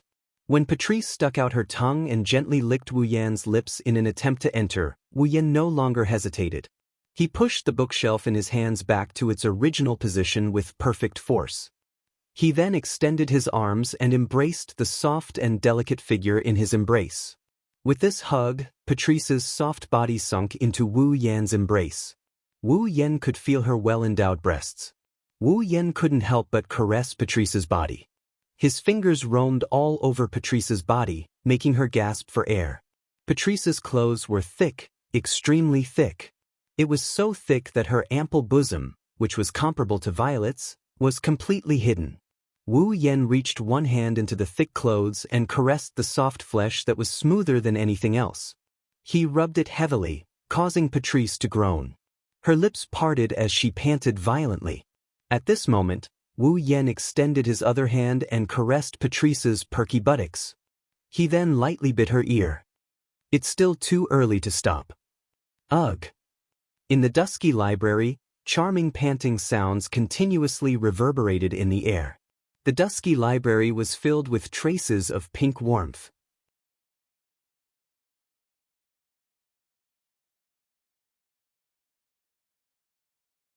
Chapter 1733. At this moment, Patrice was so ashamed that she wanted to die. The Book of Souls was a book of witchcraft that could trigger one's inner nature. However, in the process of the Book of the Soul triggering one's inner nature, it wasn't difficult for one to keep one's will in a sober state if one had a certain level of strength. Therefore, Patrice clearly knew of her every action after being devoured by the Book of Souls. Naturally, she even treated the man in front of her, who had just arrived at the Red Devil Mansion for less than a day, as a complete stranger. He might even be an enemy, as Marissa. She clearly knew every scene of him taking the initiative to kiss her. How could Patrice not feel ashamed and resentful? Especially after giving away her first kiss for no reason, Patrice felt like dying. When the other party's large hands reached into her clothes and teased her untouched body, Patrice nearly cried. After living for more than 100 years, this was the first time Patrice had suffered a loss in a matter other than Marissa's frequent visits to the library to steal the grimoire she had painstakingly written and never return it. Moreover, it was a huge loss, to the point that even her grandmother's family felt that it wasn't enough. What Patrice couldn't accept was that the man before her was making the most intimate contact with her. It seemed that while he was enjoying her delicate body, he was gradually grasping some of her body's secrets. For example, her sensitive spots. Even though Patrice knew that she was in an irresistible state, her heart couldn't help but yearn for it as the other party became increasingly proficient in his techniques. She yearned for the other party to continue exploring her body. Realizing this, Patrice wanted to die even more. Of course, the thing that made Patrice want to die the most was her own voice. Ugh. Ugh. In the dimly lit library, slightly hurried panting could be heard echoing in the surroundings. The sounds of lips and tongues intertwined with the panting could be heard clearly. Ripples were incessant. Amidst the sounds of heavy breathing and the intertwining of lips and tongues, the temperature in the dimly lit library seemed to have risen a little. The air was filled with an erotic atmosphere, boiling as the sounds became louder and louder. In a corner of the dark library, in the middle of a pile of books, there was a pile of books. A man and a woman were hugging each other. He was venting the passion in his heart. It wasn't until a certain moment after an unknown amount of time had passed that the intertwined lips and tongues finally separated. Ah! Patrice gasped for air, her face red to the point of intoxication. Her watery eyes were blurred and extremely alluring, making people want to take a bite out of them. Phew! Wu Yan let out a long breath and allowed it to hit Patrice's face.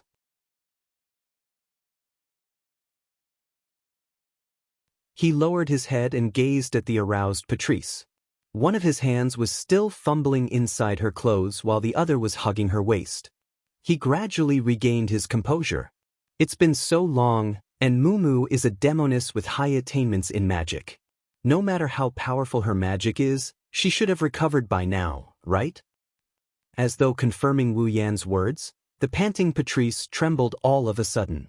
She was still gasping for air, but her blurred eyes gradually flickered with an intellectual radiance. Just as Wu Yan predicted, Patrice was slowly recovering from the backlash of the Book of Souls. However, the slowly recovering Patrice stared blankly at Wu Yan as though she was struck by lightning. She didn't react for a long time. Wu Yan raised an eyebrow when he saw this. His hand that was roaming around Patrice's plump breasts started rubbing them. Ugh. Patrice let out a heavy nasal sound and finally recovered from her dazed state. She stared fixedly at Wu Yan, her purple eyes surging with various emotions. Shame, anger, bashfulness. All sorts of emotions welled up in Patrice's beautiful eyes, causing her intoxicated and emotional Patrice to appear livelier.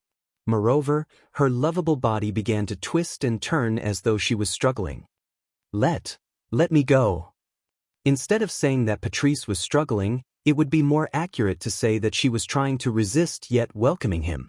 However, with Patrice's personality, she definitely wouldn't do such a thing, let alone a stranger she had only known for 1 or 2 days. From this, Wu Yan deduced that even though Patrice had regained her rationality, she still hadn't completely recovered from the backlash of the magic. Wu Yan smiled maliciously. Not only did he not release Patrice, he hugged her even tighter. His hand that was moving inside Patrice's clothes gradually increased in strength, stimulating her. Ugh. Ah. Patrice couldn't help but let out a sound. Her face turned even redder as she struggled even harder. Hurry. Let me go. Let you go. Wu Yan smirked. That's not impossible, but you have to tell me first. Why did you attack me? Patrice's struggling body froze for a moment, as the shame and indignation on her face turned into a strand of unnatural expression. What attack? If you want to feign ignorance, I suggest you find an outsider. Wu Yan leaned his forehead against Patrice's and pulled his lips closer. His voice was gentle and teasing. Don't forget, I'm not an outsider when it comes to magic. You're obviously suffering from the backlash of the magic you attacked me with. Are you trying to deny it? Looking at Wu Yan's lips and face that were constantly moving closer, Patrice couldn't conceal the panic in her heart. She could only surrender as she was about to be kissed again. I just want to know if you have any ulterior motives towards the Scarlet Devil Mansion. Ulterior motives? Wu Yan narrowed his eyes. In other words, you haven't chosen to believe me, right? That's your fault. Patrice tried her best to keep her voice as calm as before. However, it was a pity that her voice trembled under the stimulation of her half-naked body and the random hand in her clothes. If you're willing to explain what happened between you and my sister, we won't suspect you. Are you sure you won't? Wu Yan said disapprovingly. Even if I tell you everything about me and Fran, will you believe me? At least, it's better than not knowing anything. Patrice seemed to have regained control of her body. She placed her hands on Wu Yan's chest in an attempt to push him away. However, her strength was pitifully weak. If you don't want to be suspected, give us an explanation. Oh. Wu Yan pondered for a moment before smiling. Do you really want me to explain my background? Even though Remy agreed to let you stay in Scarlet Fiend Mansion for my sister's sake, you are indeed staying with us. Patrice's other hand grabbed onto Wu Yan's hand, but she was powerless to pull it out. Her delicate body trembled as she gasped for breath. Since that's the case, if they don't have a certain understanding of you, the people in Scarlet Fiend Mansion won't be at ease with you. Do you want to be together with everyone when they are estranged from you? This time, Wu Yan retracted his smile and seriously considered it. However, Patrice wasn't happy about Wu Yan's consideration. After all, even if he acted like he was considering it, Wu Yan's hand was still roaming inside her clothes. Patrice's heart couldn't help but tremble as her delicate body gradually heated up. Just when Patrice was worried that she would lose her head out of fear from Wu Yan's teasing, Wu Yan suddenly pulled his hand out of her clothes, startling her. I have to say you're right.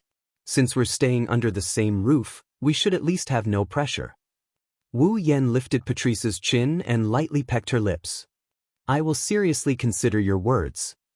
After speaking, Wu Yan released his hand from Patrice's body and casually waved at her. He turned around and walked towards the entrance of the library. Patrice stared blankly at Wu Yan's back as he gradually walked away. She lowered her head and took in her messy clothes. She felt the lingering warmth on her skin and squatted down, hugging her chest and lowering her head. You. Not long after, Patrice's embarrassed and resentful cries echoed in the library.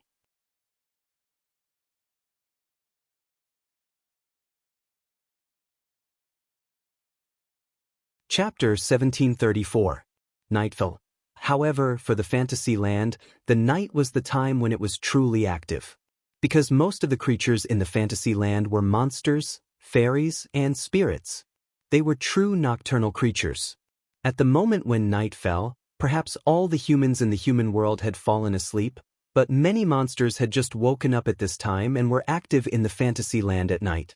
Today, many monsters were rushing towards one of the directions of the fantasy land. The Monster Mountain. To be more precise, it should be the Red Devil Mansion at the foot of the Monster Mountain, beside the Lake of Fog. At the invitation of the head maid of the Red Devil Mansion, many monsters set off for the Red Devil Mansion to attend the banquet held by the Red Devil Mansion. The fantasy land was a true paradise. At the very least, that was the case for the monsters and other races that possessed mysterious powers that resided here. Under the constraints of the rune card rules, there was no real struggle in the fantasy land. It could be said to be relatively peaceful, and the monsters did not need to worry about their livelihood like humans. Therefore, in the fantasy land, the monsters could be said to be very idle. Under such circumstances, the monsters in the fantasy land liked banquets the most. Not only could they pass the time, but they could also eat and drink.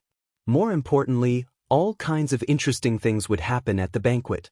For the monsters in the fantasy land, they liked to hold banquets the most, and they also liked to attend banquets. Even in the fantasy land, every time there was a mutation and the mutation was solved by the witches of the Boli Shrine, they would hold a banquet as usual. Every once in a while, the Boli Shrine would also hold a banquet. It was a kind of celebration. Of course not. The banquet that the Boli Shrine would hold every once in a while had not been held for a long time. The reason was simple. The witches of this generation were too poor to hold a banquet. As for the Red Devil Mansion, it was a place where banquets were often held in the fantasy land. The master of the Red Devil Mansion was rich and liked to be lively. It was common to hold a banquet. So, the group of people who were invited entered the Red Devil Hall in a rather familiar manner. They were talking and laughing in the hall. It was very lively. In the hall of the Red Devil Hall, 4 long tables that were more than 10 meters long faced each other. They were placed in the 4 corners of the hall. On top of them were various kinds of steaming dishes, red wine, beer, rice wine, and other kinds of alcohol. They emitted an alluring aroma. At this moment, Wu Yan was wearing a formal attire prepared by the fairy maids of the Red Devil Mansion. He stood in a corner of the hall and looked forward, sizing up the people who had come to participate in the banquet. Wu Yan didn't know any of them. Obviously, in the original work, these people were just a bunch of side characters who didn't even have a chance to appear. This made Wu Yan, who was looking forward to seeing some familiar figures from the original work, feel a little disappointed. He withdrew his gaze and became a little dispirited. However, his interest only lasted for a short while. After an unknown amount of time, a hand slapped Wu Yan's back fiercely, and a voice rang out. "So, you're here too?" After being slapped heavily, Wu Yan almost spat out a mouthful of saliva. He tried his best to maintain his image. The corner of his mouth twitched, as if he didn't want to see the person who came. He muttered to himself, "Where's Fran?" After saying that, as if he was going to look for Fran, Wu Yan lifted his feet and walked forward. But after taking a few steps, a flustered and exasperated figure jumped in front of him. "Don't ignore me." The person who came was holding a broom in her hand, wearing a black and white apron with a wizard hat on her head. It was Marissa. "I say, little brother, we've met before. Although we haven't fought, can you not ignore me?" Marissa grabbed the broom in her hand and pointed at Wu Yan arrogantly. "Or is it that we'll only be familiar with each other after a fight? Then let's hurry up and do it." "Do it, Myas." Wu Yan knocked Marissa's head forcefully, so forceful that it made a bang sound. Marissa clutched her head in pain and squatted on the ground. "If you want to find someone to do it with, go find Lingmeng. Don't come looking for me.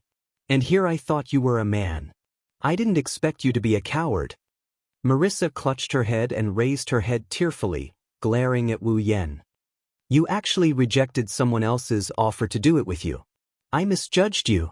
Hearing this, Wu Yan clutched his head as if he had a headache. Don't think that Marissa was really asking to do it with Wu Yan. The do it that Marissa was talking about wasn't do it, but do it. Marissa's main job was a great bandit, no mistake, but her secondary job was a mage, no mistake. And Marissa's magic was mostly focused on extremely powerful cannon attacks. Thus, if Marissa really agreed to do it with me, then it wouldn't be rolling in the sheets, but a real fight. Thus, Wu Yan crossed his arms in front of his chest and looked down at Marissa, decisively rejecting her. I think you're too bored by yourself. That's why you're looking for someone to do it with you. Hearing this, Marissa stuck out her tongue as if she had been hit. Then she rolled her eyes and stood up, arms akimbo. Who said I came alone? I came with a friend. Saying this, Marissa turned her head and looked in another direction, attracting Wu Yan's gaze. The next moment, a figure slowly walked over and entered Wu Yan's eyes. It was an extremely beautiful girl. Her soft golden hair swayed gently, moving up and down as she walked. The young girl was wearing a blue sleeveless dress with a white coat draped over her shoulders like a shawl. She wore a red hair ring with white frilly edges, and there were red scarves tied around her waist and front. This was an extremely delicate girl at first glance. This was because the girl's skin color was very light, so light that it seemed to have lost its original color. However, it reflected circles of pearl-like light. Moreover, she had a very typical Western face, like a doll, lovable and beautiful. There was a thick book in the girl's hands. The surface of the book was tied into a bow with a red ribbon.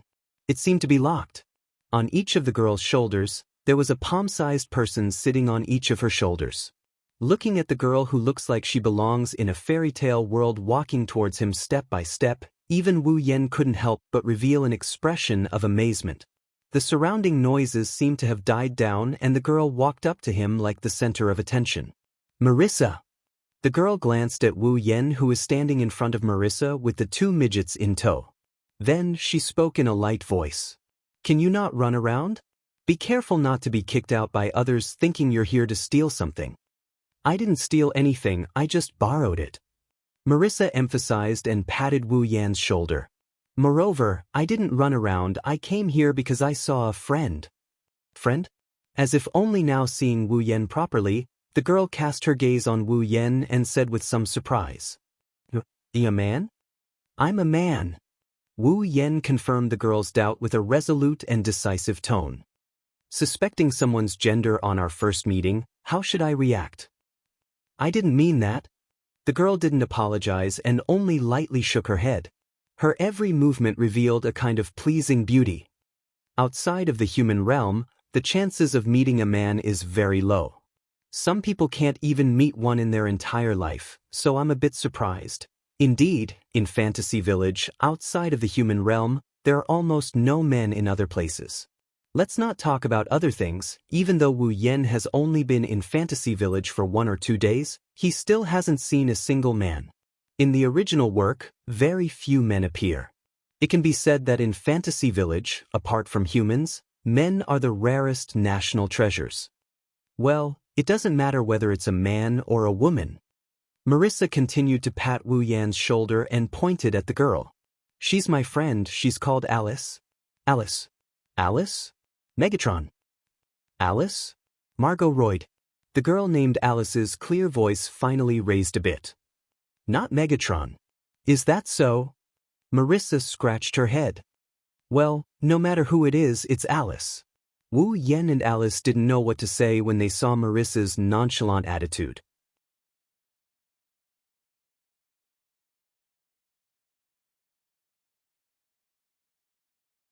Chapter 1735. But while Wu Yan, Marissa, and Alice were talking, an angry voice rang out from the other side of the hall. Hearing this voice, Wu Yan inwardly cursed. It had only been a day or 2 since he arrived at Fantasy Village. Although he had met many people, none of them gave Wu Yan the chance to introduce himself. Naturally, no one knew Wu Yan's name. The only person who introduced himself to Wu Yan was someone who used the name Ba Yunbai. There was only one person, on the other side of the hall, near the door, a young girl wearing a red and white witch robe with a large bow on her head was angrily stomping towards Wu Yen. That's Ling Meng? Marissa looked at Wu Yen with an uncertain expression. She looked at Wu Yen with a shocked expression. What did you do to provoke Ling Meng, who is usually uninterested in anything, to such an extent? Alice seemed to be surprised as well. Seeing Ling Meng's angry appearance, her gaze towards Wu Yen was filled with curiosity. Wu Yen is the only one who can't say anything. He covered his face and once again he couldn't say anything. Only he knew that there was only one reason for Ling Meng's anger. Ling Meng angrily arrived in front of Wu Yen and shouted at Wu Yen, "You bastard, what are you trying to do by disappearing for the whole day? Don't you know that you are a super troublesome person? Do you think you'll cause trouble wherever you go?" Sure enough, Ling Meng's anger was most likely not because she was worried about where Wu Yen went the whole day, but because she was worried about whether Wu Yen had caused any trouble. "I won't refute your super troublesome statement for now." Wu Yen rubbed his forehead and waved his hand impatiently. "Besides, even if I did cause trouble, I'll give you some money. You will forgive me too. What kind of person do you take me for?" Ling Meng shouted angrily. "Give me some money? Could a little money solve the problem? Shouldn't you at least give me more?" By the side, Marissa and Alice nearly fell down. Wu Yan's face was also twitching. Looking at the indignant Ling Meng, he did not even feel like ridiculing her. "Can you keep your voices down?" At this moment, a voice filled with displeasure entered the ears of the group of people. "Those who don't know might think that you're planning to fight. Would the banquet still be held then?" Hearing this voice full of displeasure, Lin Yiqian nodded. The group of people turned their heads. In the next moment, a young girl with long, straight purple hair and dressed like pajamas entered the line of sight. Impressively, it was Patrice.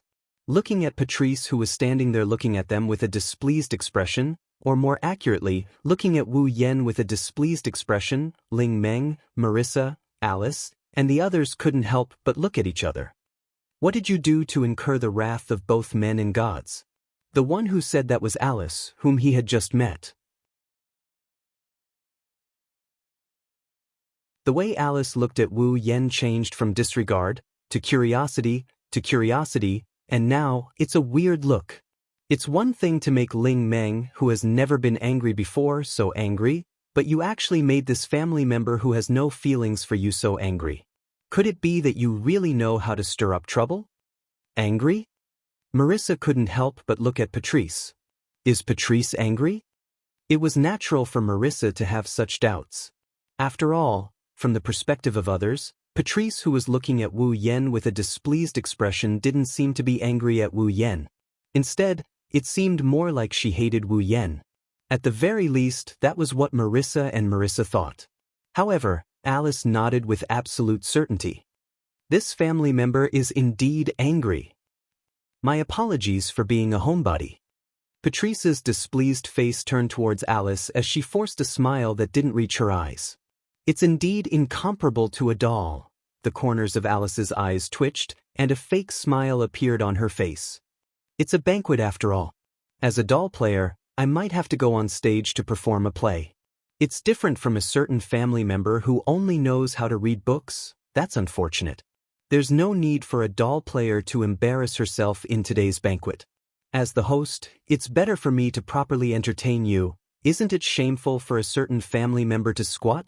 Isn't it embarrassing for you to specially entertain us? If a certain family member collapses due to exhaustion, wouldn't that be troublesome? The Scarlet Devil Mansion might be huge, but this is the only place for the banquet. There's no need for the guests to worry about their stamina. I'm more worried that due to the large number of people, a certain doll might be trampled to pieces. That would be our responsibility. That's not true. The Scarlet Devil Mansion is huge. How could anyone trample on a doll? Please don't say that. It's fine to trample on one or two, right? Otherwise, it would be too disappointing, right? In an instant, Patrice and Alice's eyes seemed to release electric currents as they clashed fiercely in midair. Sparks flew in all directions as the atmosphere turned tense. Seeing Patrice and Alice in such a state, Wu Yen, Soul Dream, and Marissa took a step back. Marissa's face was filled with fear and doubt. Patrice is no longer like Patrice, Alice is also no longer like Alice. Marissa said weakly. Patrice is very calm and Alice is very gentle. Why did they suddenly become like this? Hearing Marissa's words, Wu Yan wanted to laugh but couldn't. Why did Patrice become no longer like Patrice and Alice become no longer like Alice? It's simple. Because Patrice likes Marissa and so does Alice. They are both lesbians. They both like Marissa who loves cannons. Naturally, they are each other's love rivals. It is this inconceivable relationship that caused Patrice and Alice to become different from themselves. I don't know. Soul Dream turned her head away and spoke lazily. I am here to participate in the banquet, not to mediate. Bring me food. I'm talking to you. Marissa patted Wu Yan's shoulder decisively. As Soul Dream's husband, shouldn't you serve Soul Dream? Soul Dream's husband? Patrice and Alice, who were on the verge of breaking out into a fight, looked at Soul Dream and cried out in surprise. Have you learned from that crow who loves to take pictures? Princess Ling Meng listlessly opened her mouth. He's not my husband. Is that so? Wu Yan blinked his eyes at Soul Dream. Even if I give you a bag of gold coins every day, you won't admit that I am your husband? A bag of gold coins every day? Soul Dream's body trembled as she regained her spirit. Take out the gold coins first. I say. Marissa looked at Soul Dream with disdain. Just a few gold coins and you're willing to sell yourself out? I have misjudged you, is that so? Wu Yan turned his head and looked at Marissa. Then if I give you a few precious treasures every day, will you be willing to be my wife? Treasures? A certain black and white bandit's ears perked up. What treasures? Marissa! Alice raised her voice when she saw Marissa's face full of interest.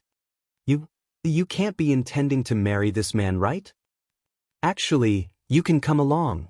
Wu Yan invited Alice, who he just met 5 minutes ago. If you and Marissa marry me together, we can roll in the sheets every night. WB Marissa, roll in the sheets? Alice's mind buzzed as her mind was in a mess. Traces of redness appeared on her face as her eyes wavered. Looking at Ling Meng, Marissa, and Alice, the three beauties who got knocked down by him, Wu Yan felt a bit of satisfaction in his heart. Suddenly, Wu Yan felt someone tugging at the corner of his clothes. At the same time, he felt a chill from his back. Actually have designs on Marissa? Patrice lowered her head and spoke in a low voice. This caused Wu Yan's heartbeat to quicken. However, when Patrice lifted her head, there was no trace of gloominess on her face. Instead, there was a trace of redness as though she was bashful. Is your wife lacking? Lacking? Lacking. Wu Yan stared blankly before grabbing Patrice's hand without hesitation.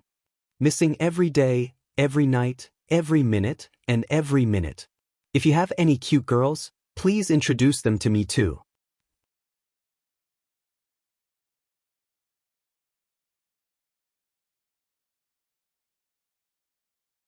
Chapter 1736.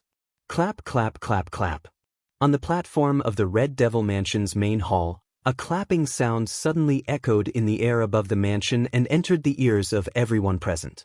In the Red Devil Mansion's main hall, the demons that came to participate in the banquet all stopped talking. The entire hall became silent in an instant. Then, they raised their heads one by one and looked at the platform above the stairs. There, Remilia, who was wearing a cherry-colored goth lowly outfit, was floating in the air. Her delicate body seemed to be floating on water. She was moving up and down with a faint frequency. She had a confident smile on her face. While clapping, she attracted the attention of everyone present. Welcome everyone to the Red Devil Mansion. Her scarlet eyes slowly swept across everyone below. Remilia was like a king sitting on a throne. She raised her head and a childish yet majestic voice rang out clearly. Today, I have invited everyone to my Red Devil Mansion to announce a joyous occasion. With that, Remilia raised a hand. In an instant, Zhuyi, who was wearing a maid outfit, held the hand of Fran, who was looking down with excitement. They walked towards Remilia. Seeing this, whispers began to ripple from below. Isn't that Fran? Marissa, who had once sneaked into the Red Devil Mansion with the intention of borrowing something, coincidentally bumped into Fran. She had played bullet screen with Fran many times and could be considered to have gotten to know her through fighting. Now, she looked at Fran in a daze with a face full of surprise. Why did Fran come out? Didn't Remilia refuse to let Fran come out all this time? Marissa. Not only Marissa, even Alice, who knew more or less, frowned in surprise. Only Wu Yan, Ling Meng, and Patrice's expressions didn't change. They silently looked at Fran, who was approaching Remilia. Under everyone's gaze, Fran wasn't afraid of strangers at all. Zuyi led her to Remilia's side. Remilia landed on the ground and looked at Fran, who seemed to be excited because of the commotion. She couldn't help but smile. She took Fran's hand and faced everyone present. "This is my Remilia? Scarlet's sister, Flandra?" "Scarlet." Remilia sighed softly. "I believe that many people present know that my sister's health has always been poor. She has never left the Red Devil Hall, nor has she appeared in front of others." Hearing this, many demons looked at each other. Of course, they knew that Fran was in poor health. Her health was so poor that the people who played with her were in poor health. Some of them even lost their bodies. Since that was the case, why did Remilia let this evil girl come out? Today, I would like to announce to everyone that from today onwards, my younger sister will no longer have to suffer. Remilia was overjoyed from the bottom of her heart. Fran's body has been completely cured. There won't be any more problems.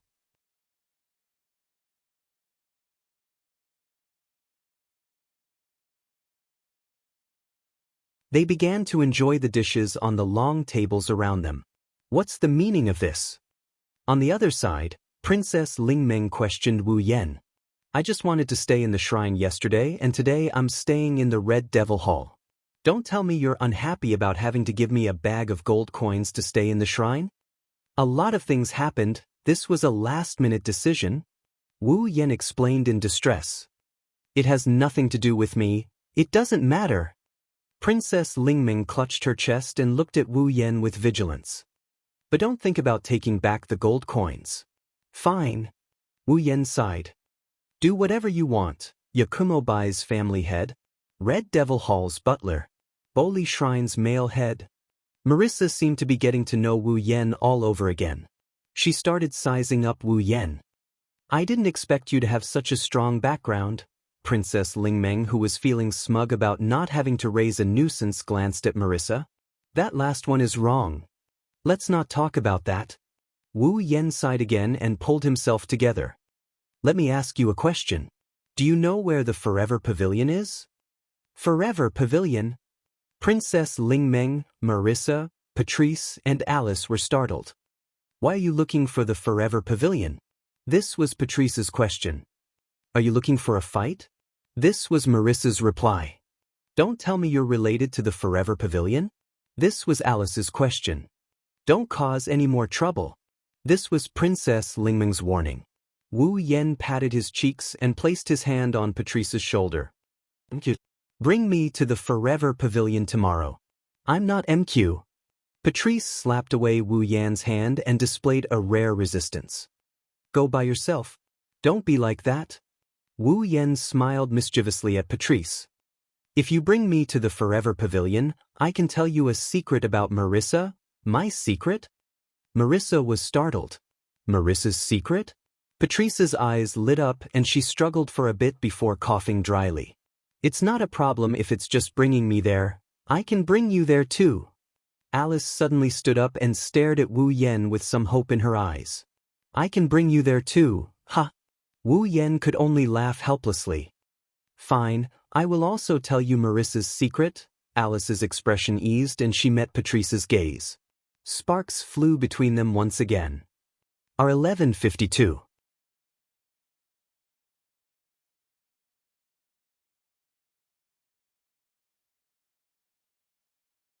Chapter 1737.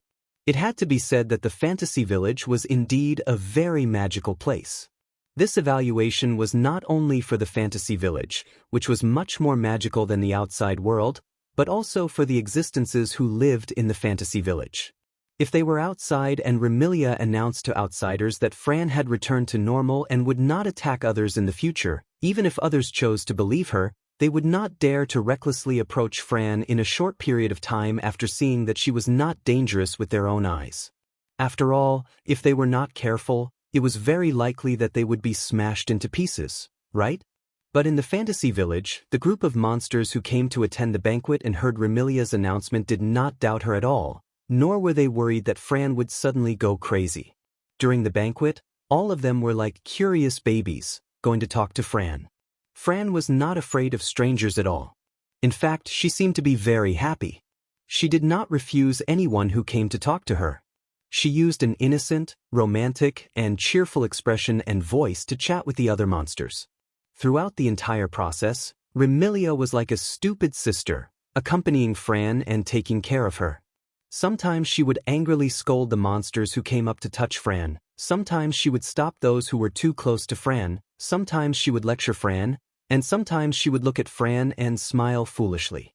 Under such circumstances, during the entire banquet, the voices of Remilia and Fran, the sisters, never stopped and frequently entered the ears of every monster, making the monsters present even more excited. Just as Remilia said before the banquet began, this banquet was held until almost dawn before it was announced that it was over. Amidst the farewells of the monsters, the noise in the Red Devil Mansion's hall gradually stopped. Both Ling Meng and Marissa were ordinary humans, at least their existences were ordinary humans. Their bodies did not have any strange organs or blood, except for the powerful strength that others did not have. They were just humans. After staying up all night, the two of them were about to fall asleep before dawn, but in the end, they did not hold on. Before dawn, they were a little drunk and sleepy. They fell to the ground. They never got up again. Compared to Ling Meng and Marissa, Alice, on the other hand, was much better. Alice was originally a human, but later on, after a period of cultivation, he had become a mage. The magicians here didn't refer to humans like Marissa who could use magic, but rather to a race of monsters. If Marissa was a human whose job was to be a magic caster, then Alice was a monster whose race was to be a magic caster. Thus, Alice was not a human, but a monster. Naturally, at night, she was much more energetic than the humans, Spirit Dream and Marissa. In the end, with no other choice, Ling Meng was sent back to the Boli Shrine by Wu Yen, while Marissa was sent back home by Alice. During this period of time, it was very likely that she would have to take care of Marissa. Alice indicated that she would probably have to postpone the trip to the Forever Pavilion for a day. Patrice objected to this and said that she alone was enough to lead the way. Alice could just go wherever it was cool. However, after Alice pointed at Patrice's sleepy and pale face and ridiculed her, the sleepy and exhausted Patrice agreed to postpone the trip for a day. Actually, regardless of whether it was Patrice or Alice, even if they were to lead the way out of goodwill, they wouldn't be so proactive and wouldn't lay a trap for the other party. However, due to Marissa's secret, Patrice had even forgotten that she had been taken advantage of by Wu Yen. Alice had also forgotten that she had only known Wu Yen for less than a night. The two of them displayed extraordinary enthusiasm and insisted on leading the way for Wu Yen. Wu Yen could only look at the sky and sigh. As expected of the winner of life in the fantasy village, the black and white great bandit Marissa. To be able to train these two Yuri girls, she was truly a godly person, a role model for my generation. When dawn approached and the sky turned slightly white, the main hall of the Scarlet Devil Mansion was finally empty. All the monsters had left the mansion and returned home to sleep, leaving behind an extremely miserable scene. Wu Yan's current identity to the outside world was the butler of the Scarlet Devil Mansion.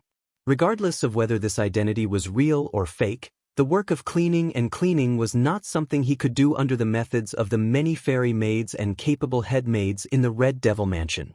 Therefore, when Patrice and the imp returned to the underground library to rest, Black Knight and the other servants were cleaning up the scene. Wu Yan also intended to leave. Unfortunately, even if Wu Yen was willing to leave, Fran wouldn't allow him to.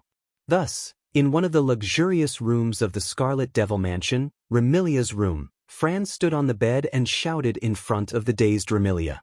Fran wants to sleep with Big Brother. As soon as these words were spoken, Remilia was first stunned.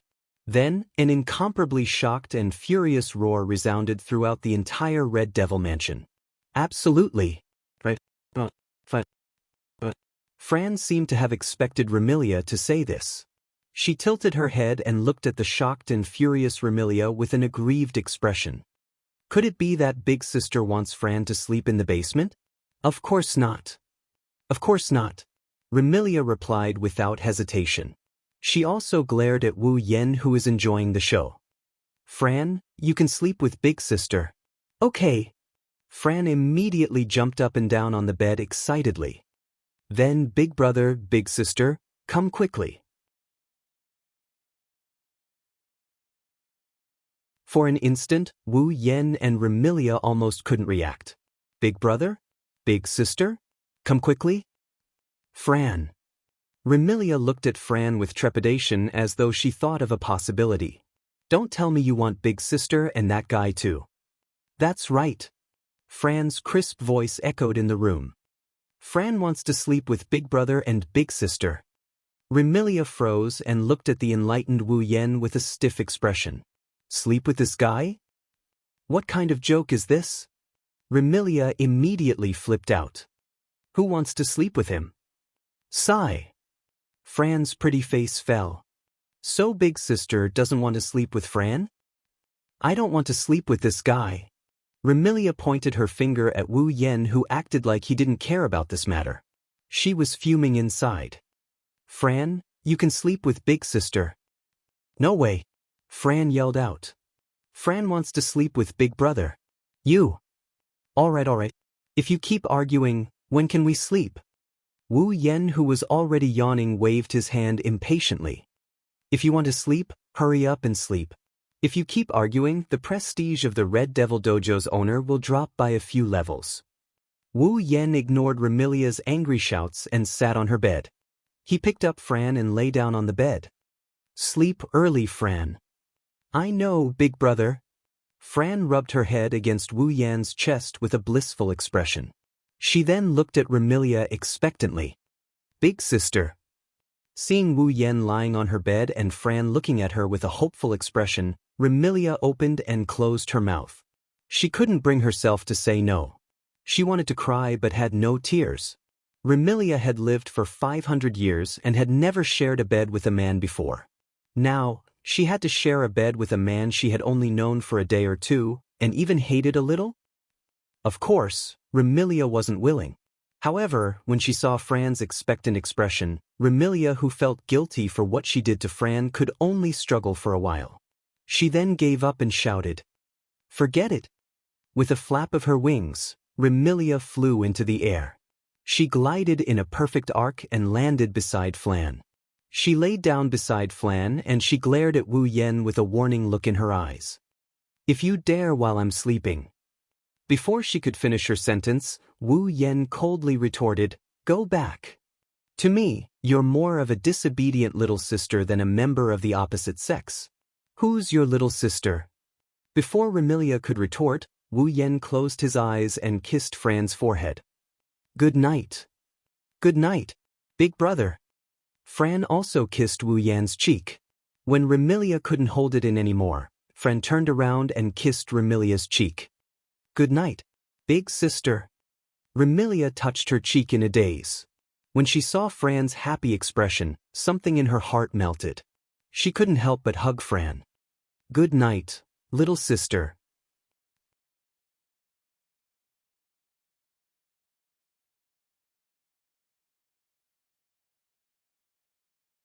Chapter 1738. Whether it was because they had gone too far or because everyone had burned themselves out, the entire Red Devil mansion had been quiet since the end of the banquet. Not a single sound could be heard. Almost everyone was immersed in their dreams and did not wake up for a long time. This state was maintained until the next morning. It was not until the next morning that the fairy maids came out of their rooms and began to work. In other words, all the members of the Red Devil Mansion had been sleeping from the morning of the banquet until the morning of the next day. They had slept for an entire day and night. Because the owner of the Red Devil Mansion was a vampire, and a vampire who was afraid of light and water. The Red Devil Mansion was very large, but there were not many windows. They were closed all day, and it was very difficult for natural light to shine into the Red Devil Mansion. And Remilia's room did not even have a window. The entire room, except for a door, was filled with walls. In such a room, if the lights were turned off, it would be dark even during the day.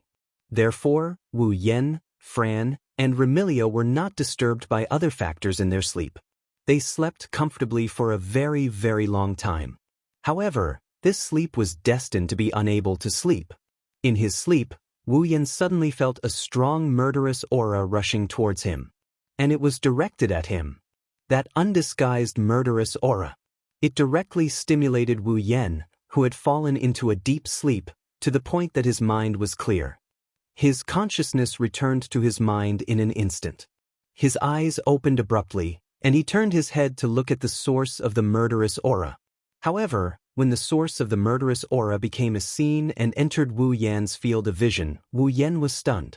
He saw that the source of the murderous aura, which was so strong that it seemed to have been trained in a slaughterhouse, came from a tall and slender figure. The tall and slender figure stood at the door of the room. A decent-made uniform seemed to be spread out. It was worn without a single wrinkle. A pair of blue eyes flickered like starlight in the dim room, as bright and dazzling as her silver hair.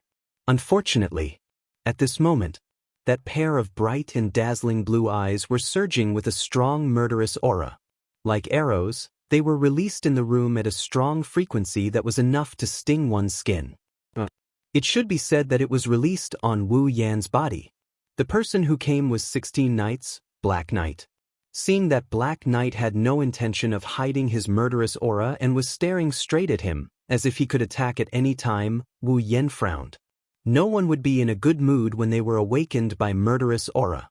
What's more, the one releasing murderous intent towards Wu Yan is someone who lives under the same roof as him to a certain extent, so there shouldn't be any hostile relationship between them.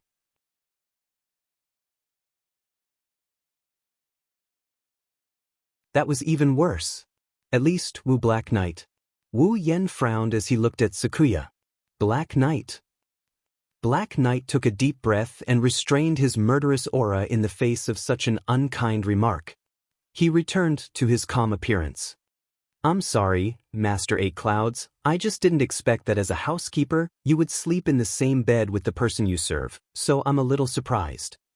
Your surprise is really shocking. Wu Yan looked at Black Knight as if he wanted to see through his thoughts. His frown loosened, and he waved his hand lazily. If it was an ordinary person, I'm afraid he would have been frightened by your surprise. Although I don't think so, allow me to ask. Black Knight ignored Wu Yan's teasing. Perhaps he knew that he couldn't win against Wu Yan with words, so he stared at Wu Yan and asked straightforwardly. Lord Ba Yunbai, could it be that you didn't get into the first Mrs. bed without her permission? When he said this, Sakuya once again released a dense killing intent. It's clear that if Wu Yan's answer isn't correct, even if he can't beat him, Sakuya will still fight him to the death. It turned out that this smart and capable head-maid thought that Wu Yan secretly slept in Remilia's bed, so she had such a big reaction. This perfect head-maid could do everything properly, but when it came to Remilia, it seemed that she would become very irrational. However, Wu Yan didn't do anything wrong, so he didn't need to be afraid of Sakuya's threatening questioning. He ignored Sakuya's murderous aura and glanced at her. Do you think I have any reason to sleep in two children's beds without permission? Little children. Xiao Ye's overflowing murderous aura immediately froze. Indeed, Remilia and Fran looked like children, but they had lived for 500 years and 495 years respectively. They were almost 20 times longer than Wu Yan. Who would treat these two vampire lords as children? This was the first time Black Knight heard someone say this about Remilia. If Remilia heard it, she would definitely go berserk. Wu Yan couldn't possibly know about Sakuya's weird thoughts. He's just telling the truth. Perhaps Remilia and Fran had lived for a long time, but they were just children in Wu Yan's heart. One looked dignified, but was actually very childish. The other looked dangerous, but was even less intelligent than a 10-year-old child. A pair of sisters like this, no matter how long they live, in Wu Yan's heart, they're just two kids. Wu Yan couldn't go back to sleep after Sakuya's ruckus. He yawned and crawled out of bed. He stretched his back and looked at his side. Big brother. Fran was sucking on her thumb. She was sleep-talking to her big brother. Fran. Remilia was hugging Fran. She was also sleeping, but she was sleep-talking to her little sister. Looking at the cute sleeping posture of the two girls who don't look more than 10 years old, Sakuya couldn't help but soften her expression and reveal a faint smile. Not to mention, Wu Yan's heart is filled with pampering. He gently let go of Flan, who was grabbing onto his clothes. Then he tucked Remilia, who kicked the blanket away, under the blanket. Wu Yan got up from the bed and covered the two girls with the blanket. Sweet dreams. Wu Yan rubbed Furan's head and he kissed her on the forehead. Then he chuckled at Remilia, who is still pouting.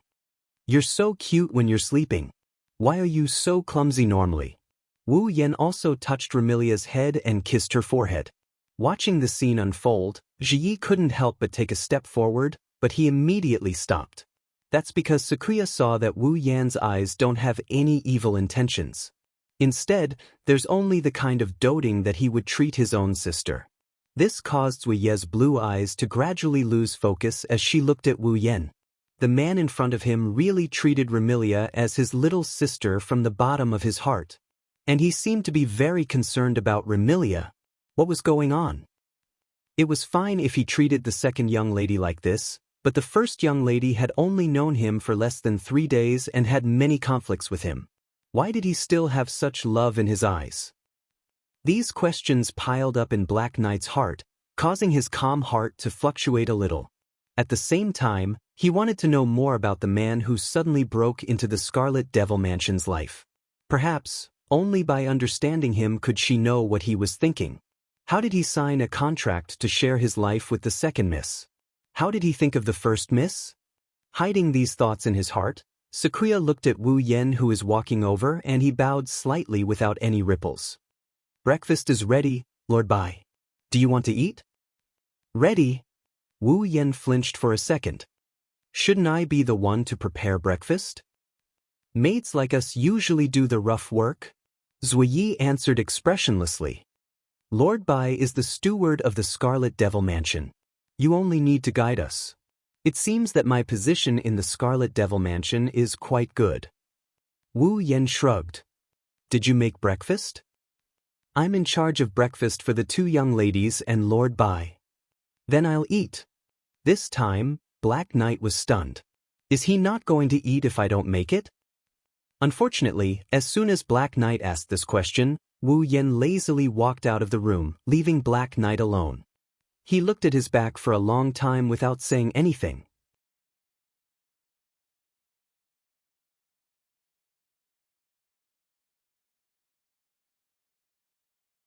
Chapter 1739. In the Red Devil Mansion, the one with the highest position was Remilia. After all, Remilia was the master of the Red Devil Mansion.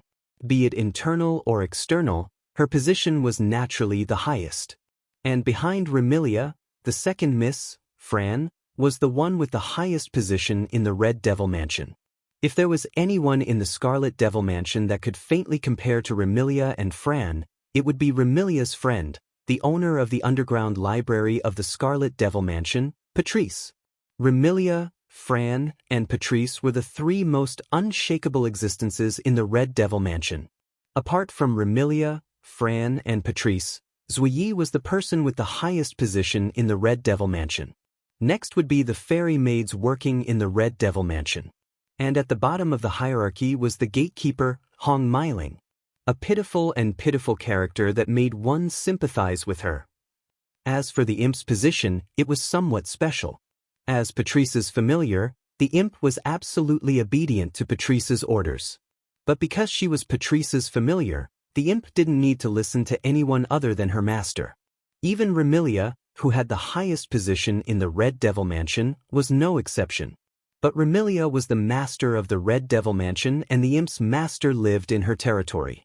This way, the imp's position was somewhat unclear. However, on the surface, the imp's position in the Red Devil Mansion was also faintly seen as being on the same level as Zuyi, the head maid. It was just that she didn't have the authority to command the fairy maids in the Red Devil Mansion.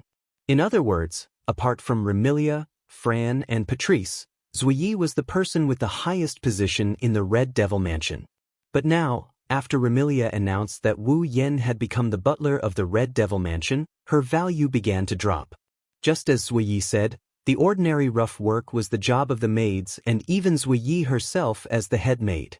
The butler's job was to solve the master's problems, manage all the affairs in the house, guide the maids. This guide naturally included Zuyi as the head maid. Thus, in the past, Zuyi was only in charge of Remilia and Fran's basic necessities. But now, he also needed to serve his boss in name. The breakfast that he was responsible for had also increased from 2 to 3.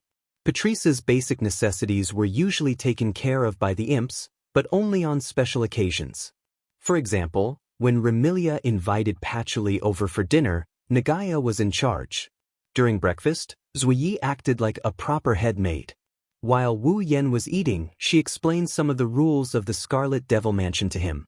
For example, characters like Wu Yen and Zuyi who served their masters, as well as the maids in the Red Devil Mansion, had to have breakfast before Miss Remilia and Miss Fran woke up. Then they had to wake the two ladies up and serve them to get up, wash up, and eat. Although Wu Yen really wanted to tell Zuyi that he didn't want to be the butler of the Red Devil Hall, he was just forcing a duck onto a perch. But when he saw Zuyi's neither servile nor overbearing attitude as she continued to explain the affairs of the Red Devil Mansion without changing her expression, Wu Yen was stunned and couldn't say these words. Because from Zuyi's words, Wu Yen clearly knew how much this head maid cared about the affairs of the Red Devil Mansion. Obviously, Zuyi liked the affairs she did as the head maid in the Red Devil Mansion from the bottom of her heart. This way, Wu Yen couldn't say, "I'm just a butler in name and won't care about the affairs of the Red Devil Mansion," which was equivalent to denying the things that Zuyi valued. With no other choice, Wu Yen could only choose to listen to Zuyi's instructions obediently. Anyway, Fran was also here. Being the housekeeper of the Red Devil Mansion could be considered as taking care of Fran. At the same time, he could also take care of that fake dignified young lady. Apart from these two, his position in the Red Devil Mansion was considered the highest. Why not? Of course, if those who knew Wu Yan's true identity knew about this matter, they would definitely laugh their heads off. As a true ancestor, the king of vampires, he was actually the butler of two little vampires who were still wet behind the ears. Wouldn't others laugh their heads off? Zuyi seemed to have thought of this as well, so when explaining the rules and affairs of the Red Devil Mansion, she had been paying attention to Wu Yan's performance. Only after confirming that Wu Yan didn't have any adverse reaction did she let out a sigh of relief. At the same time, her impression of Wu Yan improved a lot. This was a person who wouldn't stick to trifles, wouldn't care about the opinions of outsiders, and wouldn't be arrogant because he had a noble bloodline. In addition, this person treated two little vampires whose bloodlines were much weaker than her as younger sisters. Zuyi truly felt that she should really get to know this person. One had to know that in the values of vampires, bloodline determined everything. Vampires with a higher bloodline should naturally have a higher status than vampires with a weaker bloodline. Just like the Dragon Clan, they regarded bloodline as a standard, and this standard was deeply ingrained and unshakable. Even if the one with a weaker bloodline was stronger than the one with a higher bloodline, it was the same. It was also because of this that Remilia had more than once been distressed by the low level of her bloodline. There was even a period of time when she tried her best to find a way to improve her bloodline, only to give up helplessly in the end. To be honest, Remilia's bloodline wasn't considered low. Otherwise, in the era when the true ancestor of vampires disappeared, Remilia wouldn't have become more and more high-profile.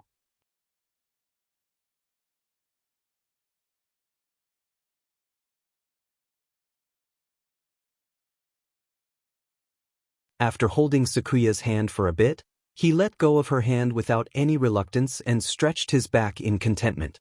"It's almost time. Zuyi, go and wake the first miss and second miss up."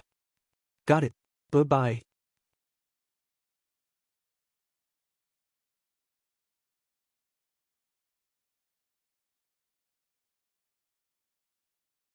Chapter 1740. Ha! Sitting at the head of the table, Remilia opened her sleepy eyes and let out a long yawn as she grumbled. I'm a vampire. Why do I have to sleep early and wake up early? Why do I have to eat 3 meals as usual? No one answered Remilia's question. Even Ziyi, who was loyal to Remilia, calmly placed Remilia's breakfast in front of her and ignored her complaints. Come to think of it, Remilia must have grumbled about this matter many times. Zhang Yi also knew that it was useless to explain to Remilia, so he could only force Remilia to wake up and eat on time. Just because Ziyi was loyal to Remilia didn't mean that he would do whatever Remilia said. If it was something that didn't benefit Remilia, not only would Ziyi refuse to do so, he would even force Remilia to do as he said. Remilia was troubled by this, but she knew that Ziyi was doing this for her own good, so she could only do as he said. From this point of view, Remilia was indeed a good person. On the other hand, Fran kept rubbing her eyes listlessly. However, she didn't complain as much as Remilia did. She looked at the breakfast placed in front of her and turned around to look at the other side. There, Wu Yan, who was dressed as a deacon, was staring at the black tea in his tray. His brows twitched from time to time as if he was surprised. Seeing this, Fran couldn't help but ask curiously, "Brother, what's wrong?" Remilia and Ziyi also looked at Wu Yan when they heard Fran's voice. They also became curious when they saw him staring at the black tea in his tray. "Lord Bai, what's wrong?" Ziyi asked with a troubled tone. "Is there a problem with the black tea I made?" "Impossible." Before Wu Yan could answer, Remilia warned. Zuiye's black tea is of the highest grade. Moreover, it's impossible for Zuiye to make a mistake in a small job like making black tea. Although you're the butler of the Red Devil Mansion, I'm warning you, don't try to make things difficult for Zuiye. Am I that kind of person in your mind? Wu Yan retracted his gaze from the tea set and rolled his eyes at Remilia, not behaving like a deacon at all. I'm just a little surprised by the composition of the black tea. Accident? Remilia, Fran, and Zuiye all had doubtful expressions on their faces. If I'm not mistaken, placing the tray in his hand on the table, Wu Yan looked at Zuiye. There should be blood in this black tea, right? I've neglected my duty.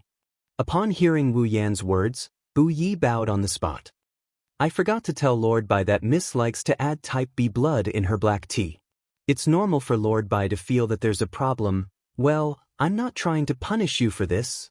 Seeing Zuiye bow and apologize, Wu Yan waved his hand with a bitter smile. It's just that I rarely see people adding blood to their diet, so I'm a little surprised. Rarely? Remilia tilted her head, the confusion on her face deepened.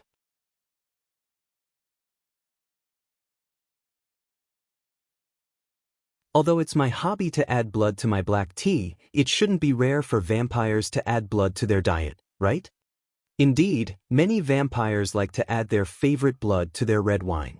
For some vampire nobles, this tendency is a kind of enjoyment.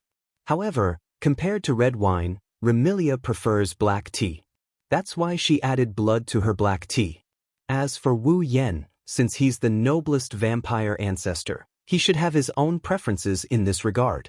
For example, adding blood to his favorite food, right? Unfortunately, Remilia forgot one thing. Unlike ordinary vampires, ancestors don't need to rely on blood to survive. Wu Yan reminded her. That's why I don't usually drink blood. No, I should say that until now, I've never sucked anyone's blood, nor have I purposely drank blood. Never drank blood? Remilia and Zuiye both stood up in shock. Can you still be considered a vampire like this? Remilia's face was full of contempt. Don't you know what it means for vampires to not drink blood before? For vampires, a vampire who hasn't drunk blood is like a human who hasn't drunk milk. They're both immature and half-baked.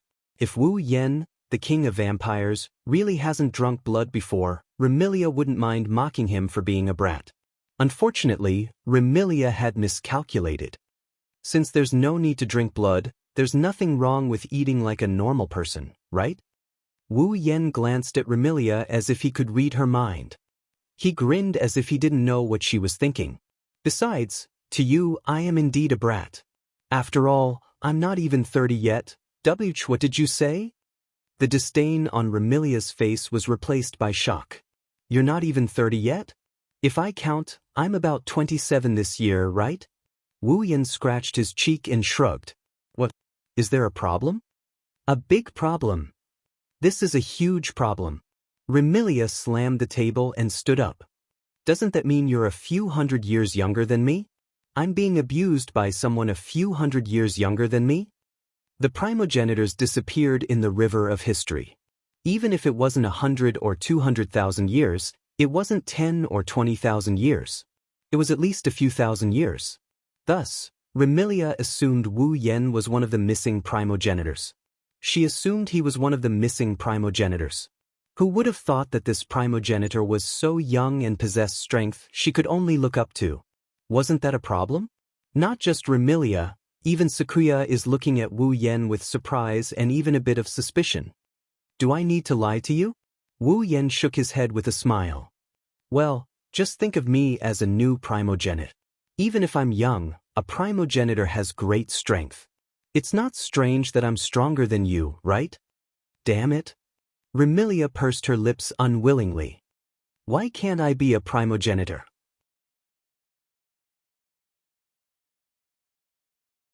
If you were a primogenitor, you might have mysteriously disappeared like the others before you. Wu Yan teased. Do you still want to be a primogenitor? So noisy. Remilia sat down angrily and slapped the table. Black tea, black tea. Zui suppressed his laughter at Remilia's childish behavior. Even Wu Yan couldn't help but smile.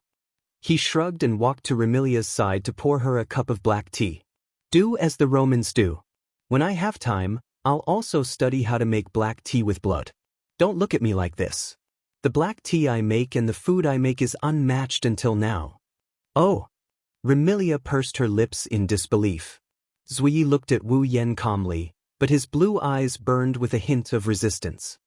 Then next time, let Zui witness Lord Bai's cooking. No problem. Wu Yan gladly accepted. At this time, Fran jumped down with a tray and slid to Wu Yan.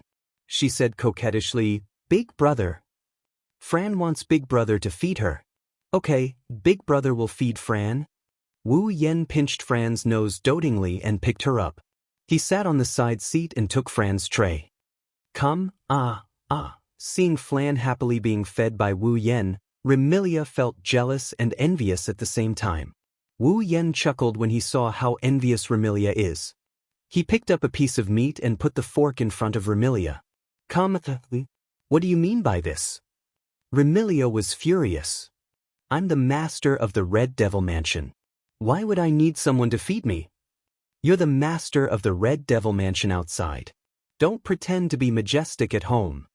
Wu Yan knocked Remilia's head. You're just a little sister at home. Can't you just accept your big brother's kindness? What little sister? Remilia panicked. I'm older than you. Yes. Hurry up and eat. If big sister doesn't eat, Fran will eat. Wait, Fran, that's mine. The two sisters immediately fought over Wu Yan's right to feed them. Seeing Remilia and Fran fighting over Wu Yan's food and seeing Wu Yan's helpless and doting smile, Zuiye's heart couldn't help but ripple. Today's Red Devil Mansion was less cold and more warm.